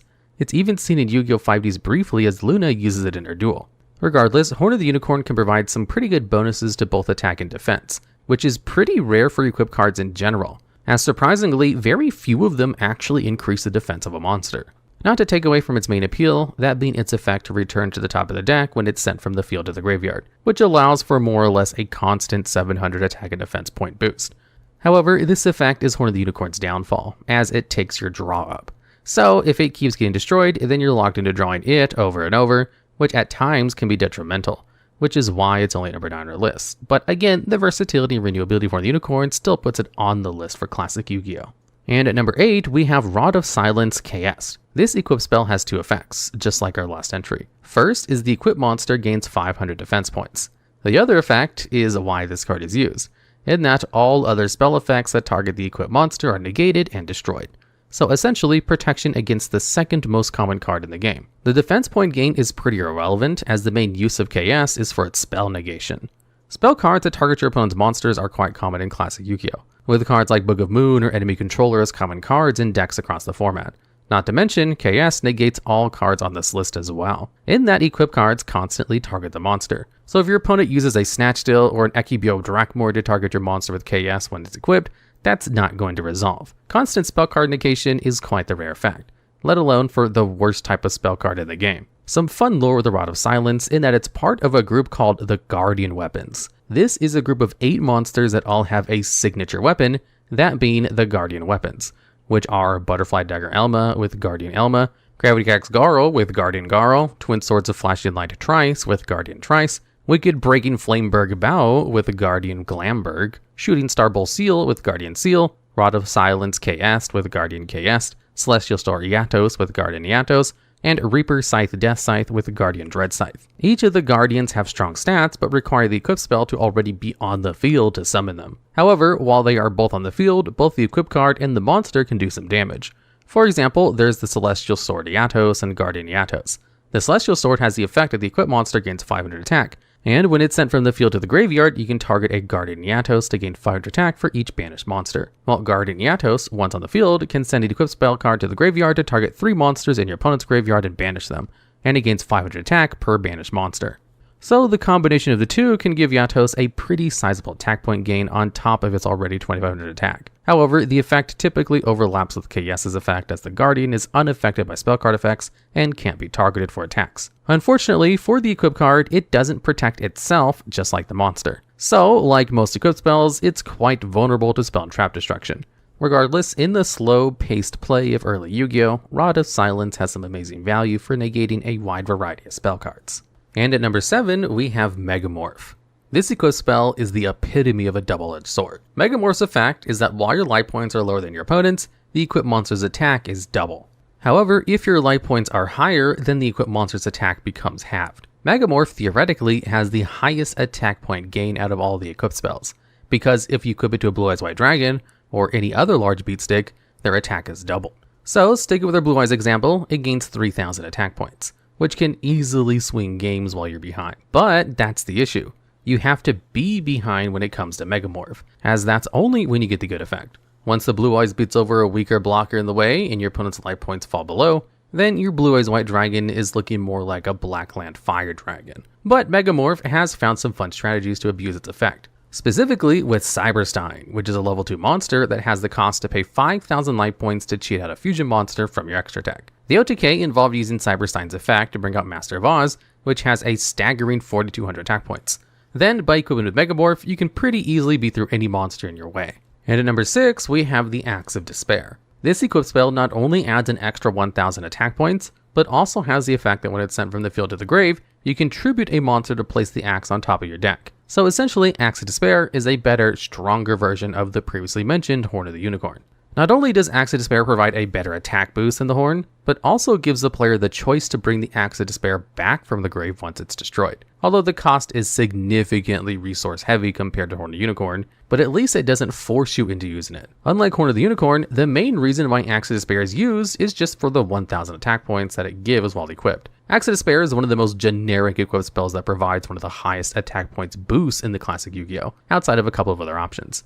It's commonly seen in beatdown or OTK decks like Benkei OTK, which is a deck that revolves around equipping armed Samurai Benkei with a bunch of equip cards and attacking multiple times, as the monster effect allows it to attack a number of times equal to the amount of equip cards equipped to it plus 1. Speaking of equipped spell cards that provide bigger boosts than Axe of Despair, next we have United We Stand. This equip spell has a pretty simple effect, that being the equipped monster gains 800 attack and defense points for each monster you control. Despite how simple United We Stand is, it's a common staple in all decks. The card flat out provides an 800 attack boost and quickly ramps up to 1600, 2400, 3200, and 4000 when you have a monster in each monster zone. However, getting a monster in every monster zone to fully capitalize on the equip card might prove a bit of a challenge in some cases. However, it's not impossible. To prevent the abuse of United We Stand, it was limited to 1 copy for pretty much its entire run in Classic Yu-Gi-Oh! There are some strategies that could easily get bodies on board and multiple copies of United We Stand, which could be pretty problematic in that slower format. Regardless, United We Stand provides a ton of battle damage for little to no cost. And most times, the 800 attack boost was all you needed for your equipped spells to beat over big monsters. When United We Stand was released back in 2003, it was only available as an ultra rare, and this followed for the next 3 sets that it was featured in, Labyrinth of Nightmare, Dark Beginnings 1, and Retro Pack 2. So United We Stand was quite the rare find for its time. Next up is the most used equipped spell for attack points, Mage Power. Similar to United We Stand, Mage Power was essentially the same type of card, but rather than gaining bonuses from monsters on the field, Mage Power granted 500 attack and defense for each spell and trap card you controlled instead. This essentially is just an upgraded version of United We Stand, as it's far easier to fill your back row with spells and traps compared to monsters. Although the bonus attack points are 300 less each, the ease of using spells and traps compared to monsters is significantly easier to ramp up the attack points. With a card in each spell and trap card zone, including a field spell, a monster can gain up to 3,000 attack from one United We Stand. The combination of the ease of use and how common it was to build a strong back row makes Mage Power one of the most commonly used equipped spells that gives attack points in classic Yu-Gi-Oh! It was limited to one copy, just like its brother United We Stand, for the same reason. However, the next couple of cards on our list are equally abusable and even outright banned in some cases. And at number 3, we have the King of Infinite Loops, Butterfly Dagger Elma. This equip card provides the equipped monster with 300 attack points, but has the effect that when the card is destroyed and sent to the graveyard, Butterfly Dagger Elma returns to the hand. Coincidentally, Butterfly Dagger Elma is also part of the Guardian cards that we mentioned previously on this list with Rod of Silence KS'd. So it's pretty safe to assume Butterfly Dagger Elma is banned and won't see the light of day ever again, unless Konami changes the effect entirely. Due to Elma's effects not having any limitations, Elma has been used for quite a number of broken infinite loops. The most common example is Royal Magical Library, which has the effect that each time a spell card is activated, you can draw one card. So if Elma was constantly destroyed by a card like Gearfree the Iron Knight, which has the effect that if equipped spell is equipped to it, you destroy the equipped spell, so just that creates a simple infinite loop which allows you to draw through your entire deck or combo off infinitely with cards that do burn damage like Fire Princess and Morale Boost. And at number 2, we have Premature Burial. This is essentially called the Haunted, but as an equipped spell, which is infinitely better. By that I mean its effect allows you to pay 800 life points to target one monster in your graveyard, and then special summon it in attack position. Once Premature Burial is destroyed, then you destroy that special summoned monster. Like the previous 2 entries as well, Premature Burial is also on the limited list at 1 copy in Classic Yu-Gi-Oh! This is because Monster Reborn S cards are either banned or limited in Classic Yu-Gi-Oh! Monster Reborn is usually banned, and Call the Haunted is also limited to 1 copy. The distinction between the two is that once the spell or trap card leaves the field, that special summon monster also says goodbye, unlike Monster Reborn. Regardless, Premature Burial is an insanely strong card for the classic era, where special summoning monsters from your graveyard is just incredibly powerful. Your boss monster or key combo piece got destroyed, well, bring it back by paying a low cost of 800 life points, no conditions, no hassle, and you could even bounce it back to your hand with Giant Trunade to do it over again. Last but not least is Snatch Steal, which is arguably the best equipped spell card in all of Yu-Gi-Oh! Probably because it doesn't even do what the typical equipped cards do. It's an offensive equipped card that targets a monster your opponent control and lets you take control of it, all for the low cost of giving your opponent 1,000 life points during each of their standby phases. Snatch Steal turns games around. There is so much utility in stealing your opponent's monster, from using it as a tribute for one of your monsters, using it as a cost for a card, and of course using it as your own to just attack your opponent. Which is why Snatch Steal is used in almost every single classic Yu-Gi-Oh! Deck because of how it can turn a game around and its versatility. Just like in the current modern format, Snatch Steal is limited to 1. But for a time, Snatch Steal even spent time on the ban list. And for a time, I mean for a really long time. Even in modern Yu-Gi-Oh! With as many negates and protection effects out there, Snatch Steal is still on the limited list. Because even still in modern Yu-Gi-Oh!, cards that take control of your opponent's monsters have heavy limitations on them. But we are talking about classic Yu-Gi-Oh! Here, where the game is a lot slower than modern, and there are very few, if no, negates for a card like Snatch Steal, which only strengthens how good the card is, which is why Snatch Steal is hands down one of the best equipped spells in classic Yu-Gi-Oh! For this video, we're calling the classic era just any cards released before synchros. And in this, we're going to look at some of the worst quick plays of these older cards. Starting us out at number 10, we have the Reliable Guardian. This quick play spell targets and raises the defense of a monster by 600 points until the end of this turn. Defense boosts are just not that good overall, even back when battle tricks were actually relevant, and this just happens to be the worst version of that effect. The reason why this card's attack counterpart, Rush Recklessly, actually saw some play is simply due to how combat mechanics line up in Yu-Gi-Oh! A defense boost will almost never allow you to trade up and remove an opponent's monster for using it. And while it may let you keep a monster around and do some damage to your opponent, you're always going -1 in the process. Though, there are cards that make it so that a higher defense monster will destroy an attacking one with less attack.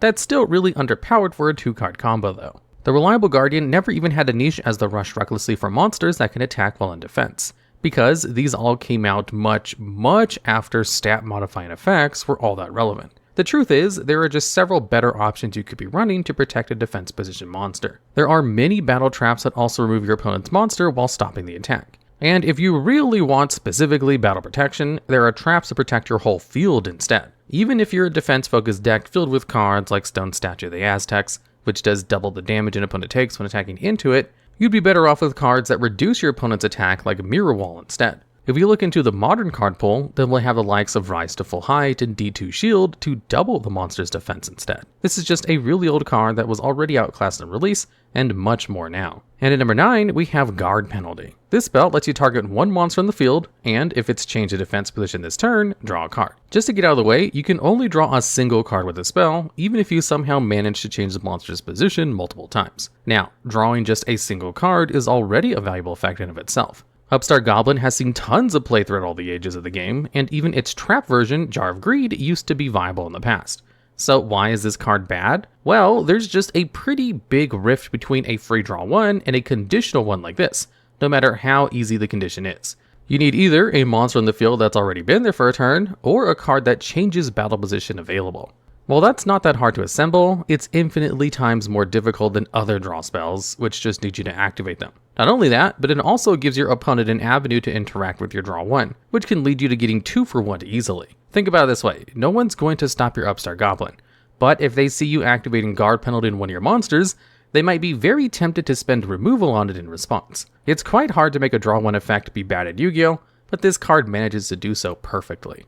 And at number 8, we have Ring of Defense. This quick play spell can be activated in response to the effect of a trap that would inflict damage, and it makes the effect damage 0. This card is obviously meant to be a counter to Burn, which was once a really feared strategy. The issue is that it just doesn't do its job very well. The first problem is that the best Burn cards usually inflict damage while also doing other stuff, like Ring of Destruction popping the monster, or Magical Cylinder negating the attack, both of which would still have their effects go through after Ring of Defense.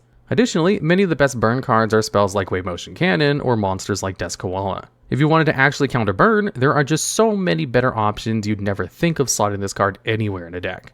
Barrel Behind the Door can be used on spells, traps, and monsters, and not only does it cancel the damage you take, it also sends it back to your opponent.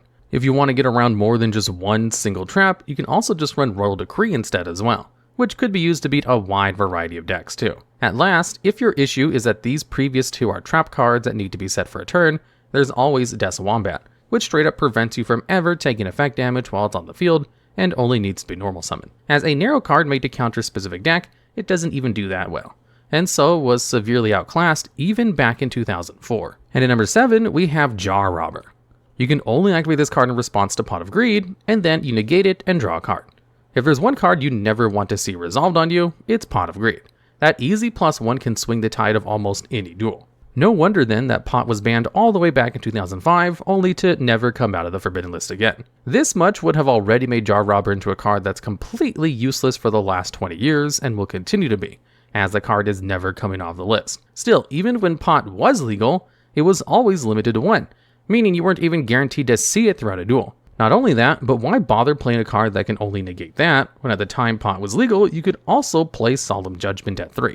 Sure, there's a bit of a bigger upside in negating a Pot with Jar Robber, but it's so much better to have the flexibility to negate any other card too instead. That's always been the issue with these highly specific countercards, and why none of them ever saw play. Call of the Grave, Anti-Raigeki, White Hole, and Griffin Wing are all counterparts to Jar Robber for Monster Reborn, Raigeki, Dark Hole, and Harpy's Feather Duster instead.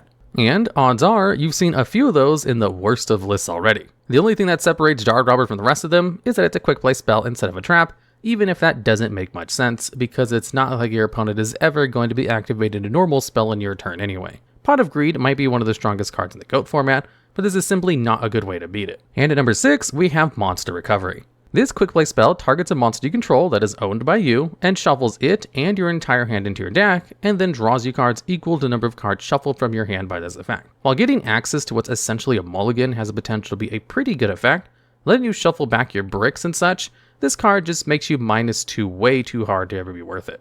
Since you only get to draw a card for each card that was in your hand at the time, and need to get rid of one of your monsters to activate it, you're always going -2 for that effect. On top of that, the extra clause saying it needs to be a monster that's owned by you also prevents you from comboing this with steal effects like Mind Control. If you really wanted to refresh your hand, you could be running Card Destruction instead, which is just a -1 and lets you set up graveyard synergies as well. On top of that, if you go just a couple of years after this card was released, there'd be Reload, which is pretty much just the same card, but without needing to shuffle back one of your guys. The small added benefit of this card is supposed to be that you can chain it to monster removal, so that your monster won't get outed, but rather sent back to your deck when you'd eventually be able to draw into it again. But this isn't even that good, as unless it's banished removal, monsters are generally more accessible from the graveyard than from the deck anyways. There are valid reasons to want an effect like this, and Card Destruction, Reload, and Magical Mallet have seen quite a bit of play due to it, but Monster Recovery is just so much worse than the rest of them that it's not even worth looking at. And at number 5, we have Soul Reversal. This card returns one flip monster from your graveyard to the top of your deck.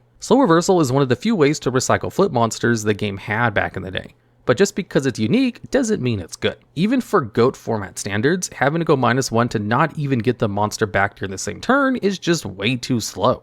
If you're looking at this card as part of a 2-card combo with something that draws to let you reuse a strong limited monster like Magician of Faith, it's still pretty bad.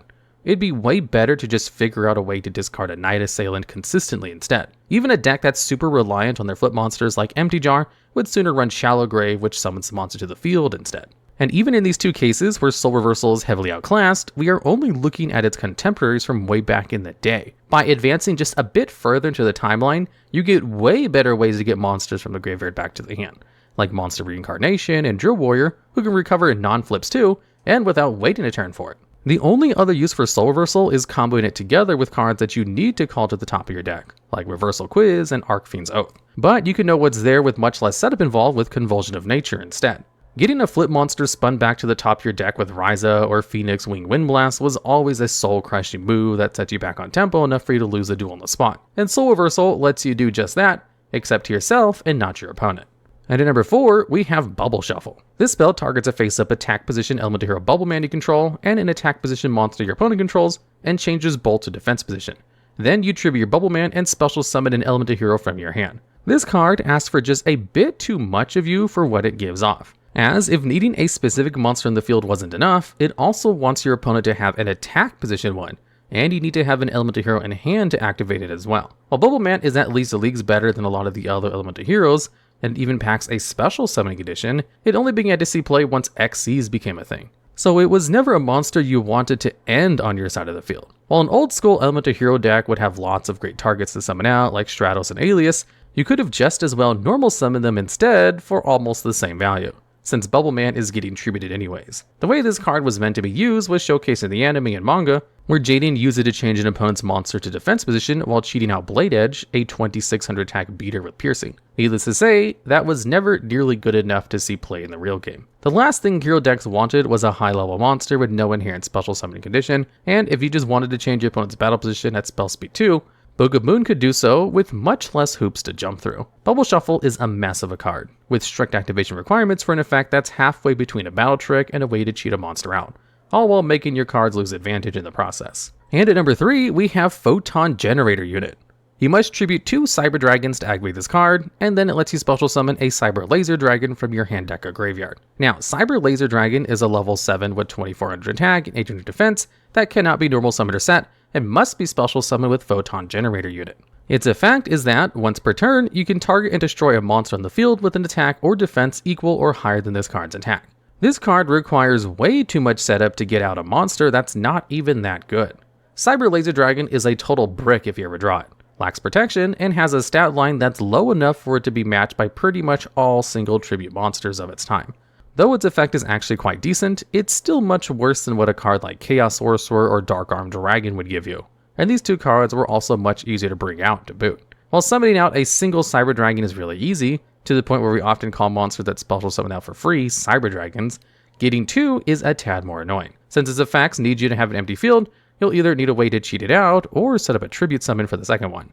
It doesn't help that Cyber Dragon also quickly got semi-limited after its release, making it even less likely for you to draw into both during a duel. And while you can use this card to tribute your Cyber Dragons in response to targeted removal and trade up, you're still only turning a -2 into a -1. Even in the best situations for Photon Generator Unit, where you manage to attack with both Cyber Dragons directly and then bring out their evolved form for a third attack all inside the battle phase, it's still not enough for a game. While if you had limited removal instead, it would be. Though with time, it'd eventually become trivial to have two Cyber Dragons out. You'd only get less reason to play Photon Generator Unit, as the same two Cydras meant Nova into Infinity and an Omni Negate. That much is a million times better than a mediocre boss monster this card wants you to run. And at number 2, we have Level Down, a quick play spell that targets a face-up level monster on the field, returns it to its owner's deck, and then special summons a monster from its owner's graveyard to the side of the field with the same name but a lower level, ignoring its summoning conditions. Level monsters were an early Yu-Gi-Oh gimmick where you'd have a monster that starts out weak but can level up and send themselves to the grave to summon other higher leveled versions from your hand or deck once their summoning conditions were met. The dilemma with them is that their gimmick was just a little bit too clunky to ever work. While there have been some level monsters to see play, like the Dark Mimit and Mystical Swordsman level 2, the level up gimmick was more or less ignored entirely. This is a roundabout way of saying that there was never really any reason to play level down as a counter to the mechanic, since most of the time people were playing the lowest level version of the monster anyway. Even if there were better level monsters around, you'd be better off playing actual removal rather than just swapping out your opponent's body for another. Though this card can also be used to target your own monsters and have them dodge effects, Book of Moon and Forbidden Lance are easier ways to protect your monsters without needing to have their weaker counterparts in the graveyard. On top of all of that, this card can't even answer the most threatening level monsters we've ever had. Horus the Black Flame Dragons level 6 and level 8 were sometimes teched into Dragon Ruler format, because you could search 6 with Blaster and then tribute summon it. This would net you a spell immune monster that would be able to negate all opponent spells if it ever beat over something by battle. The key takeaway here being that neither 6 nor 8 would ever be vulnerable to level down, due to either being unaffected by spells or able to negate them. The only thing to go down with this card is the strength of whatever deck it's included in. And finally, at number 1, we have Mirage Tube. This quick play spell cannot be activated from your hand, and it must be activated when a face-up monster you control is targeted for an attack, and inflicts 1000 damage to your opponent. It's only fitting, the worst quick play spell would be one in name only. The only thing that sets apart quick plays and traps is the former can be activated from the hand, something which this card's restriction stops completely. The most interesting part about this is having the restriction written on the card was completely pointless for several years, as its mechanic only really allowed you to use it during your opponent's turn, since they need to declare an attack. Well, up until the release of Condemned Maidens in 2014 anyways, so talk about future-proof. Either way, this is just a really bad way of inflicting burn damage to your opponent, being outclassed by several other cards of the same niche. Tremendous Fire wasn't even that big of a staple in burn decks at the time, and even though it also burns you for a bit, it's pretty much always just a straight up upgrade from this card. When you look at other effect damage options that also require your opponent to attack you, you both have Dimension Wall and Magic Cylinder, both of which do the job much better. Not only are they both inflicting much more on average, they also don't require you to control any monsters to be activated and stop you from taking any damage entirely, both huge upsides when compared to Mirage Tube. In the anime, this card's effect would instead negate the attack and inflict burn damage to your opponent equal to the attacked monsters, which makes the restriction make a bit more sense. That's a pretty clear side grade to Magic Cylinder, and the card's Japanese name, Mirage Cylinder, even reflects that. That's probably why they thought they couldn't bring the card to the TCG without some changes, where the original Cylinder was limited on the list at the time, and wouldn't leave the ban list until several years later after all. However, that didn't mean they needed to nerf it this hard and make it into one of the worst quick plays ever instead. If even Jaden didn't have a card as bad as this in his deck, no one should ever have it in theirs either. And starting us out at number 10, we have Shrink.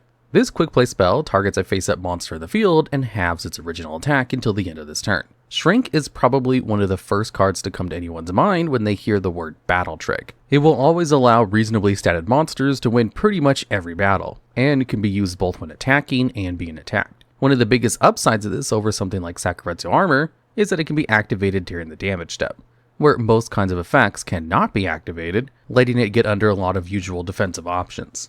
Shrink single-handedly power crept Rush Recklessly, which increased a monster's attack by 700, and replaced it entirely in all decks that wanted to run the card. At the time of its release, that was most commonly Gadgets, because they had just enough attack to trade with 1 tribute monsters after a Shrink. It was yet another piece of 1-for-1 removal in a deck that really maxed out on these. Shortly afterwards, it became a staple in Gladiator Beast decks, as their monsters all needed to have battled that turn to activate their effects, meaning that battle traps that removed monsters or negated attacks were just not that good. For that reason, many lists would opt to run cards like Shrink and Waboku instead, which made it extra dangerous for your opponent to attack into your monsters, as you'd then be able to use the tag out Glads during your opponent's battle phase too. And this is kind of where Shrink's usage ended. There wasn't really any deck after Gladiator Beast that would be better off using other battle traps, And even in there, players would eventually prefer to run more versatile back row, like Bottomless Trap Hole or Compulsory Evacuation Device. Not that big of a showing for Shrink, but that's just how we're going to start this list out. And coming in number 9, we have Necro Gardna. This is a level 3 Dark Warrior that, as a quick effect, can banish itself during your opponent's turn to negate their next attack. Gardna was the first good battle stopper activatable straight from your graveyard, and one of the first good generic graveyard effects we got in the game overall. This card would go on to be played on all sorts of mill and graveyard center decks for the foreseeable future, to the point where it was even limited on the ban list for a while. Dark Toolbox decks centered around Dark Arm Dragon would play it, since Dark Grepher and Armageddon Knight are both really easy ways to send it straight from the deck to the graveyard. Lightsworns loved it as well because all their monsters ended up milling for you for some amount, letting you sometimes get a free Gardna out in the graveyard. While yes, differently from a set back row, your opponent can see the Necro Gardna and play around it better than some unknown face down card, having it available almost for free without being vulnerable to removal more than made up for it though. And while they can see it's there, you'll still need to field multiple attacks to really make up for it. Old decks often would not have enough swarming power to flood a board just like that, making it very effective at protecting small monsters, especially in the early game. It also pretty much guarantees you won't die in a given turn, since you can always cancel the strongest attack your opponent has going through. Gardna was a deceptively strong part of any mill deck all the way until 2015, when Electromagnetic Turtle came out, which banishes itself from the graveyard to end your opponent's battle phase instead. Still, despite being power crept eventually, it's still a huge achievement that Gardna saw play for as long as it did. And now for number 8, there's Threatening Roar. This normal trap makes it so that your opponent cannot declare an attack this turn. Out of all the cards in this list, none of them are better at stopping an OTK from going through than Threatening Roar. It's chainable, meaning that back row removal won't stop its effect from going off, and just blanket protects you for a whole turn. It's also very much similar to the older Waboku, except it has the upsides of making your opponent unable to trigger effects that can only happen during attacks. Threatening Roar saw a lot of play in old explosive formats, such as Tier 0 Dad and Insectors. While these decks could kill you very easily, they couldn't really build a board to stop you from playing on your following turn. So skipping their battle phase was a great way to do a reversal and OTK them instead. Later on, it'd also become a decent option in Paleozoics as a chainable trap card that both keeps you and your Paleos alive. Threatening Roar has even been seen a small amount of play in the modern format as something you can tutor from Thrust and Trap Trick against Tenpai Dragon. Tenpai functions much like old school OTK decks in that it's really good at killing you in one turn, but sucks at making a board of its own, making this a pretty valid option. Against a deck that can deal upwards of 36,000 damage during the battle phase, anything short of stopping them from attacking entirely is just not going to be enough. And at number 7, we have Magic Cylinder. This is a normal trap that targets an opponent's attacking monster, negates the attack, and then inflicts damage to your opponent equal to that monster's attack. As far as being a battle trick goes, Magic Cylinder is quite mediocre. I mean, yeah, it deals with the attack, but it doesn't really deal with the monster, meaning next turn, they'll be ready to bash you with it again. However, Cylinder excels at being a burn card, and one of the best game enders that burn decks can have access to. Back in classic Yu-Gi-Oh!, you'd even see this card being ran in non-burn decks as a very cheesy way of ending games. You get into a grind game with an opponent, and then they'd finally get the upper hand and manage to establish a big monster, only for you to get surprised and get KO'd by this instead. The inherent sackiness this card had made it very much like Ring of Destruction back in the day, something that could turn a one game into a loss by itself.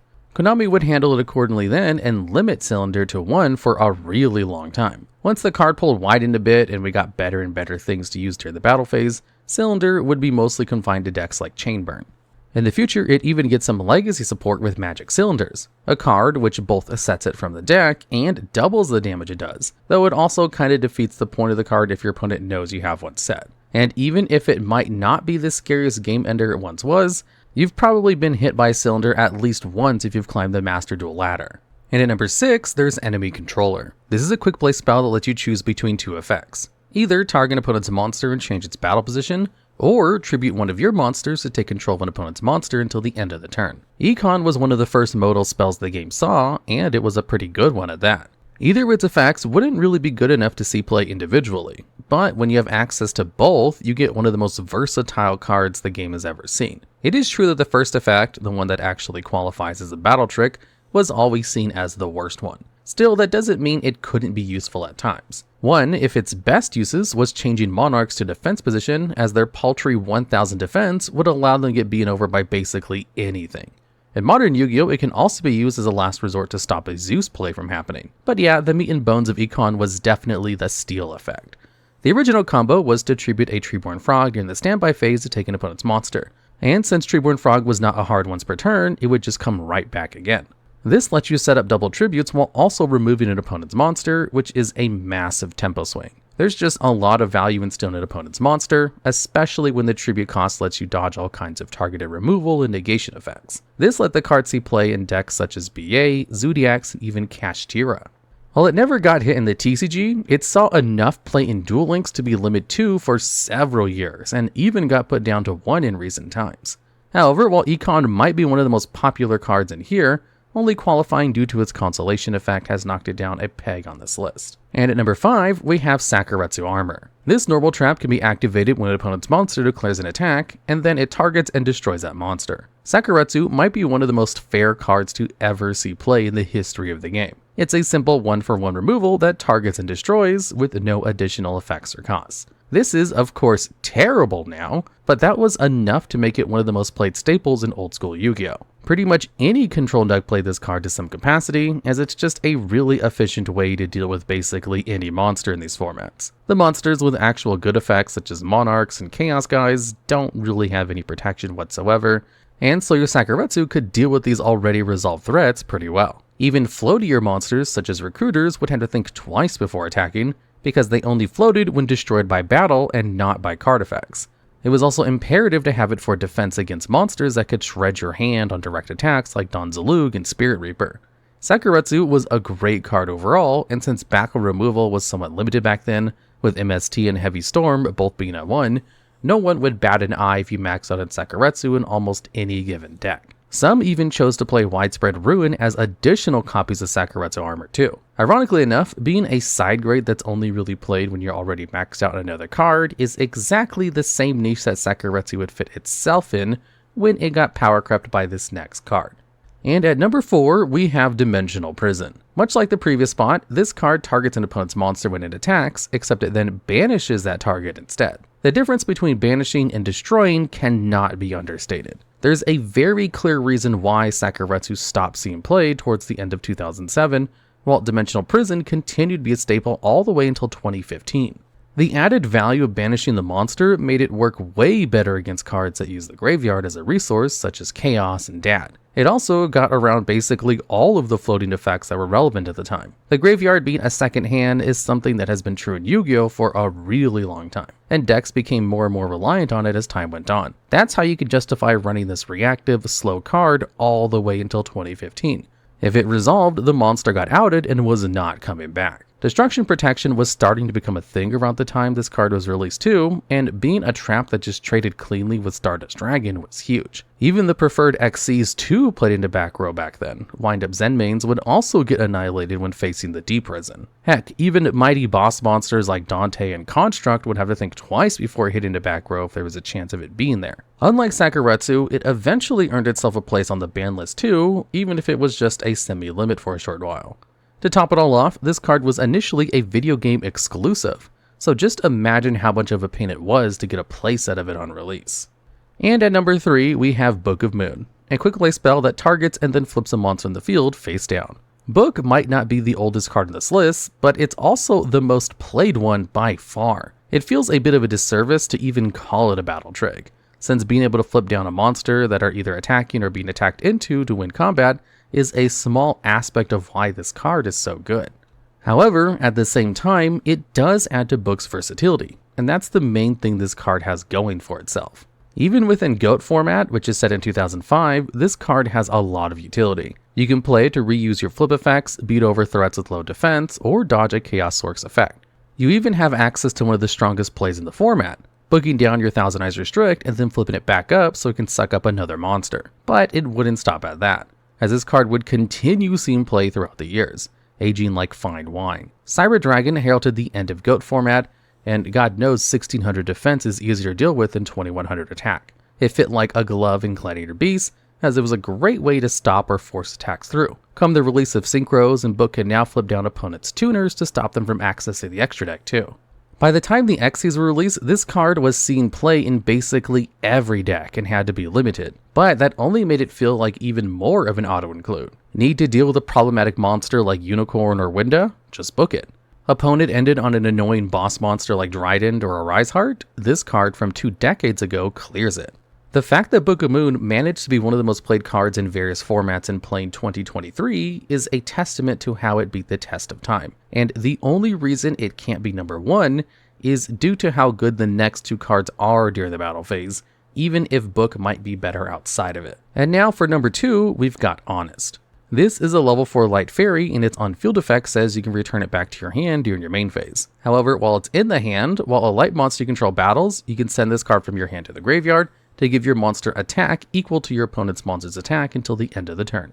Honest is one of the first meta hand traps we ever got, and even if it might not function like modern hand traps do, I can guarantee getting hit by an unexpected Honest was just as bad as the timely Nibiru. The main benefit of Honest is just how extremely difficult it is to play around. Unlike other battle traps, you don't have to set it on the field before using it. So, as long as you have a light monster in attack position and a card in hand, you can be representing an Honest. Plus, it can be dropped straight during damage calculation, a window in which no other battle tricks will be able to interact with. Honest is just straight up an I win button for combat when it comes to light decks, and it being released alongside Lightsworns is certainly one of the reasons why the archetype was good for as long as it was. You can even use it offensively to go for game too. By honesting over a monster, not only are you removing a threat, you're also damaging your opponent for at least as much attack as your monster has. Pair it with a big monster attacking over a smaller one, as well as maybe a second or third Honest since it's not a once per turn, and you've got the reason why this card had to be limited. Another big thing about Honest is that despite being a battle trick, it's also a body, and an incredibly relevant one at that. 1900 defense is just enough for it to soak some pressure if it's all you've got around, and then you can just bounce it back to your hand once you've drawn into more monsters.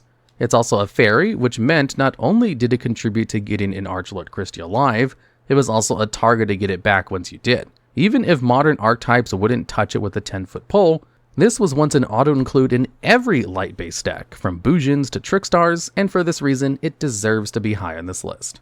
And finally, at number 1, we have Mirror Force. Everybody already knows, but Mirror Force is a trap that can be activated when an opponent's monster declares an attack, and it destroys all attack position monsters they control. This card is so iconic, it'd be impossible to have it anywhere but at number 1. Be it from playing the game or watching the anime, everyone knows how devastating it is to be hit by an unexpected Mirror Force. Limited from its very release, this card was one of the big bombs you had to be playing around at all times, ranking up there with Torrential Tribute. With so few good spell trap removals to go around back then, your best shot was often to switch some monsters to defense position before going to the battle phase, just to ensure you wouldn't get blown out by a Mirror Force. A tactic as ingrained into retro players' minds as attacking lowest to highest due to Gores, or setting just a single back row in fear of Heavy Storm. For a really long time, this was just an auto-include in every deck, only taking a break every so often when the format was really degenerate. Every Goat and Edison decks you find will be on that single copy, save for a very few select exceptions. It's just a really solid non-targeting removal option that often trades at least 2 for 1. Even as we got more monsters that could deal with Mirror Force like Stardust Dragon and Wind Up Zenmaines, it was still worth playing, as it's not like your opponent would always be able to go into those. It took MST going to 3 and a ton of extra power creep for people to start going off this card, and even then, it wouldn't disappear completely just like that. You can find tops playing this card for every month of the year up until 2015 or so, where it would start falling off, because that was also when we began to get some very good Mirror Force retrains, those being Storming, Quaking, and Drowning, all of which also saw play too. Even as far as 2017 with Zodiacs and Paleos wrecking havoc, you could still find people sleeving up a trusty Mirror Force from the 2002 to surprise an opponent with. Mirror Force is a card that has impacted the game like few others ever could, and it's reached such legendary status that it could only be rivaled by Monster Reborn when it comes to iconic cards. So where else should it be if not number 1 on this list? Rising to start this list off at number 10 is the Fire Attribute Powerhouse Horus the Black Flame Dragon level 8. Releasing in 2004's Soul of the Duelist set, Horus's 3000 attack and 1800 defense give it a pretty solid standing during the battle phase, but its super strong effect is what earns it a placement on this list. Often, floodgate effects are balanced around both players having to work around the restrictions, like skill drain, which, spoiler alert, we'll be talking about later.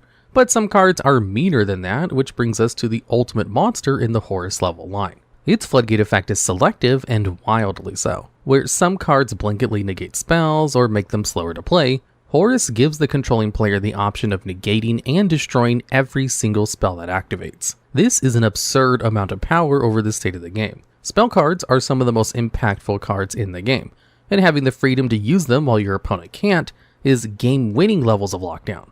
So, if it's so good, why hasn't Horus the Black Flame Dragon level 8 seen competitive play to match its power level? That's because of its summoning conditions. Horus cannot be normal summoned or set, and even more constricting, cannot be special summoned by anything other than the effect of Horus the Black Flame Dragon level 6.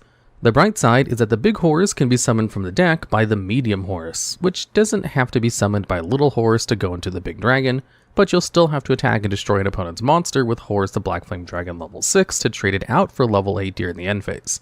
The workaround to this is to use the spell card Level Up, which can evolve level 6 into level 8, immediately ignoring its summoning conditions. But now you're devoting probably too much of your deck to breaking out this powerful but slow monster. Even Horus's retrained archetype gave up on the old level evolution mechanic, drawing aesthetic inspiration from the original card, but deriving little else. Horus the Black Flame Deity is a good card and much more adaptable than its previous incarnation. But it's also not a floodgate. Still, despite these difficulties, Horus the Black Flame Dragon level 8 would shockingly see a handful of competitive placements during Dragon Ruler format, which is a testament to just how good it can be if you manage to get it on the field. Horus wouldn't catch an anime original appearance until episode 168 of the Yu-Gi-Oh! GX anime, used by duelist Taigo Serrano against Jaden Yuki. Although Taigo would summon his ace, it would eventually fall to Jaden's Elemental Hero Flame Neos, and Taigo would go on to lose the duel. Salty at this defeat, Taigo's emotional unrest causes deck to become corrupted with darkness, attracting the shadow entity known as Truman. In episode 172, Truman would use Taigo's deck, including Horus and Black Flame Dragon level 8, to defeat Tyranno Hazelberry. But as cool as Horus is, it doesn't have the staying power of other floodgates from classic Yu-Gi-Oh! Fortunately, that doesn't completely disqualify Horus from this list, instead making the biggest Black Flame Dragon the perfect candidate for the bottom spot. For this list's number 9 spot, we're choosing to play tribute to the Ojama King, a level 6 Light Beast fusion that's also released in Soul the Duelist. With 0 attack and 3000 defense, it might not seem like much of the offensive force that Horus was, but underestimating the Ojamas is at your own peril. It looks a little funky, but Ojama King packs a powerful floodgate effect. When Ojama King hits the field, you get to select up to 3 of your opponent's main monster zones and lock them down. This comes at the cost of a triple monster fusion, since Ojama King's materials are 3 low-level normal monsters with no attack: Ojama Green, Ojama Yellow, and Ojama Black. But the Ojamas have Search and Swarm to compensate for the cost of Ojama King, with cards like Oja Magic, which when sent from hand or field to the grave searches the 3 previously named Ojamas, and Ojama Red, which on normal summon can special summon up to 4 Ojamas from hand. But while that's all very fun and cool, thankfully there's no restrictions on cheating Ojama King out of the extra deck. Meaning that if you're playing GOAT format, you can use Metamorphosis plus any level 6 to immediately lock down 3 of your opponent's main monster zones. This is probably why competitive usage of Ojama King dropped significantly following Metamorphosis' October 2005 introduction to the limit list, going from 3 usable copies to just 1. While Ojama King would never recover from the limiting and eventual banning of Metamorphosis, it's still out there waiting. One day, some other card will open the door to easily cheat out level 6 plus effect fusions, and the King will return, potentially combined with the continuous spell Ground Collapse to lock out all of your opponent's main monster zones. And in Duel Links, Ojama King was also pretty good. When it released with the GX World in September 2017, the extra monster zone was years away from becoming part of the format. You only had 3 monster zones total, and Ojama King could lock them all down instantly. While never a true meta threat, if you weren't prepared for it, you lost to it, and Ojama King would continue to see inclusion on King of Game decks lists for years to come, although often in unsummonable capacity and only included because it's funny or by fans of Yu-Gi-Oh! GX, which is where Ojama King made the bulk of his anime appearances. First summoned in episode 39 during Chaz Princeton's duel against Don Zaluk, Ojama King was a mainstay in the deck of Chaz for the rest of the series. The final time it hit the field was in episode 165 against Jaden Yuki, although it did have a brief appearance in episode 106 of Yu-Gi-Oh! Arc 5 as well. And at number 8, we're activating another important card from Yu-Gi-Oh! Animes, and arguably one of the most iconic spells in the game, Swords of Revealing Light. Releasing all the way back in the TCG's first ever set, The Legend of Blue Eyes White Dragon, Swords of Revealing Light would also feature in the format's first iteration of the Limitless, getting knocked down to 2 playable copies in May of 2002, and just 1 by December. Although powerful board breaker spells like Raigeki and Dark Hole were a huge part of classic Yu-Gi-Oh!, the pace of the game was much slower, and the battle phase much more important. Swords of Revealing Light put a stop to that for 3 of your opponent's turns, during which time the card will remain on the field despite being a normal spell. That bit of funkiness is a result of the card releasing before some of the game's particulars had been fully locked down, and is an interesting thing to note. Modern retrains of the card, like Swords of Concealing Light and Spiritual Swords of Revealing Light, are continuous, but the normal categorization of the original Revealing Swords has persisted. So, Swords of Revealing Light stops your opponent from declaring attacks during the battle phase for 3 of their turns until the card removes itself and the floodgate opens. But there are other ways to stop your opponent from attacking that can last longer, like Gravity Bind, Messenger of Peace, Array of Revealing Light, Wall of Revealing Light, Level Limit Area B, and even Thousand Eyes Restrict. Still, Swords of Revealing Light takes a spot because it's been around since the beginning, and is a very distilled version of a floodgate. You activate this card, and your opponent can't attack. Oh, and all their face-down monsters are flip face-up. We hadn't even mentioned this part of the effect yet because it's less important since not too many cards rely on flipping, and often those that do have ways to rebook and flip themselves anyway. Of the floodgates similar to Swords of Revealing Light, Messenger of Peace and Thousand Eyes Restrict saw and continue to see the most experimentation, which we're mentioning now because for the purposes of this video, I want each card to perform a different function, so they won't come up later. But that's not because they aren't important in their own right, but the cultural importance of Swords of Revealing Light in Yu-Gi-Oh! Is apparent from the prevalence of related cards and art features. The swords shine in the artwork of a Release Restraint Wave, Scarlet Security, Force Activation, Heraldry Burst, and maybe Silent Swordsman level 3. And it even has a monster evolution in the form of Swordsman of Revealing Light. In addition to Swords of Concealing Light and Spiritual Swords of Revealing Light, Array of Revealing Light and Wall of Revealing Light also take inspiration from this iconic spell. And there's even the monster Weather Control, which destroys all of your opponent's copies of Swords of Revealing Light as a flip effect, and grants a second battle phase immediately after your next one if the destruction is successful, so watch out. That man-eater bug you were expecting to safely neutralize with swords before playing your monsters might be a weather control instead. Anime-wise, this card got original protagonist Yugimoto out of a ton of jams, including Yugi's first duel against Edo Kaiba in episode 1, and again in this ceremonial duel to bookend the end of the series in episode 221. But even before Duel Monsters, Swords of Revealing Light appeared in the first anime with Yugi using it to stall for time while he drew Exodia. It's also got brief appearances in Yu-Gi-Oh! GX, 5Ds, and Zexal, providing further confirmation of this card's iconic status. Upon reflection, the number 7 spot on this list will go to 2 cards, but they're both mirrors, so it makes sense to see double. Light Imprisoning Mirror and Shadow Imprisoning Mirror are both continuous traps from the 2007 set Gladiator's Assault. And where other floodgates get their viability from their oppressive broadness, Shadow and Light Imprisoning Mirror are much more targeted. Their effects are really simple. Shadow Imprisoning Mirror negates all dark monster effects on the field and in the graveyard. Light Imprisoning Mirror negates all light monster effects on the field and in the graveyard. And that's really what sets these 2 mirrors apart from other floodgates. They're just general enough to be good, but specific enough to never justify catching a decklist spot on their own merit. But because Yu-Gi-Oh! Doesn't exist in a vacuum and the strength of cards is constantly measured and recalibrated against what other cards they are likely to run into, both mirrors have seen significant amounts of competitive play over the 17 years they've been in the game. Both enjoy a consistent smattering of use with enormous spikes in the meta shifts in a way that calls for continuous mirrors to check the power levels of light and dark. Take late 2014 for example, which is when Shadow Imprisoning Mirrors saw its largest jump in usage.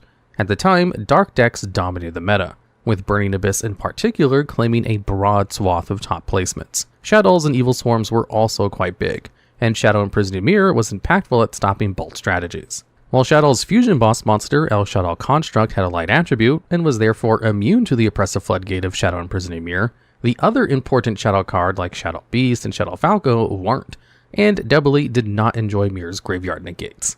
Light Imprisoning Mirror saw its highest spike in play at a similar time as its Shadow counterpart, though its heyday began a few months earlier in spring and summer of 2014. Decks like Bujins, Agents, and most of all Lightsworns struggled against it.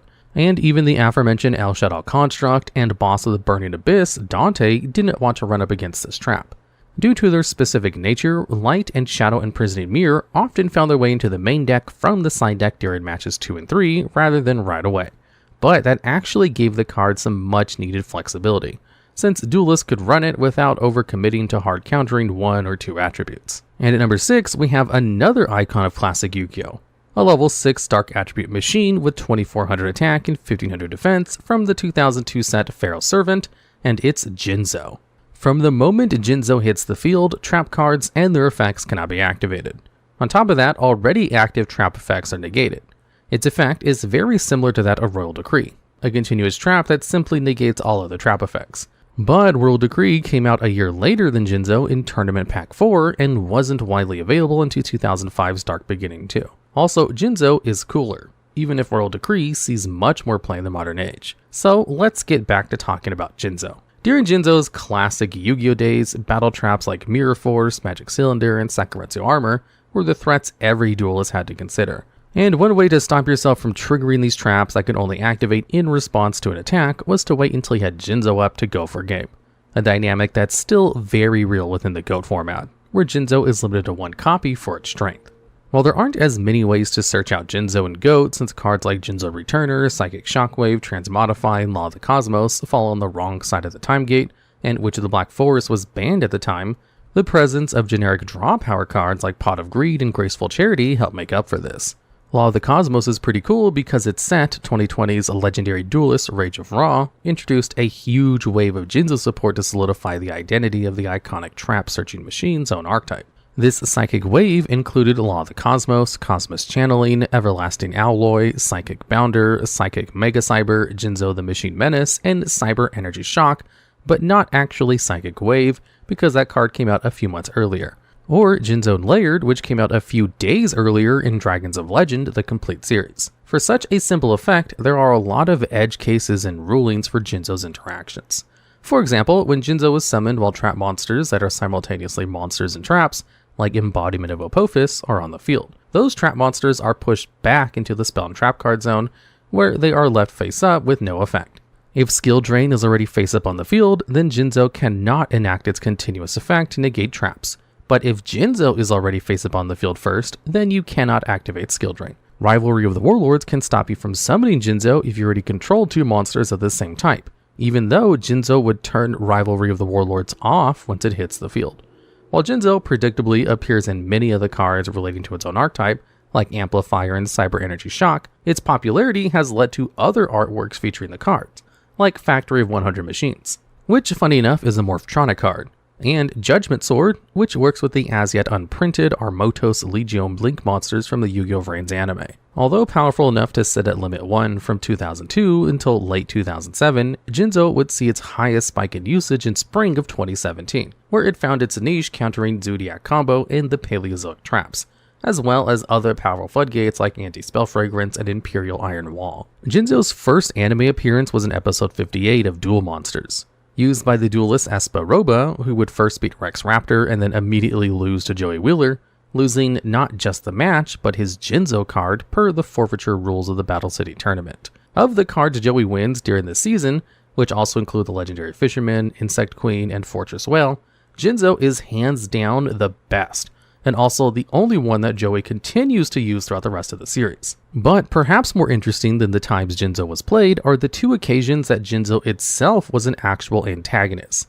In episode 108, while the remaining Battle City finalists and hangers-on were trapped in Noah Kaiba's virtual world, the digital ghost of Gozaberu Kaiba's former assistant, Lecture, would take on the form of Jinzo to challenge Seto Kaiba to a duel for control of his mortal body. Lecture would lose, but got another chance when the members of the Big Five challenged Yugi and Joey to a tag duel that they would also lose. But Jinzo would actually appear as its own opponent a second time in episode 14 of the Yu-Gi-Oh! GX anime during a duel against Jade and Yugi, one that Jinzo would lose again. Standing watch at number 5 are the Barrier Statue monsters, represented by the Wind Attribute Rock Barrier Statue of the Stormwinds. There are 6 Barrier Statues in total, 1 for each attribute minus Divine, and they were all released in the 2006 set Cyberdark Impact. Their typings vary along with their attributes, but every barrier statue has 1000 attack and defense. Their effects are also similar. Each statue prevents both players from special summoning monsters except those of their own attribute. The obvious intention here is to include the statues when you play only a single attribute, skipping around their constraints for your own plays. Because the statues don't punish their own attribute, it follows that the Barrier Statue of Heavens and Barrier Statue of Abyss are used less frequently, despite Light and Dark being the most common attributes in the game. In fact, the two historically used the most are the Water attribute, Barrier Statue of the Torrent, and Wind attribute, Barrier Statue of the Stormwinds. Torrent was especially popular in 2017, synergizing with frogs and Paleozoics. Barrier Statue of the Stormwinds saw spikes around the same time in 2016 and 17, but most notably again in 2022, where its application was so painful that this card from 2006 was banned in early 2023. Early decks utilized Stormwinds often ran Magispectors with Ties of the Brethren at 3 copies. Other decks went all in on Barrier statues and stun, running multiple statues with other powerful floodgates like Fossil Dino Pachycephalo, Vanity's Emptiness, and Banisher of the Radiance. But those decks aren't what got Barrier Statue of the Stormwinds banned. That dubious honor belongs to Floowandereeze. The story of this archetype is cute at first. It's about a wandering birdie traveling the globe, making friends along the way, and seeing cool sights. But the story takes a dark turn as soon as you step out of card lore and into the competitive scene. Able to end its own archetypal floodgate to negate monster effects, Floowandereeze loves to play during your opponent's turn and tribute monsters. Combined with the card's penchant for banishing themselves and then adding themselves back to the hand, and the Barrier Statue of the Stormwinds option, Floowandereeze games would often rest in binary states of do you have the out or not. If you do, you get to play some. If you don't, you have to have fun doing nothing until you lose. Anyway, Floowandereeze got Barrier Statue of the Stormwinds ban, making it both one of the most played and most penalized barrier statues, and also the most fun to talk about, hence its placement as number 5 on this list. Caught in a standoff at number 4, it's a continuous trap from the 2003 set Magician's Force, Rivalry of Warlords. Like every other card on this list, it's a powerful floodgate that drastically changes how your opponent, and sometimes you, play the game of Yu-Gi-Oh! By making it way harder. Specifically, Rivalry of Warlords punishes decks that contain multiple typings, which is most decks. But critically, not all. Rivalry of Warlords functions well in decks that specialize in one primary typing, like Labyrinth, which are all fiends, Runic builds, which often control very few monsters, Dragon Link, which are all mostly dragons, even Earth Machines, which are all machines, and Eldritch, which are all zombies, and even has the added bonus of running Zombie World to double down on Rivalry's ruinous effect. So those are some single type favoring decks you might run Rivalry of Warlords in, and basically any deck that wouldn't run Rivalry is at risk of getting Rivalried. It's pretty mean to decks like Branded Despia, Horus, and even Snake Eyes, and on top of that, Rivalry of Warlords can shield against the Kaijus, some of the most reliable boss monster option removals in the game. Under Rivalry, Cumulus the Sticky String Kaiju, an insect, can't tribute the Arrival Cyberse at Ignister, a Cyberse, as cost if you already control another Cyberse monster. It's no surprise that Rivalry of the Warlord has seen expansive experimentation in the over 20 years it's been TCG legal. And it even got a spiritual sequel, Gozen Match, which does the same thing but for attributes. After release of Gozen Match in 2008, the two floodgates were often discussed together, and their benefits and drawbacks within different deck contexts compared to see which was best, and whether you might as well run both. And since it's such a powerful card, its one anime appearance is probably pretty important, right? Well, not at all.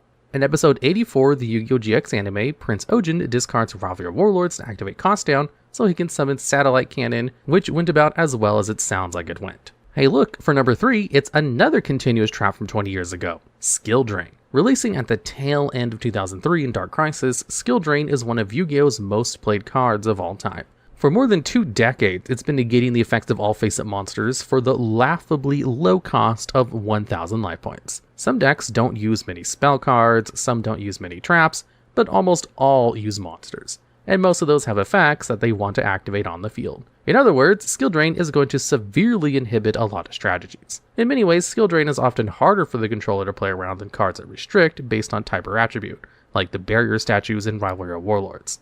This gives the card an imperfect sort of balance, since not every deck wants to use it. But when it's on the field, well, powerful floodgates like Skill Drain are a big part of what keep back row board-breaking cards like Harpy's Feather Duster and Lightning Storm in business. Notably, Skill Drain does not negate monster effects that activate from the hand, graveyard, or banishment. This opens up options for making plays under skill drain, as well as many more decks that are able to use skill drain. Tenyi, for example, are an archetype of worms that love activating their effects from the hand and graveyard to power up non-effect monsters on the field. Run as many copies of Skill Drain as you can with your Tenyis. In Goat format, Skill Drain can make your goblin armies playable. Attack with Gyra Gumo without risking half your life points, flip the Immortal of Thunder face up so its 3000 life point gain is negated, but you still take 5000 when it's destroyed. Skill Drain is on the field and all bets are off, lose your mind. And speaking of losing your mind, here's a card that might cause that to happen to you. Eradicator Epidemic Virus is number 2, and it's coming for you, your hand, your deck, and every spell or trap card that you hold on to.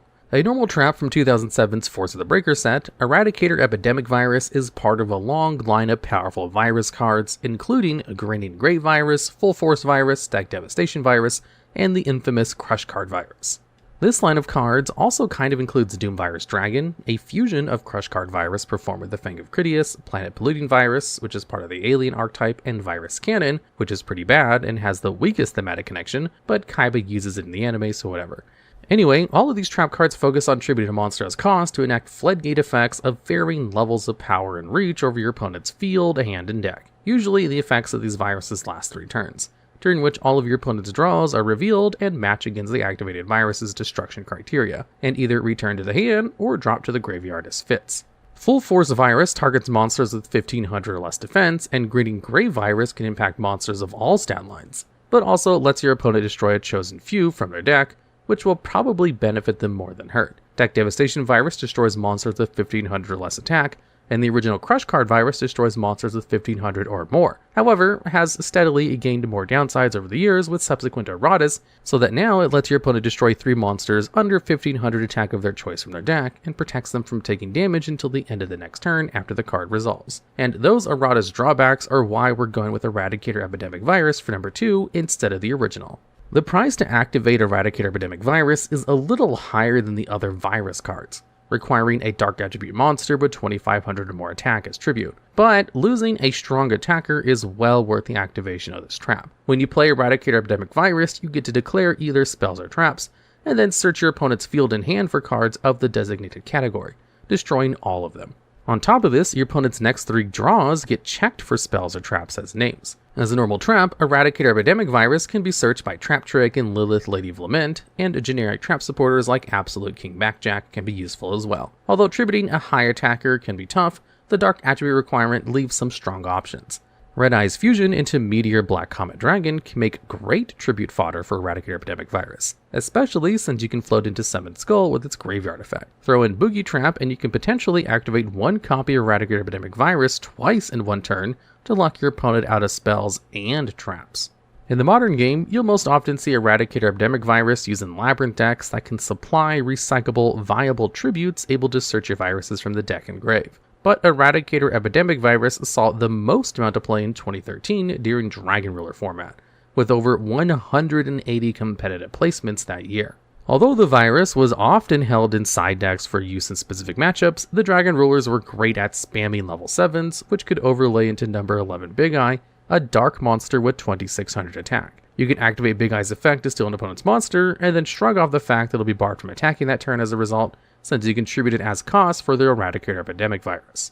Colossal Fighter was also useful as a quick level 8 synchro monster that had both Dark Attribute and 2800 attack. Evil Swarm decks were also big at the time and made use of Eradicator Epidemic Virus, and would often overlay into the rank 4 Evil Swarm Ophion, which can search an Infestation spell or trap card before enabling the virus with its 2550 attack. Before we get to the number 1 card on this list, I want to take a second to mention 2 honorable mentions: Dimensional Fissure and Macrocosmos. Both of these powerful floodgates effectively turn off your opponent's graveyard by rerouting cards that would go there into banishment instead, and have seen a large amount of play over the many years that have been part of the TCG. It'd be wrong not to mention them, and it'd be wrong to put them at a lower spot on this list. But the number 1 pick also is a Graveyard Disruption Floodgate that's arguably more iconic than both Dimensional Fissure and Macrocosmos, even if it has seen less competitive placements. Still, Fissure and Cosmos absolutely deserve mentions near the top, so I just wanted to take a moment to do that. And the number 1 spot on this list belongs to the Blazing Sun and Arid Land of the Gravekeepers with their field spell, Necro Valley.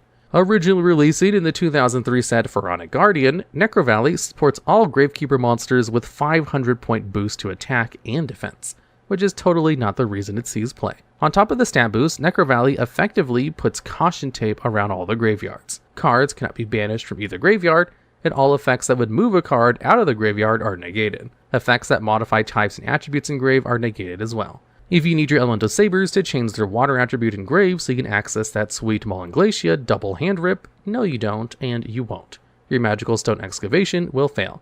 Chaos Dragon Legionnaire is dead in hand. If you wanted to banish a Mizuki in grave to revive another zombie, you're out on both counts. In modern Yu-Gi-Oh!, many decks rely heavily on the graveyard and treat it as a second hand where you can stockpile resources and store names in a more accessible spot than deep in the deck, and Necro Valley stops all of that. What it doesn't stop is grave setup, which is where Dimensional Fissure and Macrocosmos shine. While Necro Valley stops you from digging things out of the grave and other interactions within, your opponent can still move things into the grave so that they're ready to pop off if Necro Valley leaves the field. Dimensional Fissure and Macrocosmos redirect cards going into the grave to somewhere else, but don't stop the cards already sequestered in the grave from going that way too. But one area where Necro Valley beats Fissure and Cosmos and so many other powerful generic floodgates is searchability. Terraforming, Ancient Fairy Dragon, Gravekeeper's Commandant, and even Foolish Burial Goods dumping Rainbow Bridge of Salvation can all confirm your copy of Necro Valley. Even Favorite Hero can activate Necro Valley from deck, and in Duel Links, Neos Fusion into Elemental Hero Brave Neos plus Favorite Hero into Necro Valley was lethally oppressive for a time. Using Metaverse to search Necro Valley in response to your opponent's play can build your field while shutting down their strategy, which is also good. Necro Valley is often considered kind of a poster child for Yu-Gi-Oh! Anti-meta. Printed way before the time when it would become most useful, Necro Valley waited until the game had advanced to a state that made it quite strong in reaction to whatever game-dependent metas it found itself in. Dragon Rulers, Necros, Zodiac, Zombies, and more all hated the oppressive heat of Necro Valley. The precision with which Necro Valley countered dominant decks cemented its place in the Yu-Gi-Oh! Anti-meta legacy, and it will really never go away. As long as dominant decks rely on the graveyard, and they're never going to fully stop, Necro Valley is a threat that players have to contend with. The Valley of Eternal Rest forever looms on the horizon, and the game of Yu-Gi-Oh! Lives in the strange shadows of its blistering sun. It is the #1 pick for this list, and though usage of Necro Valley will go with the flow of the competitive meta, a time will always come when the field spell will rise again, and it will rise alone because when Necro Valley is on the field, everything else stays down.